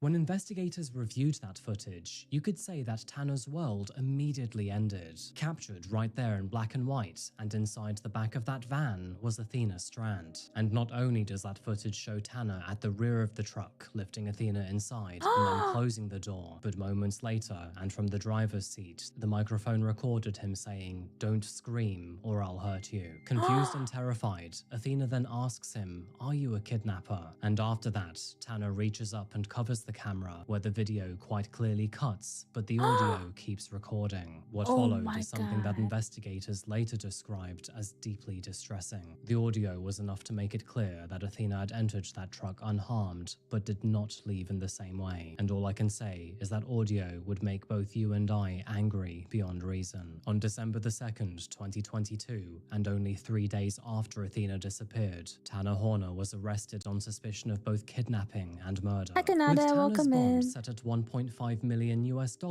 he was essentially It was that easy, chat. It was that easy to catch this guy. People would gift you clothing with game characters they never got wore unless you had to wear it because the rest of your laundry is dirty. I wouldn't mind wearing stuff like that at home. It would depend on what it is. Why is your daughter at the door? That pisses me off. Where is the supervision? I think she was just like hanging around in the front of the house, yeah. stuck in prison until trial. Yeah, it is. It's a little 30-minute like true crime video about this case where a FedEx driver kidnapped a little girl and murdered her. Hi, Shoujo. Yes, we're on our react to just chatting arc right now. And let me tell you, before he Your mom got this Fire Tupac shirt for you when you were in middle school? would even get there, so many unbelievable things would happen. I think we all know by now that Tanner was the one responsible for Athena's death that day. I mean, investigators could quite literally tell through the audio footage that he was almost definitely responsible for her injuries found in the autopsy report. However, let's just say that Tanner himself was the only one who couldn't quite put the pieces of the puzzle together, because while being questioned, his story would change over and over again. Now, according to him, he had accidentally hit Athena with his truck while reversing out of the driveway, and after realizing this, he feared that she would run inside and then tell her father. And so, in a panic, he then made the insane decision to abduct her instead. He then claimed that after pulling over, he tried to break her neck and even resorted to strangling her with his bare hands. He then claimed that This gets progressively worse and worse. after murdering her, Although I fear that what actually happened is even worse than this. then dumped her clothes and backpack while driving along a highway, before then disposing of her body in a bamboo forest. However, this was only the beginning, because during his prison interviews, Tanner would then claim to have someone else living inside his head. And apparently, this he's trying to so-called play other person insane. was the one actually responsible for motivating trying to him be to do schizo. horrible things. To go into more detail here, Yeah. this alter ego was called Zero, and according to Zero. Tanner, Zero told him that Athena was going to put them away for a long time due to vehicular assault. He basically claimed that Zero was the bad one, and whenever detectives asked to speak to Zero, Tanner would then roll his eyes back into his You know, this is reminding me of Chat Shadow. skull before then switching personalities. The people Now, that be like, my roommate's on my phone, guys. after his arrest, investigators would obviously search his home, and what they found in that shabby shack was deeply worrying. Although most of Athena's clothes were recovered along the Ooh. highways, one piece was actually found tucked away in his wardrobe, and it turns out that those blue floral jeans were covered in her DNA. The truck that she was abducted in, alongside another vehicle that Tanner owned, were both swabbed, and both would test positive for her blood. And when they finally got around to testing the FedEx Your shirt grandma red brain rot. that Tanner wore on the day of her murder, it would eventually come Hi, back Llama. positive for not only blood, in. but semen too. Oh, Many hell other no. items of his clothing were tested, including the grey sweatshirt that he wore on most days and his underwear, and all of these would come back with various results for blood, semen, and general DNA. And it turns out that his own search history would not help him either. In the days after Athena's disappearance, Tanner made several searches online, not only for her name, but for other phrases like Paradise Missing Girl and Do FedEx Trucks Constantly Record? And other data would soon confirm that Tanner drove back past Athena's home the very next day, with that moment even being recorded by his van's camera. Even his own phone told the same story. Location data would place him exactly where investigators believed he had been, which basically means that, with all of this evidence combined, it was game over for him. So, I think one of the most confronting and uneasy questions that most of us are wondering is, did Tanner intimately assault Athena? And unfortunately, like the it. uncomfortable truth here is that we don't actually know, because although they could confirm that male DNA was found on her body, they couldn't actually confirm the source, meaning that it could be seminal or any other type. And while the results are consistent with Tanner's DNA profile, they could not actually be classified as a definitive match, which of course only further muddies the water. It is worth saying here that while behind bars and on a phone call to his mother, she did actually ask Tanner if he had done anything weird to the girl, in which he immediately responded with, "No, I didn't." And on the topic don't of believe calls, it him. was while on one to his attorney that he even laughed about the situation and said, "I wanted to be famous, just not for this reason." To make matters worse, there seems to No way, because he's in his dumb little band. He wants to be famous. Oh my god. be a lot of planning and conniving made by Tanner too, because on only his third day behind bars, he actually had the audacity to tell officers that if they gave him a month's worth of holiday with his family and son, then he would tell them everything. Now, obviously, Tanner would be denied that request and forced to stay behind bars until his trial began, which would be 3 years later in 3 April of years? 2026. This year, guys. However, before Last his month. trial even began, Tanner suddenly pleaded guilty. The reason is unclear, but he likely wanted to avoid the embarrassment of being picked apart by prosecutors. And with so much evidence stacked against him, he likely realized that it simply wasn't worth it. But that didn't stop all of the scrutiny, however, because of course, with this being Look at his hairline. Goodness gracious. No wonder he wore the Looney Tunes death hat. penalty was still on the cards. Ooh, So the death focus was instead penalty. placed upon his sentencing, where the jury would decide his fate. The prosecution began by stating the obvious, that Athena was both alive and well when she entered the van, and that Tanner had lied when he claimed that all of this was merely an accident. And as for motive, they set their suspicions by calling 2 of Tanner's former female acquaintances to the stand, who both claimed that he had assaulted them years prior, one in 2013 and the other in 2014. And horrifyingly, one would even describe waking up to him assaulting her when she was only 16 years old. What? The court was then shown footage taken from Tanner's interrogation, where he firstly spoke as himself and then additionally as Zero. They all noted that Zero was described as calm, detached, and at times even amused by the situation. And of course, then came the forensic evidence itself. DNA recovered from the van, Athena's clothing, from his own belongings, and even from the autopsy were all consistent with his profile. And finally, the jury would hear his own words through letters which were written from behind bars. In a letter addressed to Athena's family, Tanner wrote, "I have done a terrible thing to your family and I am sorry. I can't tell you how many countless nights I've stayed awake, unable to sleep. I pray for all of you. You will never get to see your baby girl grow up, and I am sorry. And now my son is going to grow up without his father and protector. I am sorry that I allowed my mental state to be unstable. I am Mental sorry I took your state. little angel away We're from blaming you, and mental I pray state that right my now. death eases your suffering in some way. The only thing that I ask for is forgiveness, No. and for you to remember my son and show him No. some grace and mercy, for he No. no longer has his own father. Now, of course, He these doesn't words are need likely you. just a desperate attempt for reconciliation, and the one thing that stood out to me here is that, in these letters, he seemed to mostly babble about himself rather than his own victim. And the real insane thing here is that, while writing these letters, he would also give another new version of the story. In this letter, it said, "When I pulled up to the house, an older man had pulled a rifle on me and demanded my wallet. It's weird, he almost expected me to be there. After he checked my wallet, he gave me instructions after handing me my wallet back. He told me to take the girl and to bring her to a specific spot. He gave me a change of clothes for the girl and told me to have her changed into them before handing her over to him. He had threatened my family, and I didn't know what to do, so I just went along with it. Don't tell the media, by the way. I don't know if he's going to do something. If I'm killed on the way to or from the courthouse, I'll assume it was him." Now, just a correction there, Tanner, but I don't think you'd be assuming anything if you were killed, mate. Unfortunately, this of course had to be investigated by officers, but no surprise, there was nothing to support his claims whatsoever. It was just another story and another stupid attempt to try and shift the blame away from himself. What an In idiot. fact, not long after this, Tanner would even attempt to take his own life behind bars before facing trial, which doesn't necessarily scream innocent if you ask me.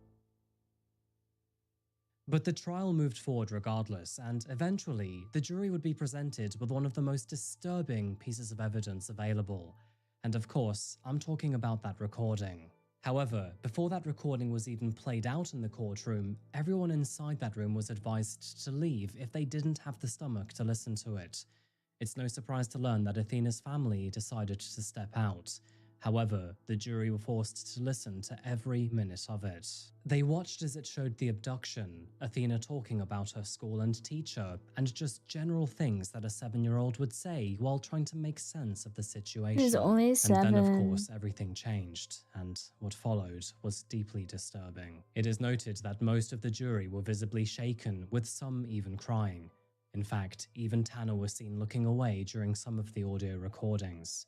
Most of that courtroom felt thoroughly sick, and all eyes were on that disgusting creep in the middle who made all of it happen. And by the end of it, I don't believe that anyone actually believed Tanner's story anymore. Of course, the defense would focus on mitigation, pointing towards his autism diagnosis, mental health struggles, claims of fetal alcohol exposure, and childhood trauma. But of course, all of this was simply bullshit. In fact, his own mother would take the stand and speak about her own troubled past, including her addictions, before then admitting that, after seeing the evidence presented in court, she believed that her son had actually sexually assaulted Athena before killing her. At one point, she even broke down with anger before sobbing and saying that Athena was just a baby. So, even from the defense and even from his own mother, there was no real dispute about what actually had happened that day. And in the end, the jury would, of course, reach their decision. His sentence was just as ruthless as his own given to Athena. He was sentenced to death. It is therefore the order of this court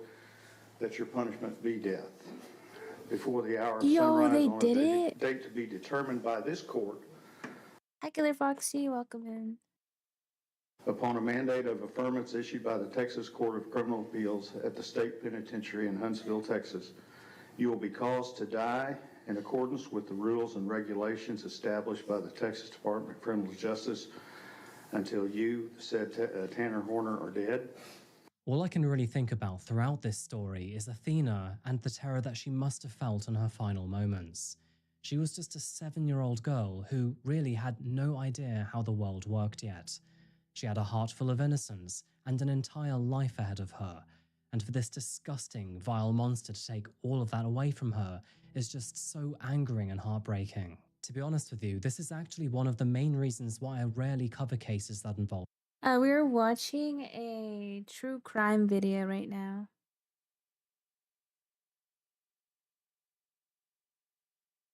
Where a FedEx driver kidnapped a young girl, but he was sentenced to lethal injection. Let's go. Children, because this affects me far more than typical adult homicides. As for Athena's family, it is unlikely that they will ever recover from this. And actually, they seem to have fractured even more since her death. Her father, Jacob, essentially self-destructed after her murder and turned to alcohol in an effort to cope. Apparently, he was only eating once a week and lost more than 50 pounds after that. And as for his marriage with Lizzie, it's basically on the rocks. And Lizzie speaks of how Athena's sister Rai now needs therapy in order to cope. She was only 3 years old when this happened and now is only 6.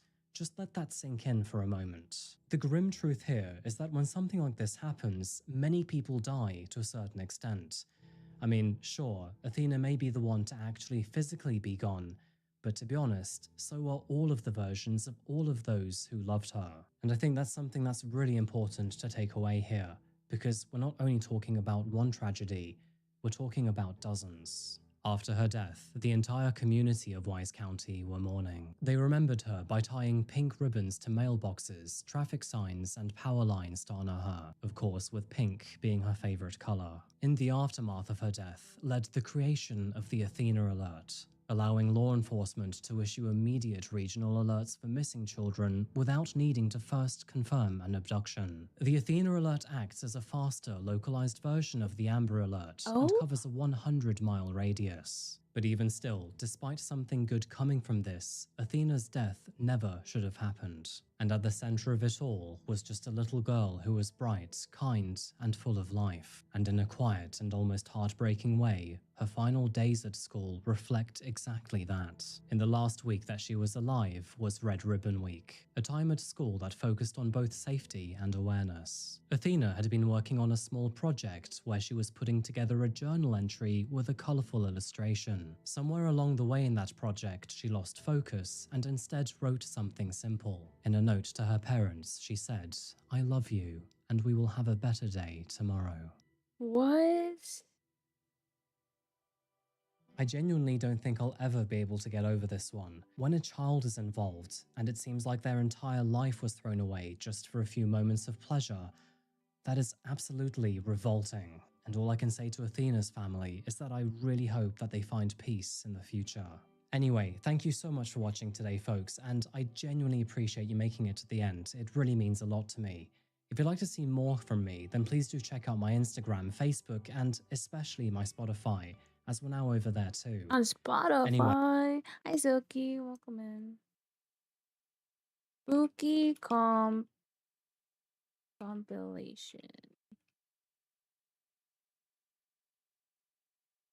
I hate these.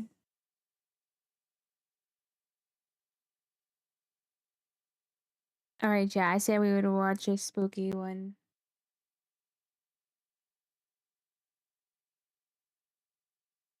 Christian, now you're judging her teeth. I don't. Maybe something was wrong with her teeth.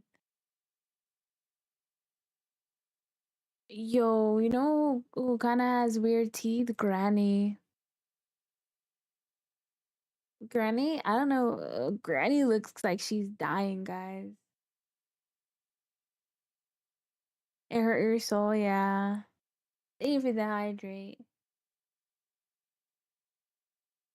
Are you guys ready for spooky?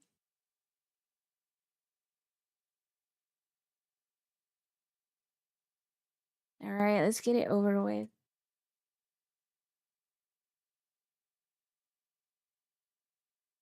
On March 4th of 2026, at around 11 p.m., Destiny K is fast asleep when suddenly something unexpected wakes her up out of bed. Granny from the street. Destiny didn't know it at the moment, but her house was struck by lightning. However, this wouldn't be the only thing she wasn't aware of, because on the same night of this incident, something rather creepy was recorded on camera. During the time that lightning struck her house, something happens inside her room. Don't worry about my light. So that's me in bed. There's a TV.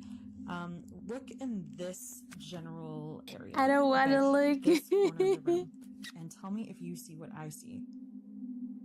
The lightning strikes. Look in this bottom right corner. You see a chat? There. I'm scared.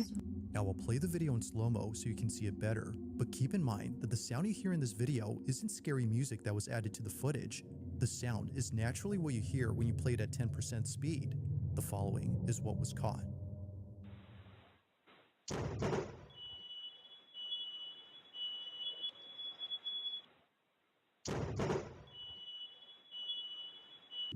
I'm in the way. What do you want me to do? Hold up.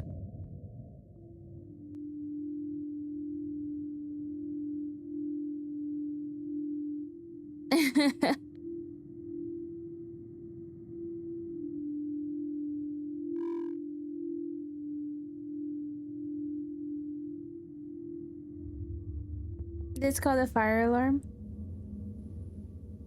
Do you see that?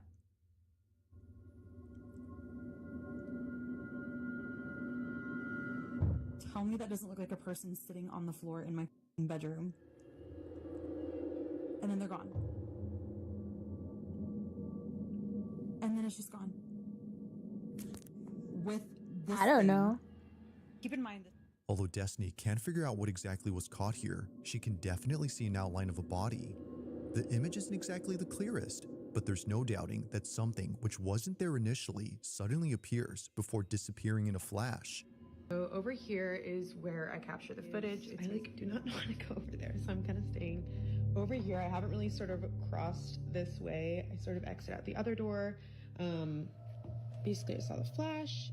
Now, little did she know that Because this they've wouldn't be the only committed the thing she most recorded on camera, atrocious crimes, because something else Aki. was captured inside her home on the same night of this Probably incident. just rat. Literally half the power in this house is out. Half of the house is out. Over at her living room, her security camera recorded the fire department arriving to her house. They were there to check for any fire hazards caused by the lightning strike, but during their inspection, something very strange happens.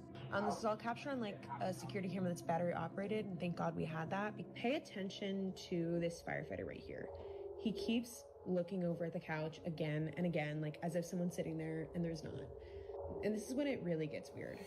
According to the firemen, they'd sworn they'd seen someone sitting down on this couch. Guys, remember how Raki said he was gonna come back after his pool? What a liar. I knew he wasn't gonna.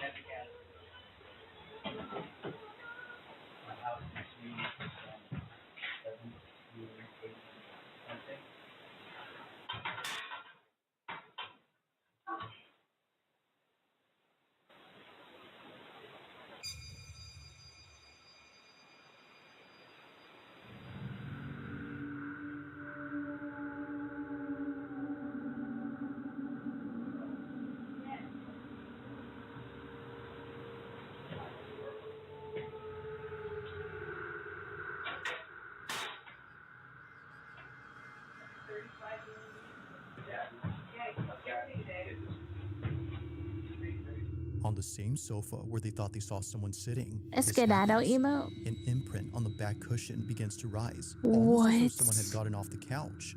Now, of course, Oh, it's hell quite no. likely that the firefighter was merely leaning on the sofa, causing the cushion to pop back into place after getting off. But here's where things start to get truly creepy. If it's likely the case that the fireman was responsible for the rising cushion, then how does one explain this? On the same recording, just a few minutes before checking this panel, a fireman shines his light on the couch and shows this.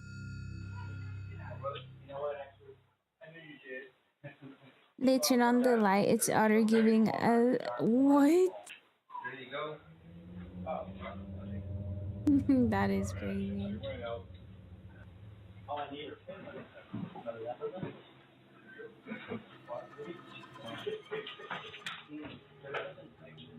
No one was leaning on the couch this time, let alone being close to the sofa, yet somehow an imprint begins to clear up, as though someone had stood up from sitting down. Like someone disturbed by the light, they move away. Now, none of the firemen had noticed the shifting imprint, and neither had Destiny, until she went through all the recordings to see if anything else happened on this night. But while scrubbing through all the videos, she found something else that she didn't even notice at first, and it's something that you might have missed too while watching these clips. Early on, when the fireman kept looking at this couch as if seeing someone sitting there, this happens.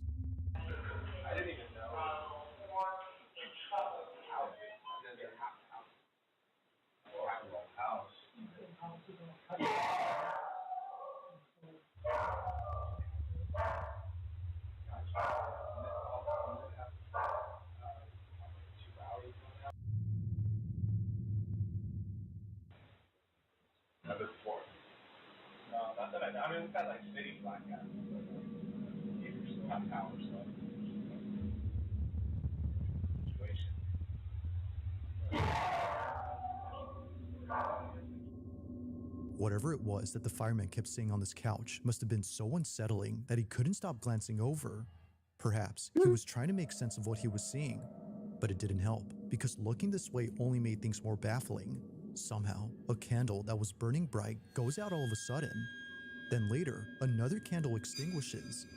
The two candles, combined with the fact that both firemen thought they saw someone sitting on the couch, makes this whole occurrence unsettling. With everything that occurred that night, it's no wonder why she can't help but think that a ghost or some paranormal thing was caught on camera.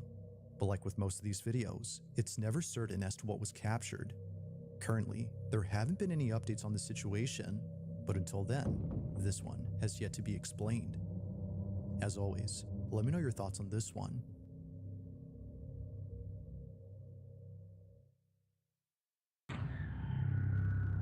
That was a long one. Hi, Now, this FBI. next Hi, video was Lean. sent in by Nia22, who writes that she took this recording It back was in you blew it 2014. out. She remembers filming this moment right away, Nice. just in case she needed proof for anyone who wouldn't believe her. While staying For the over at her grandmother's doubters. house, her grandma's dog Coco began staring at the ceiling. Oh, but hell Coco no. had no reason to look there as nothing was on the ceiling. She would just stare at it before hiding underneath the bed. Turns out she was looking at the two ribbons attached to the ceiling fan, one of which is moving by itself. But then suddenly, something happens that terrifies everyone inside. Here's my old phone, just to prove that it's not edited or anything. This is Nia's footage.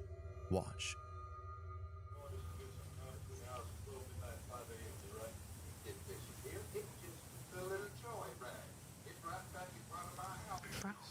Hi, Shadow Storm. You're watching spooky videos. Did that boy text you yet? No, look. Coco can tell something's wrong.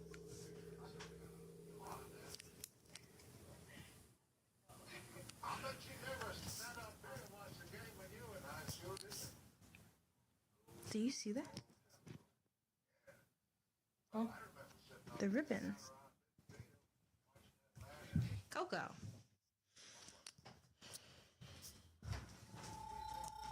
Coco. Yeah, it's a dog. down Hi, here? Brandon.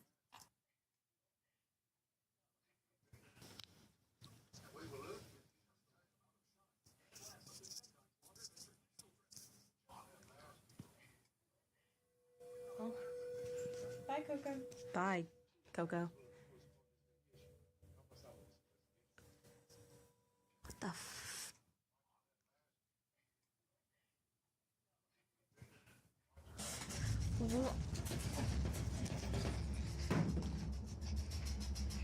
Like a fly trap?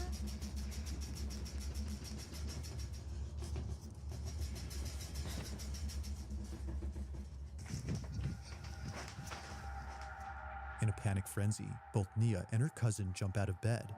Thinking that an earthquake was happening right then, they immediately hop off, only to see that nothing else in the Why room was is that shaking. emo? If nothing around the bed or below it was there to cause a tremor, then what did?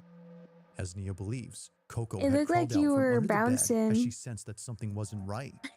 Bye, Coco. Coco knows what's up. Like Guys, most that's videos scary. involving dogs that see things that aren't there, this one Dogs seems to always suggest that know. something I feel like unexplainable animals was at play always here. know. Perhaps the ribbon wasn't what was getting Coco's attention, but instead whatever was moving it.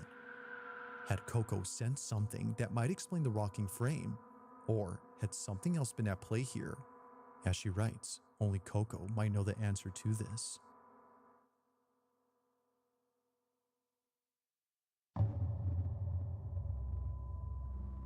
It's late at night when two girls are I home wanna alone watch having what Scary appears to be a Interesting sleepover next. at either girl's place. It's unknown whose house was hosting this mini slumber party, but whether hosted by the girl recording this or the one who's seen on camera, it's safe to assume that they won't be having any more sleepovers at this house. As the video shows, something pretty creepy was captured while both girls stayed up late. Walking really funny. Now, the girl talking behind the camera is known as K. Marie, and she took this video way back when she was still attending grade school. It's been more than a few years now since the time of this recording, but still, to this day, she hasn't forgotten about this. As K. Marie writes, "Me and my cousin are messing around and we caught something strange." This is her video. Take a look. And go over there and then go like.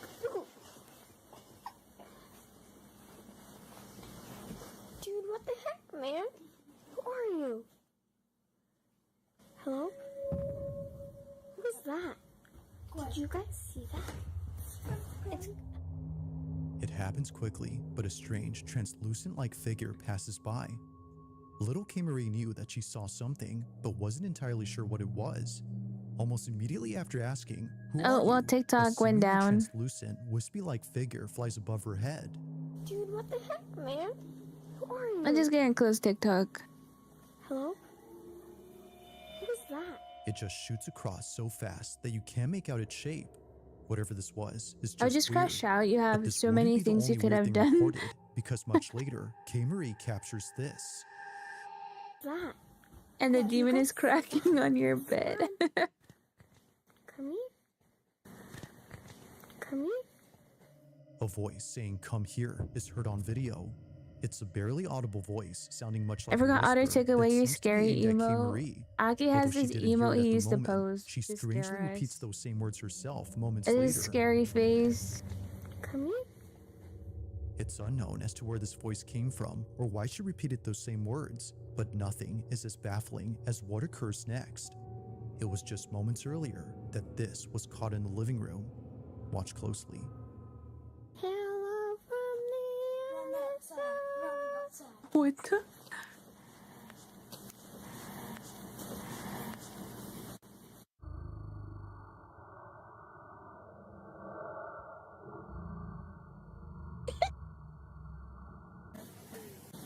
They hit that note.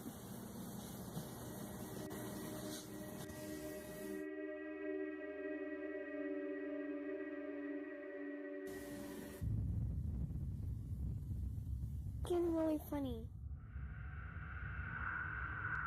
On the surface of this TV screen, a reflection of something moving appears out of nowhere. Mind you though, that K. Marie is sitting down during this time, and her cousin is in the other room. If no one else was home, then who was this? And why is it that this is seen and not the flash from K. Marie's phone? As she points out, the screen showed no reflection of the camera flash or the light from inside the room behind her. In short, nothing that night made any sense. It's for this reason that she shares this video so that someone can explain this. While there has yet to be a definitive explanation, she continues to wonder just what exactly happened that night. Hello from the other side.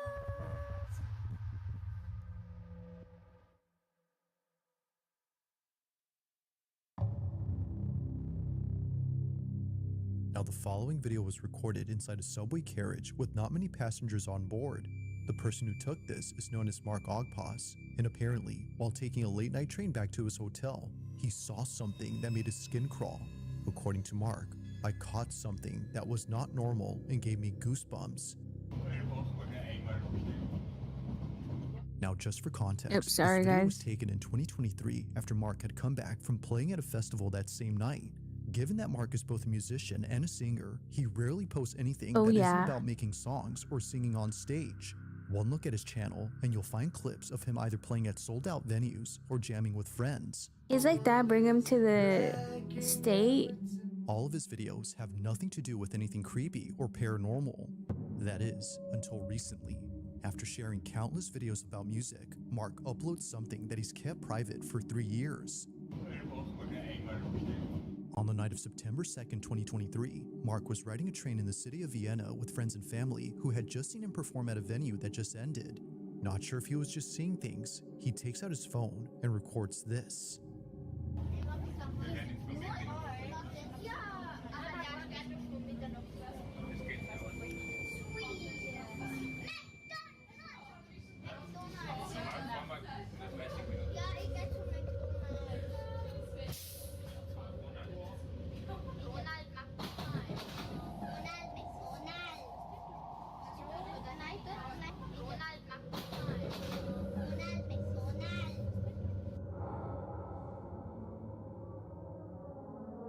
Oh, hello, Rocky.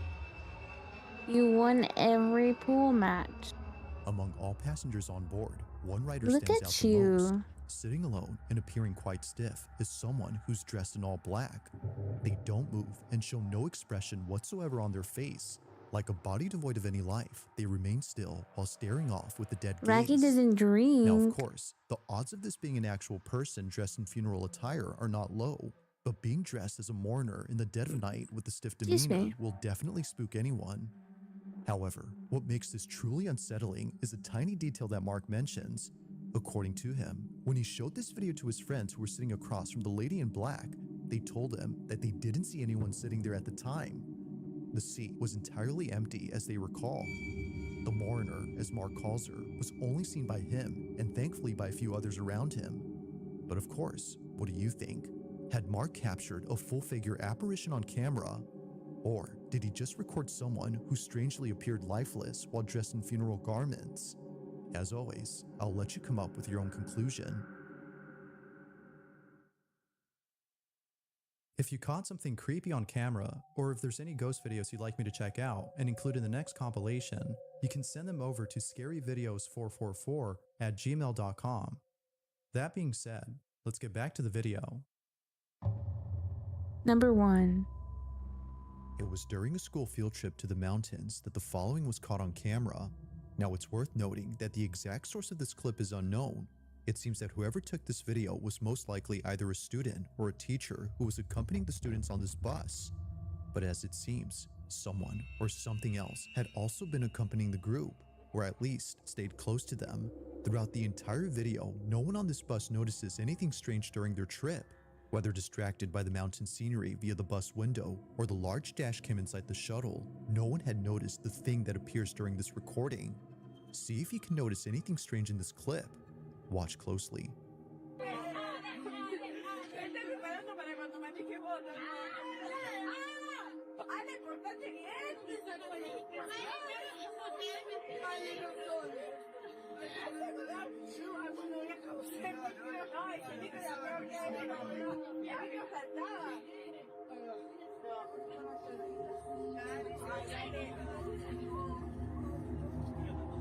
That's a crazy bus. I feel like you'd be on this bus.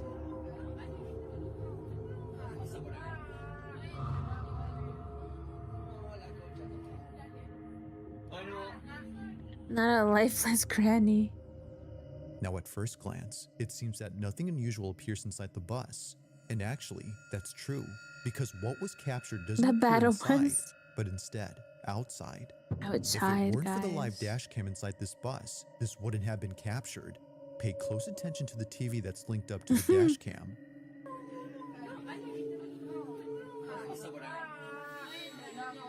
What is that? Is that an animal?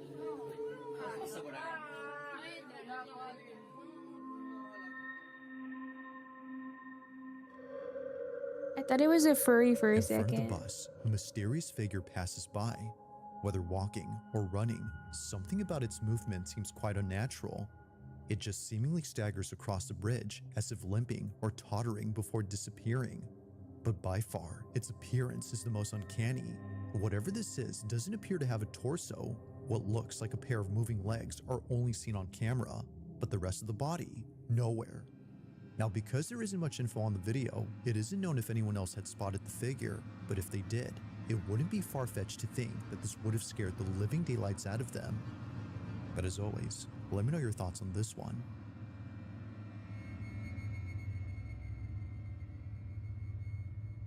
Thanks for watching, and I hope you enjoyed. Also, if you haven't already done so, please subscribe and make sure to hit the bell icon so you Heck don't no, miss I'm any not uploads in the subscribing. future. Also, be Break off. What was that scary, interesting channel? That's not me. Yeah, scary, interesting time.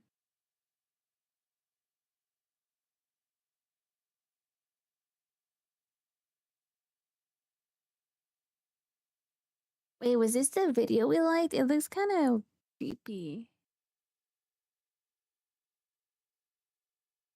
Oh yeah, it is.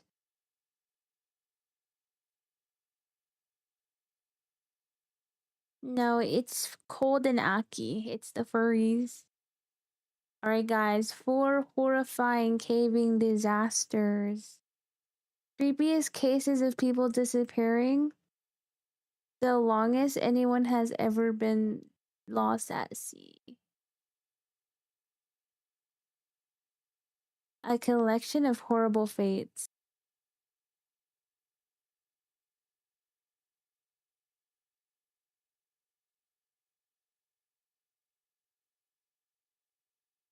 It looks like Rocky.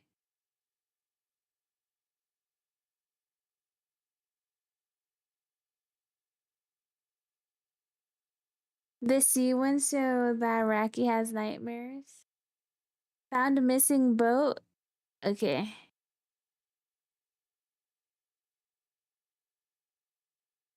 Just before 6 o'clock on the morning of June 4th, 1989, a yacht known as the Rose Noel was peacefully bobbing somewhere off the coast of New Zealand. Below deck, 4 men were asleep after what had been a long, exhausting day. The weather had been ugly the afternoon before with strong winds and heavy seas, but they fought hard to maintain control of the vessel. The sails were by then secured and a sea anchor had been deployed to keep the boat steady and in place. Outside, the wind had spent most of the night howling, climbing toward hurricane force before easing off. At one point, gusts were even over. You're not scared, Rocky? There's a reason NASA doesn't explore the ocean anymore. What if you find something down there? 69 miles or 111 kilometers per hour, but by then, things had calmed enough for the men to fall asleep. At 6 a.m. though, the quiet of the early morning gradually started to change. A deep roaring sound, like something massive was approaching, suddenly woke the 4 men up and shook them from their bunks. The roar kept growing, reaching deafening levels before the inevitable occurred. This would be the beginning of one of the most prolonged and grueling ordeals in maritime history. As always, viewer discretion is advised.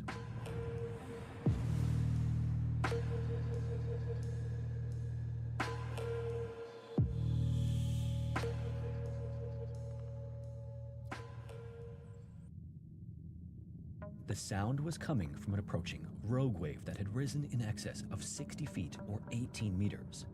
And as the men scrambled for something to grab onto, the Rose Noel went nearly vertical. For a split second, it felt as though the boat was being held in place. Then everything tipped.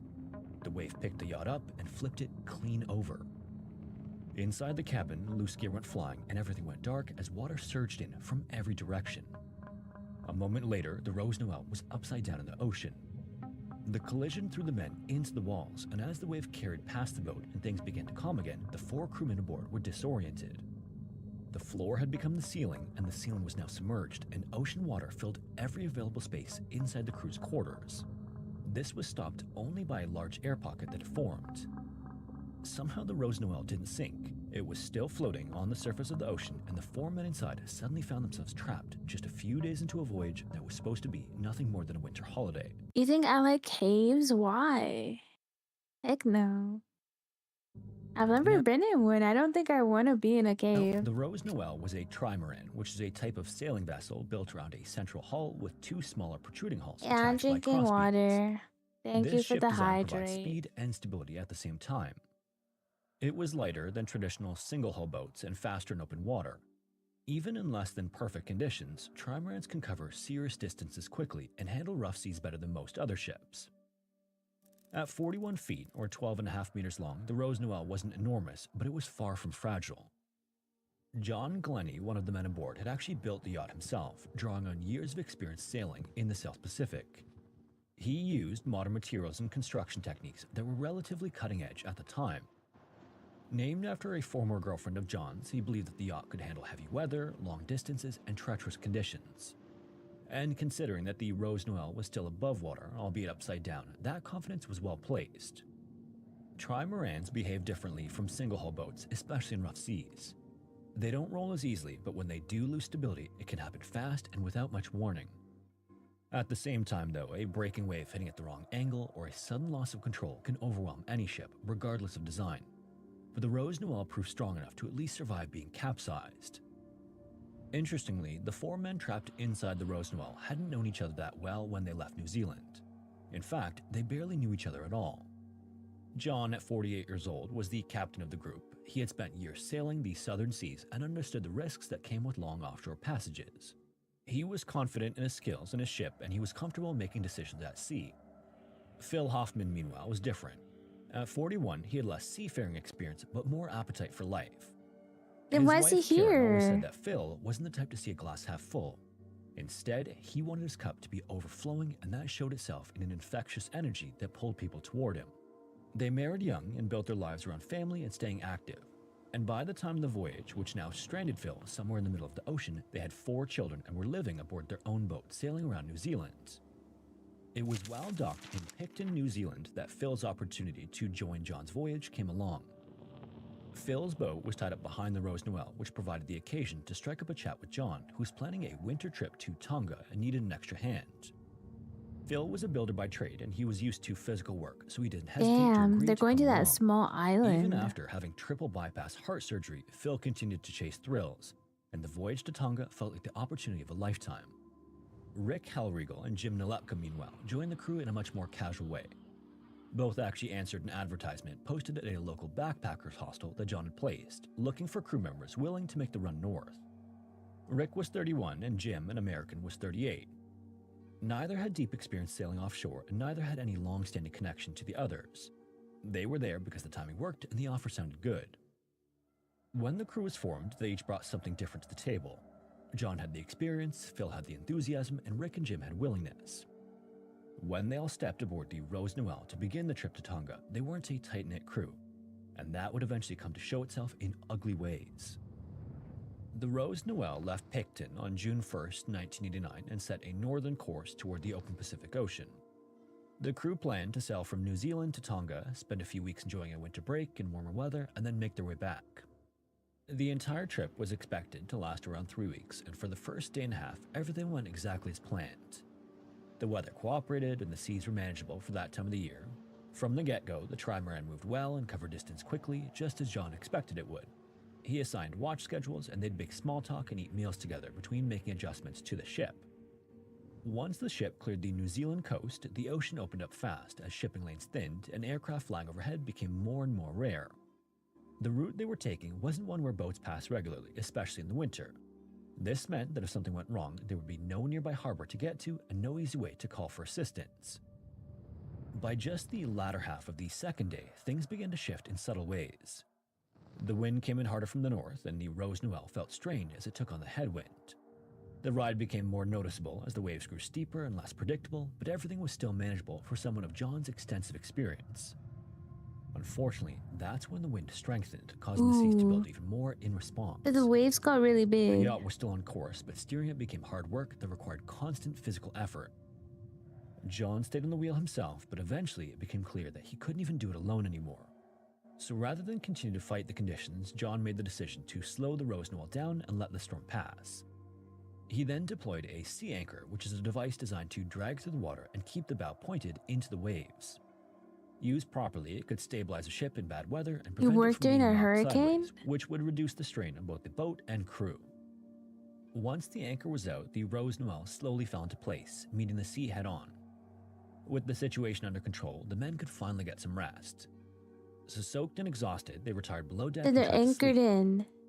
Sometime during the night, the wind died down, which should have been good news, but as it dropped, the seas only intensified.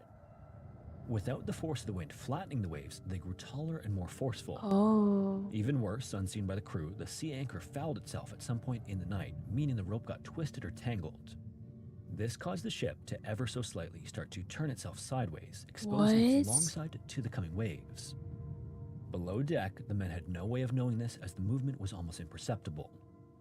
They slept through these subtle changes in motion, setting the stage for what was about to happen. Oh no. In due time, the 4 men aboard the Rose Noel would find themselves in a situation none of them were prepared to handle. Again, as the wave that flipped the yacht upside down continued past the Rose Noel, Guys, chaos erupted below deck. remember when I said, what if Rocky's ship flips over? In the darkness of the cabin, as the roar of the wave dissipated, they could only hear the sounds of their screams and rushing water. They checked on each other by voice, calling out until all 4 of them were heard. Surprisingly, everyone responded, and no one turned out to be injured during the capsize. Once the immediate shock wore off, they began to realize how much trouble they were in. Still floating but flooded with cold winter ocean water, the Rose Noel had only the air pocket for the men to survive in. Had the cabin filled completely, the men would have been trapped inside with no chance of finding a way out, so they were lucky in that sense. Oh, but what things the weren't really hell? that much better. In the commotion of it all, John knew that if they didn't find a way to get themselves above the waterline, it was only a matter of time before exhaustion or hypothermia caught up with them.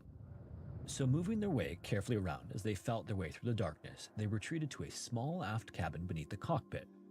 It was an area that was cramped even under normal conditions, but that's where most of the air was. They then dragged whatever they could find into the space, including mattresses, drawers, loose panels, and furniture. Wedging each of the items on top of the next, they constructed a platform with a mattress at the top that would keep them out of the frigid water. When it was complete, they all climbed onto it.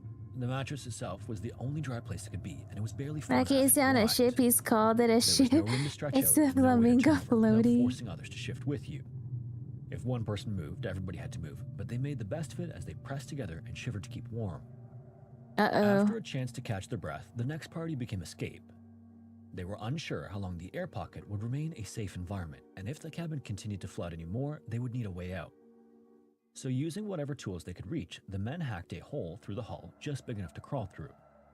This opening became their only connection to the outside world, and with it now cut, they turned their attention to signaling for help. John activated the emergency radio beacon and was convinced that a rescue was now just a matter of time. In his mind, the worst of their ordeal was now over. Okay. They had done everything they could to give themselves a chance at surviving, and now they just had to wait and let the beacon do its work. Settling back onto the mattress, though, none of them knew they were drifting into one of the loneliest stretches of ocean on the planet. Oh. For days, the Rose Noel drifted upside down and unnoticed. Upside down? And the reason had everything to do with where they were. The capsize occurred roughly 140 miles off the east coast of New Zealand, near the far edge of normal shipping routes. This is a part of the Pacific Ocean that's normally avoided. Commercial vessels had little reason to pass through, and fishing boats stayed closer to the shore. Even air traffic overhead was sparse at best. It's what sailors sometimes called a marine desert. Worse still, the emergency beacon, which the men believed would be their lifeline, had limits even John didn't fully understand. Its signal could only be picked up within a certain range, and at their position, there were no aircraft monitoring the right frequencies nearby. So for 8 days, the beacon transmitted their location, but no one was listening.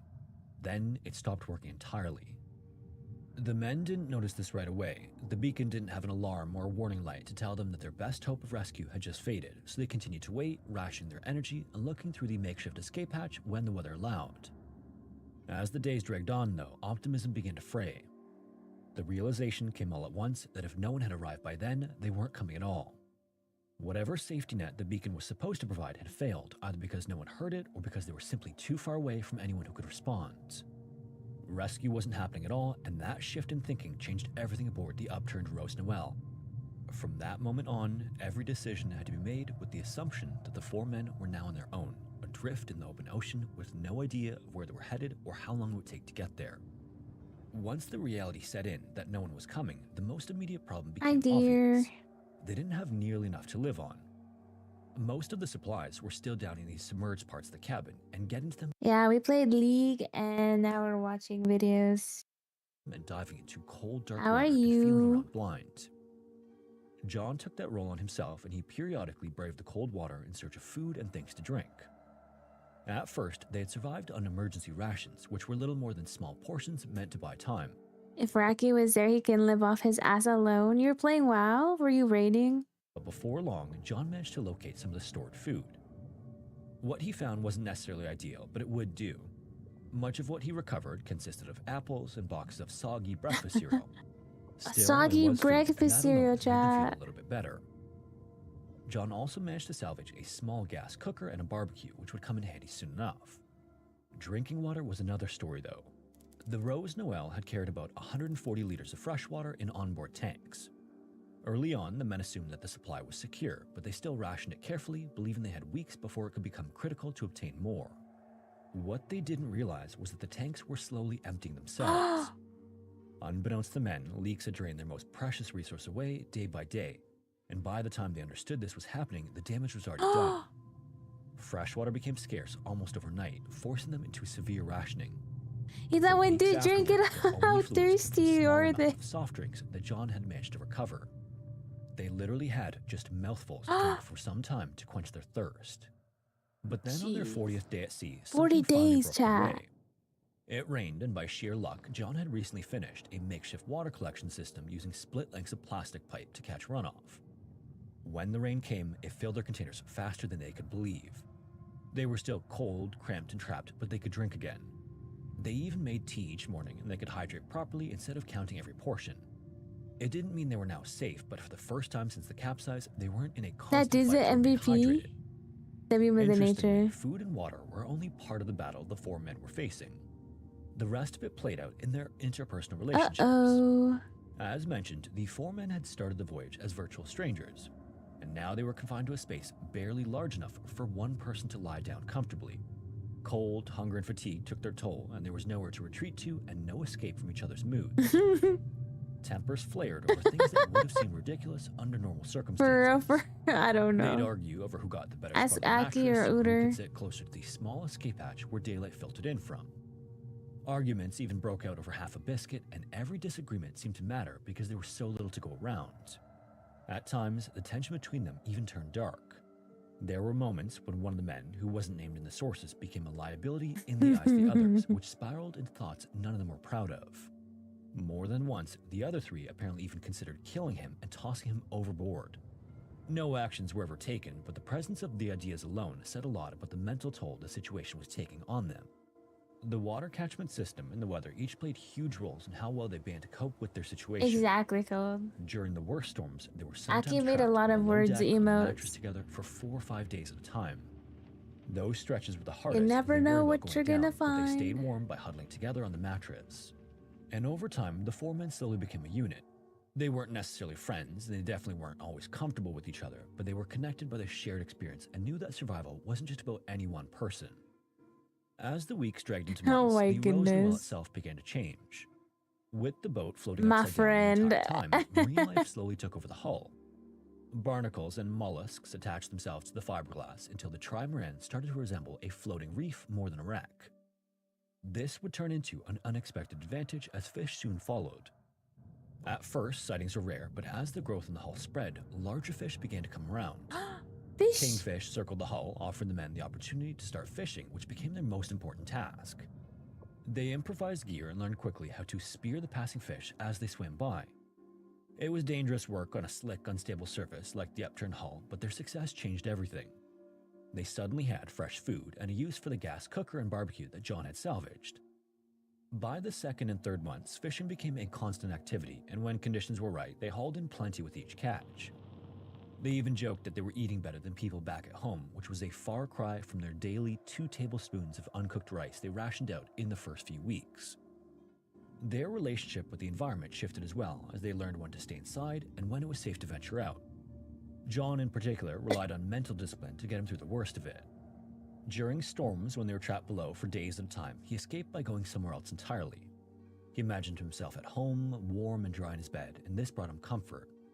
Throughout the ordeal, John also kept a They logbook. eat him. I am right In the early now. days, his entries I'm were eating a long and fish. detailed, but by day 116, he was reduced to writing out a few lines and asking if this was enough and if he could go home then. It was half a joke and half a plea, but without any of them realizing it, he was about to get an answer. For most of the 4 months they spent adrift, the men had no real sense of where they were. There were no charts to consult and no instruments to read. The horizon had no landmarks to track, only vast, open 90 ocean as far as plus any of them could days, see. chat. And 100 plus incredibly, days. based on everything sailors knew about this part of the world, their situation should have ended very differently. They were drifting in the Great Southern Ocean, a region infamous for powerful winds and relentless currents. The So they latitude were missed stuck where in they was were part of what going. sailors also call the Roaring Forties, where strong westerly winds typically push anything floating in their path steadily eastward. Normally, a disabled vessel in those waters would be carried across thousands of miles of open ocean. If the Rose Noel followed the expected pattern, the 4 men should have been swept towards South America, eventually washing up on the coast of Chile, if they Oh, survived that nah. long. Instead, though, something unusual happened. The wind of the Roaring Forties didn't behave the way it was supposed to, and rather than driving them east, it gradually shifted and began pushing them back the way they'd came. Day after day, the trimaran drifted in a direction that defied the prevailing currents. So they're going It back was to slow. Tonga? Of dudes sailing across the ocean by themselves sometimes? That's so scary. and completely invisible to the men aboard, but over weeks it added up. I can't do it. Storms may have been battering them, and the cold below deck may have been pervasive, but the Rose Noel was inching westward toward New Zealand the entire time. Incredibly, on the 118th day of the ordeal, land appeared. After months of nothing but water and sky, they could finally see something solid on the horizon.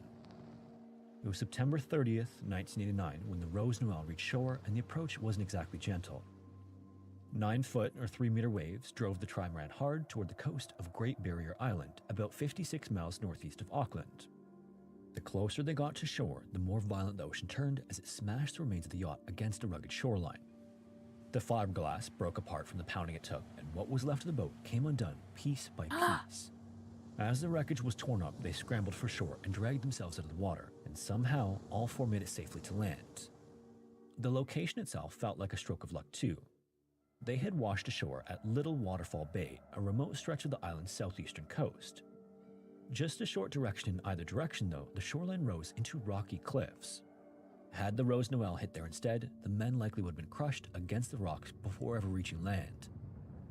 They spent their first night ashore in the bush, unsure of where they were or how far help might be. After months of dealing with the constant motion of the sea, firm ground felt strange, but that didn't keep them from sleeping better than they had since their ordeal began. The next day, the men left the shoreline in search of help and came across an empty house. With no one around and no other options, they broke in and did things they hadn't been able to do in 4 months. They washed themselves, shaved, cut their hair, and put on clean clothing they found inside. They cooked a real meal and ate until they were full before collapsing into individual beds and sleeping through the night. The next morning, they approached a neighboring home that had a phone line and called the island's only police officer to report that they were alive. The reaction to this news was immediate disbelief. Word spread quickly that the 4 men thought to be lost at sea had walked out of the bush on Great Barrier Island, and the media clamored to cover their return. The story should have ended right there. 4 men survived months at sea, and against all odds, they walked right back into civilization. Instead, though, that's where the doubts began. What? Almost immediately, officials and journalists started asking questions that didn't have easy and apparent answers. The biggest problem was the location. Again, based on what the men described, the Rose Noel had capsized 140 miles off the east coast of New Zealand.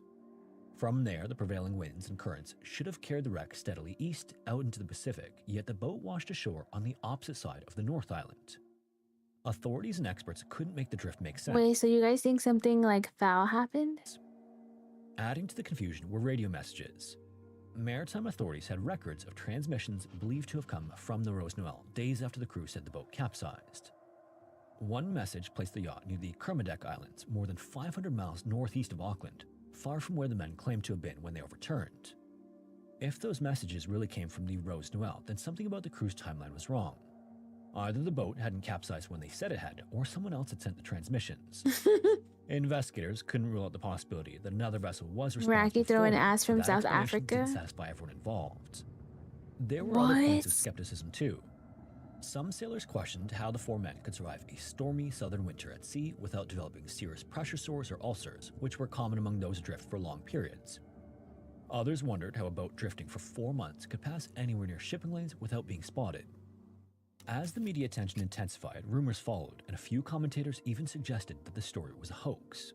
It was a hoax, guy? Others floated the idea that the men had been involved in drug trafficking and staged the survival tale to cover their tracks. For the 4 men who had just endured the ordeal of their lives, it was jarring. One day they were simply trying to stay alive, and the next they were being asked to defend the truth of their own survival. Thankfully, the investigation into what really happened was thorough. Authorities examined the remains of the Rose Noel and found heavy marine growth on the hull, which only could have accumulated over an extended period upturned at sea. That evidence alone made it clear that the boat had been drifting for months, the way the men claimed. As for the strange drift We're watching a scary, interesting video. Found missing, boat reveals horrifying story. So what's the horrifying part? pattern, John argued that the charts didn't always tell the full story.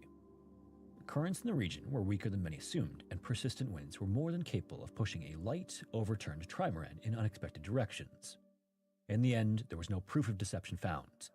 The official conclusion may have been hard for some to accept, but the men were telling the truth. Hi, Lenny. In the aftermath of it all, as you might imagine, life hardly snapped right back into place for the survivors of the Rose Noel upon their return.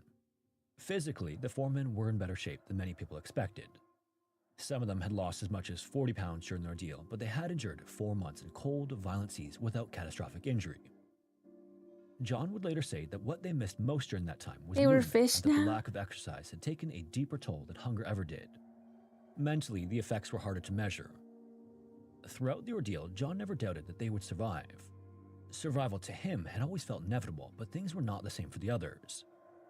Thoughts of his family carried Phil throughout the worst days. He wondered constantly whether or not he would see his children again, and came to believe that he simply had too much to lose to give up. That belief Okay. kept him going when food was scarce and the days seemed endless. Karen, meanwhile, for her part, waiting back in New Zealand, never fully accepted that Phil was gone. While others urged her to face reality and consider organizing a memorial service, she held on to hope that Phil was still alive. And despite, or possibly because of, all they went through together, Rick and Jim said they'd never want to see John again, and John felt the same way toward them. Whatever bond they had formed during the months they spent adrift didn't survive their return to land. In all, the Rose Noel drifted nearly That's 1,900 kind of weird. total miles, or 3,000 kilometers, and the crew survived 118 days upside down at sea before being blown ashore. It remains one of the longest documented survival stories of its kind. Oh dang, chat, I gotta charge my phone. If you made it this far, thanks so much for watching. Gotta watch and another a one, special chat. thanks to everyone who supports the channel So my on phone can Patreon or charge. as a channel member. If you're interested, we offer early access videos that are Alright, that wasn't even that scary, chat.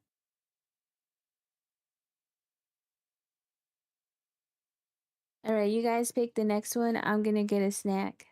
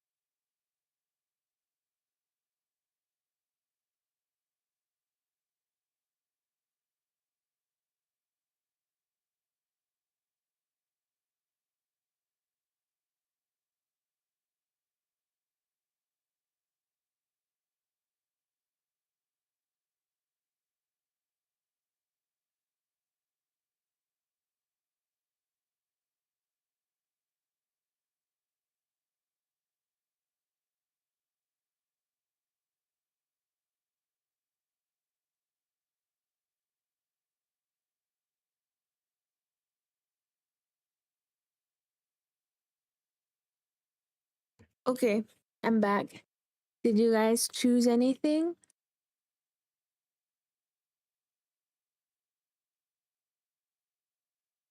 Highlander.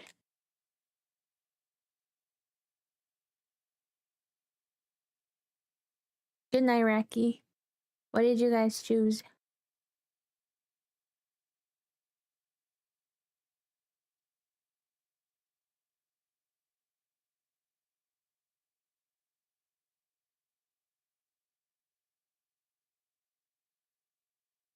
Raki's so tired.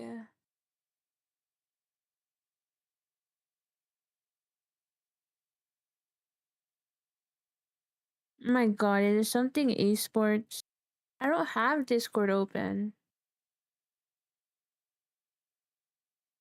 I'm not opening Discord on my stream.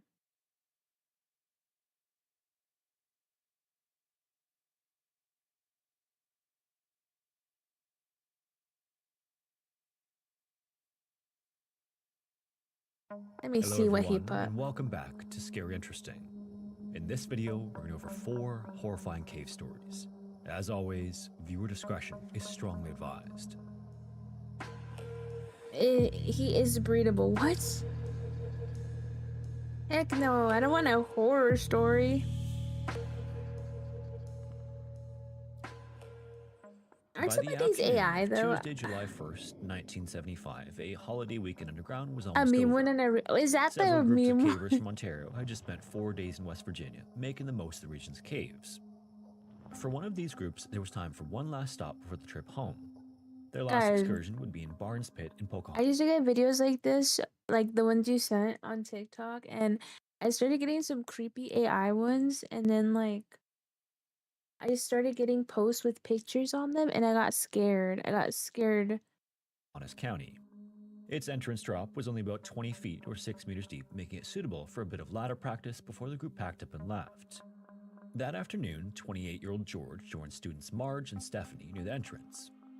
While the two women handled getting the ladder ready, George moved toward the lip of the opening to judge the best place to position it. A deep rumbling sound that caused Stephanie to turn quickly and look back toward George. Her head whipped around just in time to see him thrown backward with his arms spread out as though the ground itself had been pulled away from him. The sound came from a collapse that occurred on the right side of the entrance. And in the span of just 3 to 5 seconds, several large rocks shifted. I gotta charge my phone. One enormous boulder crashed onto George. This then pinned him against the rock on the opposite side of the opening. It came to rest across George's chest and abdomen, trapping him upright. Then nearby, another tall slab of stone appeared to settle in place against the first. The boulder sitting across George's body was later estimated to weigh around 2 tons, and no one there had any realistic way to move something like that by hand. His face had gone pale, and he was struggling to breathe while the people around him tried to understand what had just happened. When they did, calls for assistance went out immediately. In the meantime, those at the pit tried to do anything they could to buy George some time. A car jack was set between the boulder and the rock wall beside the entrance in hopes of opening even a small gap. The effort did manage to create a narrow space only a few inches wide, and small stones were shoved into it to try to hold the weight back, but the change was minimal. It didn't seem to take enough pressure off George to make a real difference. If anything, the sense of urgency only grew. He was still trapped, and every passing minute was making the situation worse. As rescuers worked around him, one problem after another began to pile up. An ambulance attendant went to give George oxygen, only to discover that the first cylinder was empty. Oh my god. A second was then brought over, but that one couldn't be used properly either because it was leaking from a missing gasket. Through all of this, George remained conscious for a time. One firefighter who spoke with him said George didn't sound angry or panicked so much as concerned about everyone else. Incredibly, he seemed almost sorry for the trouble the accident was causing. Here was a man pinned beneath an enormous boulder, fighting for breath, and still worrying about the people trying to save him. His condition, though, was getting worse fast. Before long, he began to convulse. Wait, so Aki, you give us permission if we go to a cave and you get stuck under a 2-ton boulder, you give us permission to just put you out real quick and save the air? About an hour and a half after the rockfall, George stopped breathing. Oh my god. Mouth-to-mouth resuscitation was attempted, but there was no response. He's George dead. was gone. After a series of calls, a doctor and nurse finally arrived roughly 2 hours after the accident. Even then, the scene around the pit was still dangerous enough that the doctor couldn't simply walk up to George. He had to be secured with a safety line, and from about 20 feet away, he pronounced George dead. In the end, it took about 6 hours after the accident before his body could be removed. His death was later reported as the first cave fatality in Pocahontas County in more than 40 years. Oh my goodness. On the afternoon of August 29, 1976, Slide. 4 cavers made their way into Cass Cave on Sheep Mountain in West Virginia. Deep enough into the cave to be committed, but still early in the trip, they came to a steep vertical drop that stretched roughly 175 feet or 53 meters. To get down it, they then rigged a rope and prepared to rappel. By around 9 p.m., 26-year-old Hans started down the rope, and almost immediately things began to go badly. Near the top of the drop was a tight crevice section, and Hans got stuck there, jammed in a position that made it difficult to continue downward.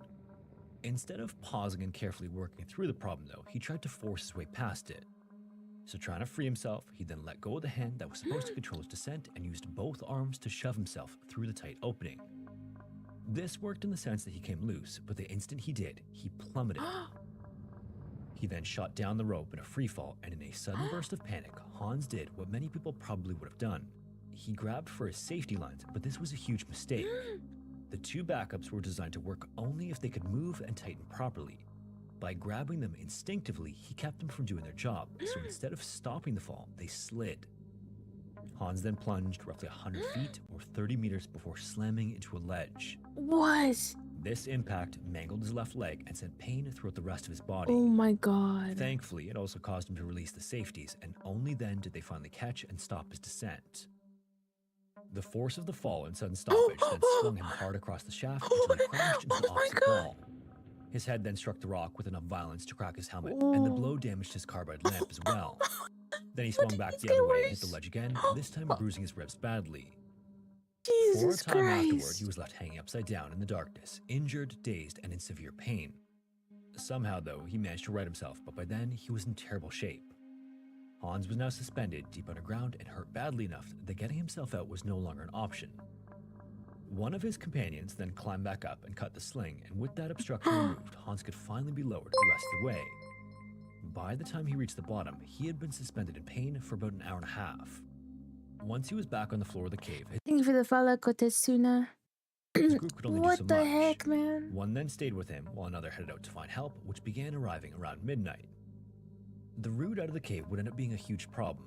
Hans would have to be raised near a waterfall where both No, water guys, these and cave ones always freak me out. These cave ones where they go really deep inside. No. obstructions complicated the job. Rescuers set Bolt to the top and began preparing a system that could bring Hans up safely. By 6:30 that morning, Hans had been secured in a harness, and the first serious attempt surprised to he's bring him up was alive. underway. The first haul, though, didn't get very far before rescuers noticed that a boulder near the root was starting to shift. Hans was then lowered back down to the floor and tucked beneath a ledge while the loose rock was deliberately brought down. Once that was dealt with, they tried again. This time, 2 rescuers went up alongside the harness to help keep it from drifting into the falling water. It was a good idea, but the cold quickly became too much for the men assisting the line, and the attempt had to be abandoned. By the 3rd attempt, the team changed tactics. They shifted the line to the same ropes the cavers had originally used on the descent. A separate line was then attached to the foot of the harness so rescuers could guide it and try to keep it clear of the falls and rock shelves. This time, the system worked better, and Hans began moving steadily upward. When the harness came within 30 feet of the top, though, it picked up too much speed and slammed into a ledge. What? Hans's forehead was then cut open and would later need stitches. Jesus. A rescuer then rappelled down to help control the harness and guide it through the last stretch. Finally, at around noon on Monday, Hans was brought out of the cave, ending a rescue that had taken about 15 hours. Hans was then immediately transported to a hospital where he made a full recovery from a long list of injuries. A full recovery after everything that happened to him. He got beat up by the rocks.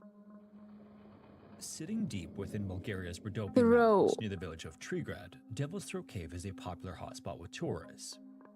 Upwards of 30,000 people In visit every year, Bulgaria. yet hardly anyone gets in through the natural entrance, which is said to resemble the head of the devil.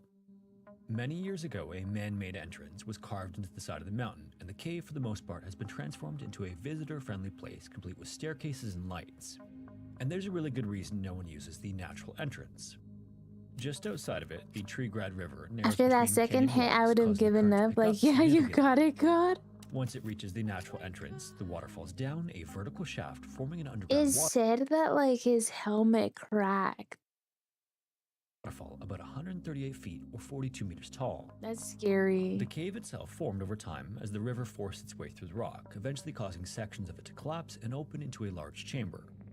Today, that chamber is known as the Howling Halls, and it's a wide dome Okay, so that's how they're formed. space where the sound of the waterfall carries throughout. Heck no, the guys. acoustics of the chamber amplify the noise. I'm and the staying noise can be inside deafening my even house, outside the safe and cave. sound. At the base of the waterfall, the river gathers briefly into a turbulent pool.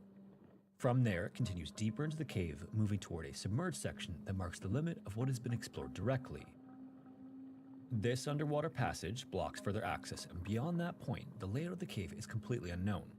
And for decades, people have tried to figure out where the water goes after it leaves the main chamber. On paper, the distance between where the river enters the cave and where it reemerges downstream is only about half a kilometer. Based on that, the water should pass through the cave fairly quickly. In practice, however, it just doesn't. Tests using dye have shown that it can take more than an hour and a half for the water to travel that distance. The delay suggests that the river isn't moving along a single direct path. Instead, it's likely spreading out through a more complex network of underground passages before coming back together. This theory has been difficult to confirm, though. In 1940, a large amount of timber was swept into the system during a flood, and none of it ever made it out to the other side. Even modern tracking devices haven't provided clear answers. The signals get lost not long after a device enters the system, and the equipment is never seen again. Over time, this has led to speculation about what might exist beneath the cave. It's this mystery that has earned Devil's Throat a reputation among locals. Devil's Throat. The cave has often been referred to as the Devil's Palace, and for generations, it's been associated with the idea that it separates the living world from the dead. Myth aside, though, on the morning of September 18th, 1970, the Triglav Gorge in Bulgaria was as loud as ever when Siana and Evstadi arrived. A short distance downstream, where the river surfaced again, Siana and Evstadi began preparing for a dive. Both were from Varna and had come as part of a larger national caving expedition gathered in the area. But while the two were comfortable outdoors, they were still relatively new to this type of diving. Despite this, though, Siana, who was just 21 years old, and 29-year-old Evstadi were about to attempt something that no one had fully managed before. The two had decided to approach things from a different angle. Instead of following the river into the cave from above, they planned to enter from the exit point and work their way inward against the flow. Hello. It was a chance to reach sections that hadn't been properly Hello, explored, I love peanuts. especially these submerged areas beneath the massive Welcome underground in. waterfall. Once underwater, they would have to pass through a narrow, flooded tunnel, which led directly into the deeper parts of the system. If they made it through, they'd be in territory no one had ever seen before. After the two suited up, they checked their equipment one last time and stepped into the river. For a brief moment, they floated near the surface before dipping under, one after another, and angling themselves toward the submerged opening. Heck no, guys. The dive partners entered the water on that September morning in 1970 with high hopes and optimism. They would But never exit the exit. cave. What? Since the only two divers on the expedition What? died inside the cave, very few details about what exactly happened to them are known. Strangely enough, it's not even entirely clear what actually happened that day. In the most widely accepted account, neither Siana nor Evstadi were ever recovered. Their bodies and equipment were never found, and there was no indication at all where they ended up. They had entered the system They and then, for all disappeared, intents and guys. purposes, disappeared within it. Other sources, meanwhile, claim that the bodies of the two divers were located a few days after the dive.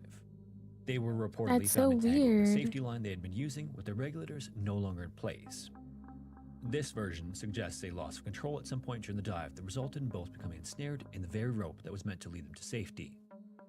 Whatever the case may be, though, the outcome was the same, as the two divers lost their lives attempting to learn some of the secrets beneath Devil's Throat Cave.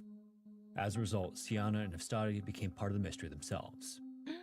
A memorial plaque was eventually placed near the exit of Devil's Throat, marking the spot where the two divers entered the water for the last time. So they went in through the back? I don't understand that part.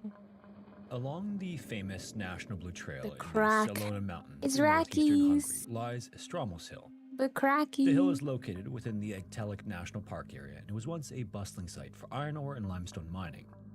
In the 1920s, that mining led to the discovery of a labyrinth of caves, and the most famous one is Rakotsi Cave, also called Rakotsi No. 1. It's renowned as one of Hungary's most Rakotsi beautiful kind of shell caves, and sounds like interestingly, the cave has no natural surface Iraqi. entrance. The only access is actually through an old 200-meter-long mine tunnel. Once inside, though, it can be explored on ladders, bridges, and walkways. Then, other than the safer show cave areas, the underwater sections are popular among cave divers. It was into this beautiful but unforgiving environment that Zolt, a 26-year-old accountant and passionate diver from Budapest, would venture. Zolt. On day 1, on the afternoon of Saturday, January 26th, his group arrived at the cave's entrance, which sits about 170 meters above sea level. To ensure it would be a safe dive, they would be operating in rotating 3-person teams. Each person would also carry 2 air tanks, 4 lights, and reels with 50 meters of guideline for self-navigation. The routes they chose were also pre-mapped. Dives were limited to 25 to 30 minutes, and only familiar passages were chosen. The dives proceeded smoothly through the afternoon in the cave's clay and debris-lined passages. One team even reached the deepest known point at 38 meters or 125 feet without issue. Going last that day was dive leader Zolt and Muley, who was handling the camera, and they began their turn at 5:30 p.m. They descended confidently, then found the entrance to an area known as the Devil's Pub, which is a sloping, muddy side passage leading to a larger chamber with stunning formations. Inside, they captured panoramic footage, marveling at the cave's beauty before signaling to return as planned. On the way back, Muley led and Zolt followed. As they expected, their fins had stirred up the clay and sediment, quickly turning the water into a thick brown cloud where it was impossible to see anything. Back at the entrance to the Devil's Pub, Zolt trailed about a body length behind his partner. And here is where things went horrifyingly wrong. Throughout the dive, they had been laying guideline behind them as their path back through the darkness. During the maneuver at the passage entrance, though, Zolt had pulled more line into the narrow corridor than he'd actually advanced, causing it to be pulled tight. Then, while he paused to secure the line, it slipped from his hand, and the moment it did, it pulled right back out of the passage and into the silty water. In the zero visibility, the thin cord vanished almost instantly, and with it, so did the only clear route back out of the cave. At this point, he was only a few meters from the exit, but in total darkness, he fumbled blindly. Attempts to find a new tie-off stirred even more silt, making it even harder to see anything.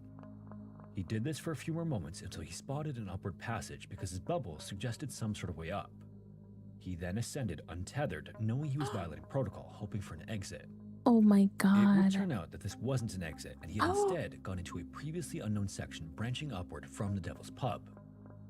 In this unmapped section, he found a small air pocket, barely 1.5 meters or about 5 feet wide.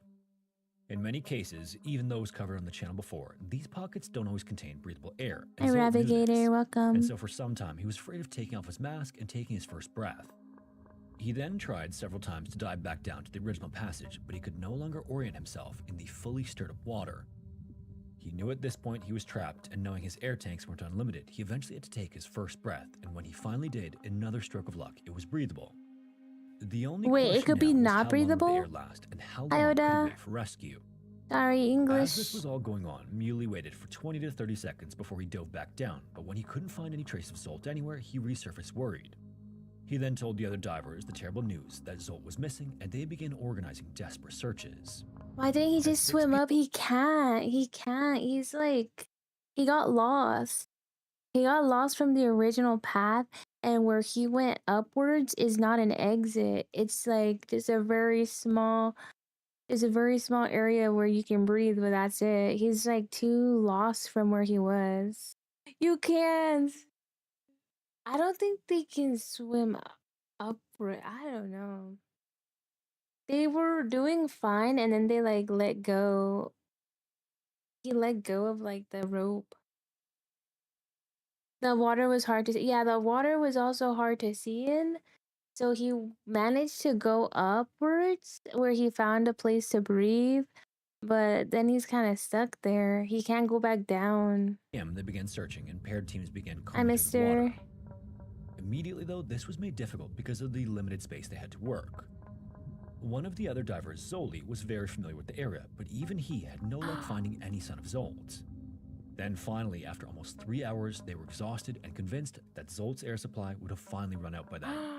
After so much time, there was just no hope left. They then alerted the Hungarian Cave Rescue Service at 9:12 p.m. to recover his body and started clearing all the equipment that might get in the way of the search teams. While waiting for the teams to show up, though, something happened. They were standing in silence, staring Hi from at the water Iran. surface, when a Hello. distant sound suddenly echoed a faint hello. At first, they thought someone had been left in the cave without a light and was calling for help to climb down the ladders. It's It the took a while guy. to locate where the sound was coming from, but finally they found it. A tiny crack in the wall, 9 meters from the dive base and just 3 meters or 10 feet above the water level. When they finally realized the result, they were overjoyed. They were then able to talk to him and confirm that he was safe and had enough air to breathe. Now they just had to get him out of there. The alcove where he was stuck was cramped and he was sitting upright in an awkward position with his feet in the water. For 3 hours, he had shouted without any response, realizing that he could possibly die there. He also shivered in the cool air, with his wetsuit only offering limited protection. He also avoided drinking the potentially contaminated water, fearing diarrhea and further dehydration. Maybe worst of all, though, was the silence. The silence during that time was awful, and all he could hear were faint surface sounds filtering through the walls. When rescuers showed up sometime later, they determined they had 2 options. The first was an underwater extraction, and the second was tunneling along the crack where they heard Zolt's voice. Underwater extraction was seen as the first and easier choice. They knew he was trapped in a previously unknown part of the cave, but it had to be simpler than tunneling through an untold amount of rock. So several more divers went down, but the visibility was just so bad that it was difficult for them to even read their instruments, even by holding them directly in front of their goggles. It was apparently like diving through coffee. A short while later, a man named Laszlo, one of Hungary's most experienced rescue divers, arrived. And importantly, he brought special equipment with a long hose to allow him to stay underwater for several hours straight. Laszlo then dove into the cave, expecting the rescue to be quick, but he quickly ran into problems. In the murky water, he couldn't even find the entrance to the Devil's Pub at first. That's where they went in, the Devil's Pub. His second dive would go on to Pub. last 4 hours, but it also failed. There were issues with his equipment hose too. The first 50-meter one proved to be too short, and then the second one got tangled up. As all of this was going on, the rescuers were constantly talking to Zolt through the crack and with Laszlo, but it didn't help. My eyes, Even yeah. after all of that, they simply couldn't find him. I don't like cave diving. On day 2, on Sunday morning, Zolt's parents and wife showed up, and it was becoming obvious that the These search could videos take are days. scary. The rescuers realized that they might not be able to get him out through the water, so they decided to try to make a tunnel. Tunneling then began, but the hard limestone required special diamond drills, fuses, and micro-explosives to fracture the rock before pneumatic hammers could be used. As the rescue It's just a continued, toggle. aid shipments came from across the country. Organizations, schools, and worried citizens sent warm clothes and food to help the rescuers, who by then were totally exhausted. Some slept only 2 to 3 hours whenever possible, while others continued working. The opening was soon large enough for 12 people to work simultaneously. On day 3, diving and tunneling continued, and communication had to be done through the tiny crevice, and they tried lifting Zolt's spirits while he was trying to guide his rescuers closer with instructions. Divers sent light signals with strobes, and they even released ping-pong balls underwater in hopes one would float up to Zolt. They also tried to settle the silty water by using chemicals to clear it and improve visibility. These chemicals are used to bind stirred-up mud and particles floating in the water, causing them to stick together, get heavier, and then sink to the bottom. Unfortunately, this only works slightly, increasing visibility to just around 20 centimeters or 8 inches. As all of this was going on, as you might imagine, inside the alcove, time crawled. Then in contrast, for the rescuers, it raced. Everyone knew Zolt's condition was worsening, and they needed to get him out soon before it was too late. Progress was slow though, 3 meters or 10 feet by day 2, then 6 meters or 19 by day 3, because my it turned God, out they needed to drill guys. much deeper in the hard rock than they first thought. Mining experts had previously suggested that they could blast open the crack the rescuers and Zolt were communicating through, but several rescuers believed this wasn't practical. It wasn't even certain that he was on the other side of that specific crack. Oh my On top of god, all of that, it chat. might be too dangerous. The work noises calmed Zolt a little bit, but he was also cold, hungry, and tired. After being trapped for so long, he was losing his patience, and he scared the rescuers when he said he might try to exit the passage on his own. On day 4, in the early hours of Tuesday, the tunnel was estimated to only have 4 meters or 13 feet left. Zolt, however, kept falling in and out of sleep, waking up to the sounds of the micro-explosions. All the blasts made the alcove smell like gunpowder, but finally, there was a breakthrough in locating him. Zoli and the team had come up with a new idea. Earlier, they had mapped known sections of the Devil's Pub. Combined with Zolt's dive computer data, it would allow them to pinpoint and narrow the search area. So waking him from the half-sleep, they asked him for his dive computer's last depth data, which he shouted through the crack. This then immediately clarified where he had gotten lost and where to search. Laszlo then continued searching, feeling blindly around in the murky water. Then, at 11:40 a.m., he finally reached the alcove. He surfaced and immediately examined Zolt, whose condition was stable, but there was still a race against time. From that moment on, He rescuers made took turns it. keeping Zolt company, and someone was constantly by his side. The rescue divers then delivered glucose and electrolyte drinks, and then heating pads, insulating foil, and even a makeshift bed. But then his condition began to deteriorate. The plan was to get him out after breaking the wall to avoid having him dive out. In his weakened state, he wouldn't have been able to swim out under his own power, and if they tried to rescue him by pulling him through the cold water, they would risk him going into shock or fainting. Oh my In god. the late evening, they still hadn't succeeded, and his condition became alarming enough that a doctor was flown in by helicopter. He started treating Zolt with oral medications, but his pulse was barely noticeable and kidney shutdown was feared. He was dying. The doctor then called up for more meds and would end up spending 11 hours straight in the water. After a while, Zolt's condition finally started improving and he could begin eating solid food. Then his body temperature returned to normal and he gained some strength.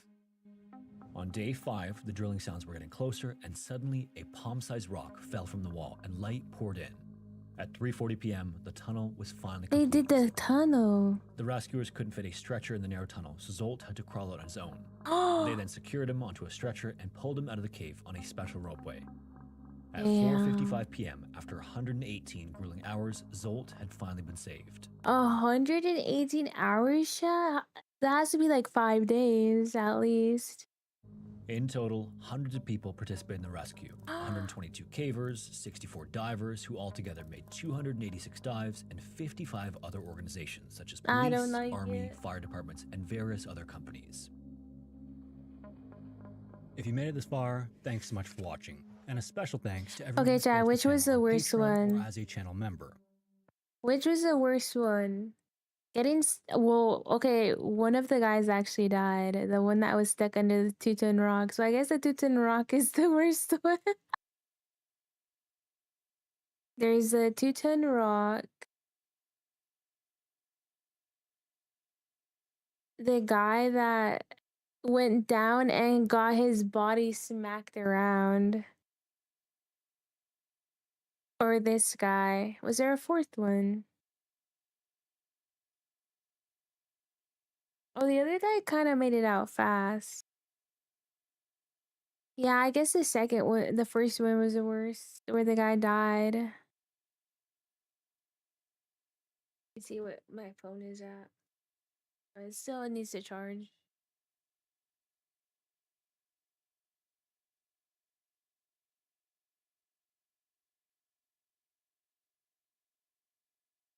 Let's watch a coffee house again.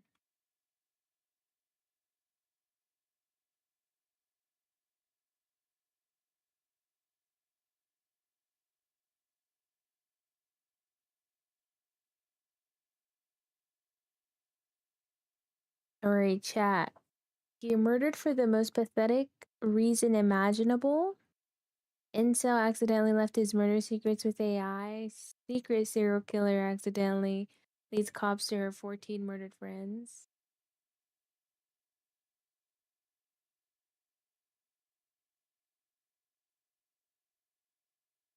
What are we thinking?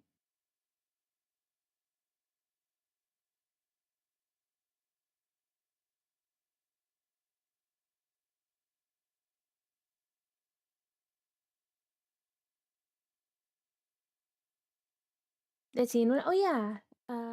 The teen one. Oh, this one? Arrogant teen thinks she can get away with murder? Let's do Cold's one. And we can do the AI one a different day. Alright, I can do this one. So, let's talk about Tasman Glass and these two. It was in the early hours of June the 7th, 2018, that flames were seen rising from a remote piece of land near Loch Kinoddy in Angus, Scotland. After seeing an orange hue in the distance, locals called the emergency services, and after Alright, Cold. firefighters This one has to be close to your age, so tell us how do you feel about arrived this? at the property, what they found was haunting. A car burning alone in the darkness, far from any house or witnesses. Today's teenagers. And just outside the wreckage was the body of a young man. And what the fire hadn't destroyed yet told a very disturbing story. It turns out that the victim A man who was well known in the area and an ex-boyfriend to a small-time singer had not actually died from the fire. Instead, he had been violently attacked before his car was even set alight. And what detectives would uncover in the days that followed turned this case from a typical tragedy to a wild story that many locals still find hard to believe. Hi there folks, my name is Adrian, and today we're looking at a case that involves His hair romance, looks deception, different. honey traps, and murder. In this video, I'm taking you to the beginning of summer in Scotland, where in the UK, the sun is finally out and it almost feels livable. You see, it was during those months that a man named Stephen Donaldson went to a park named Peter Pan Park to meet his ex-girlfriend. The thing is, he would never walk away alive. You might not be surprised to learn that the two had a very turbulent history and they had a lot to patch up, so he agreed to meet her. But when he never returned home that night, and then there were reports of a burned out car nearby, well, this is where the story starts to go from not comfortable to dark. So let's unpack this story together because honestly, it's a wild one. On that note, if you haven't subscribed yet to Coffee House Crime, I post true crime videos here weekly, so if that is your sort of thing, I would really appreciate it. And now, let's get straight to this video today. Please, grab yourself a coffee and let's caffeinate while we investigate. This is the case of Stephen Donaldson. Stephen Donaldson. Donaldson. Hey, before we begin today, did you know that I sell my very own coffee? Go to classifiedcoffeeco.com. Death is also noted. Stretch of life is a place thing. I would really appreciate it. And now, let's get straight to this video today. Please, grab yourself a coffee and let's caffeinate while we investigate. This is the case of Stephen Donaldson.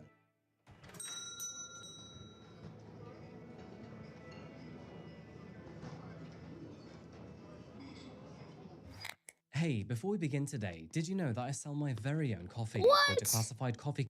I thought you skipped this. Obvious reason. It's half deserted towns. And by the way, this is seriously good stuff. Country on these for supporting me. Welcome to Angus, folks. Angus. This beautiful country on the east coast of Scotland is a place defined by its farmlands, small towns, winding country roads, and very dramatic coastlines. Life here moves slowly for an obvious reason. It's half deserted, but all the same, bloody beautiful. In Angus, you won't find much more than the distant rumble of a tractor and maybe haggis. Nothing that is likely to draw national attention. However, in June of 2018, all of that changed. It was in the early hours of June the 7th that emergency services were called to a rural stretch of land near Loch Kinoddy, which is a small freshwater loch and nature reserve in central Angus. There were reports of a vehicle that was on fire, out in the darkness and far away from houses and streetlights. By the time that responders finally arrived, the fire had unfortunately almost entirely consumed the vehicle. However, what they managed to find after that made it clear that this was no simple fire. Around the car, investigators also noticed bloodstains on the ground nearby, and by the side of the wreckage were the charred remains of a human body. They also realized that the body had suffered severe injuries to his head, neck, face, and legs. Detectives would later describe the scene as one of the most shocking that they had ever encountered in their careers. Death is unfortunately an inevitable experience, and murders do happen quite frequently. However, the details to this one were simply unforgettable. So, going into a little more detail here, the car itself was severely damaged. In fact, the fire had destroyed large sections of it, including its license plates and many, but not all, identifying details. Naturally, this left police without any obvious way to identify who the victim was at this stage in the investigation. And although they would find a mobile phone among the debris, they realized that it was badly burned and its casing had been warped by the heat. So it was no surprise to learn that when they tried to power the phone on, nothing happened. It was effectively dead, meaning that investigators had to find another way to identify their victim. Now, thankfully, it would not take long for investigators to realize that there was actually one piece of identification that had in fact survived the flames. And I think that all of you car enthusiasts out there will know this already, but of course, that would be the engine's number. With the numbers stamped into the metal, it's one of those details details that will often survive intense fires, Look because at that is this. kind of the reason for it. And so, with this number in hand, detectives finally had a lead. So, after running the identification number through both local and national databases, they This realized that it belonged expression. to a white BMW Series 1, which, by the way, is not the kind of car you'd see in this area. The model was relatively expensive and not the kind of car that you'd find in a rural community like Angus.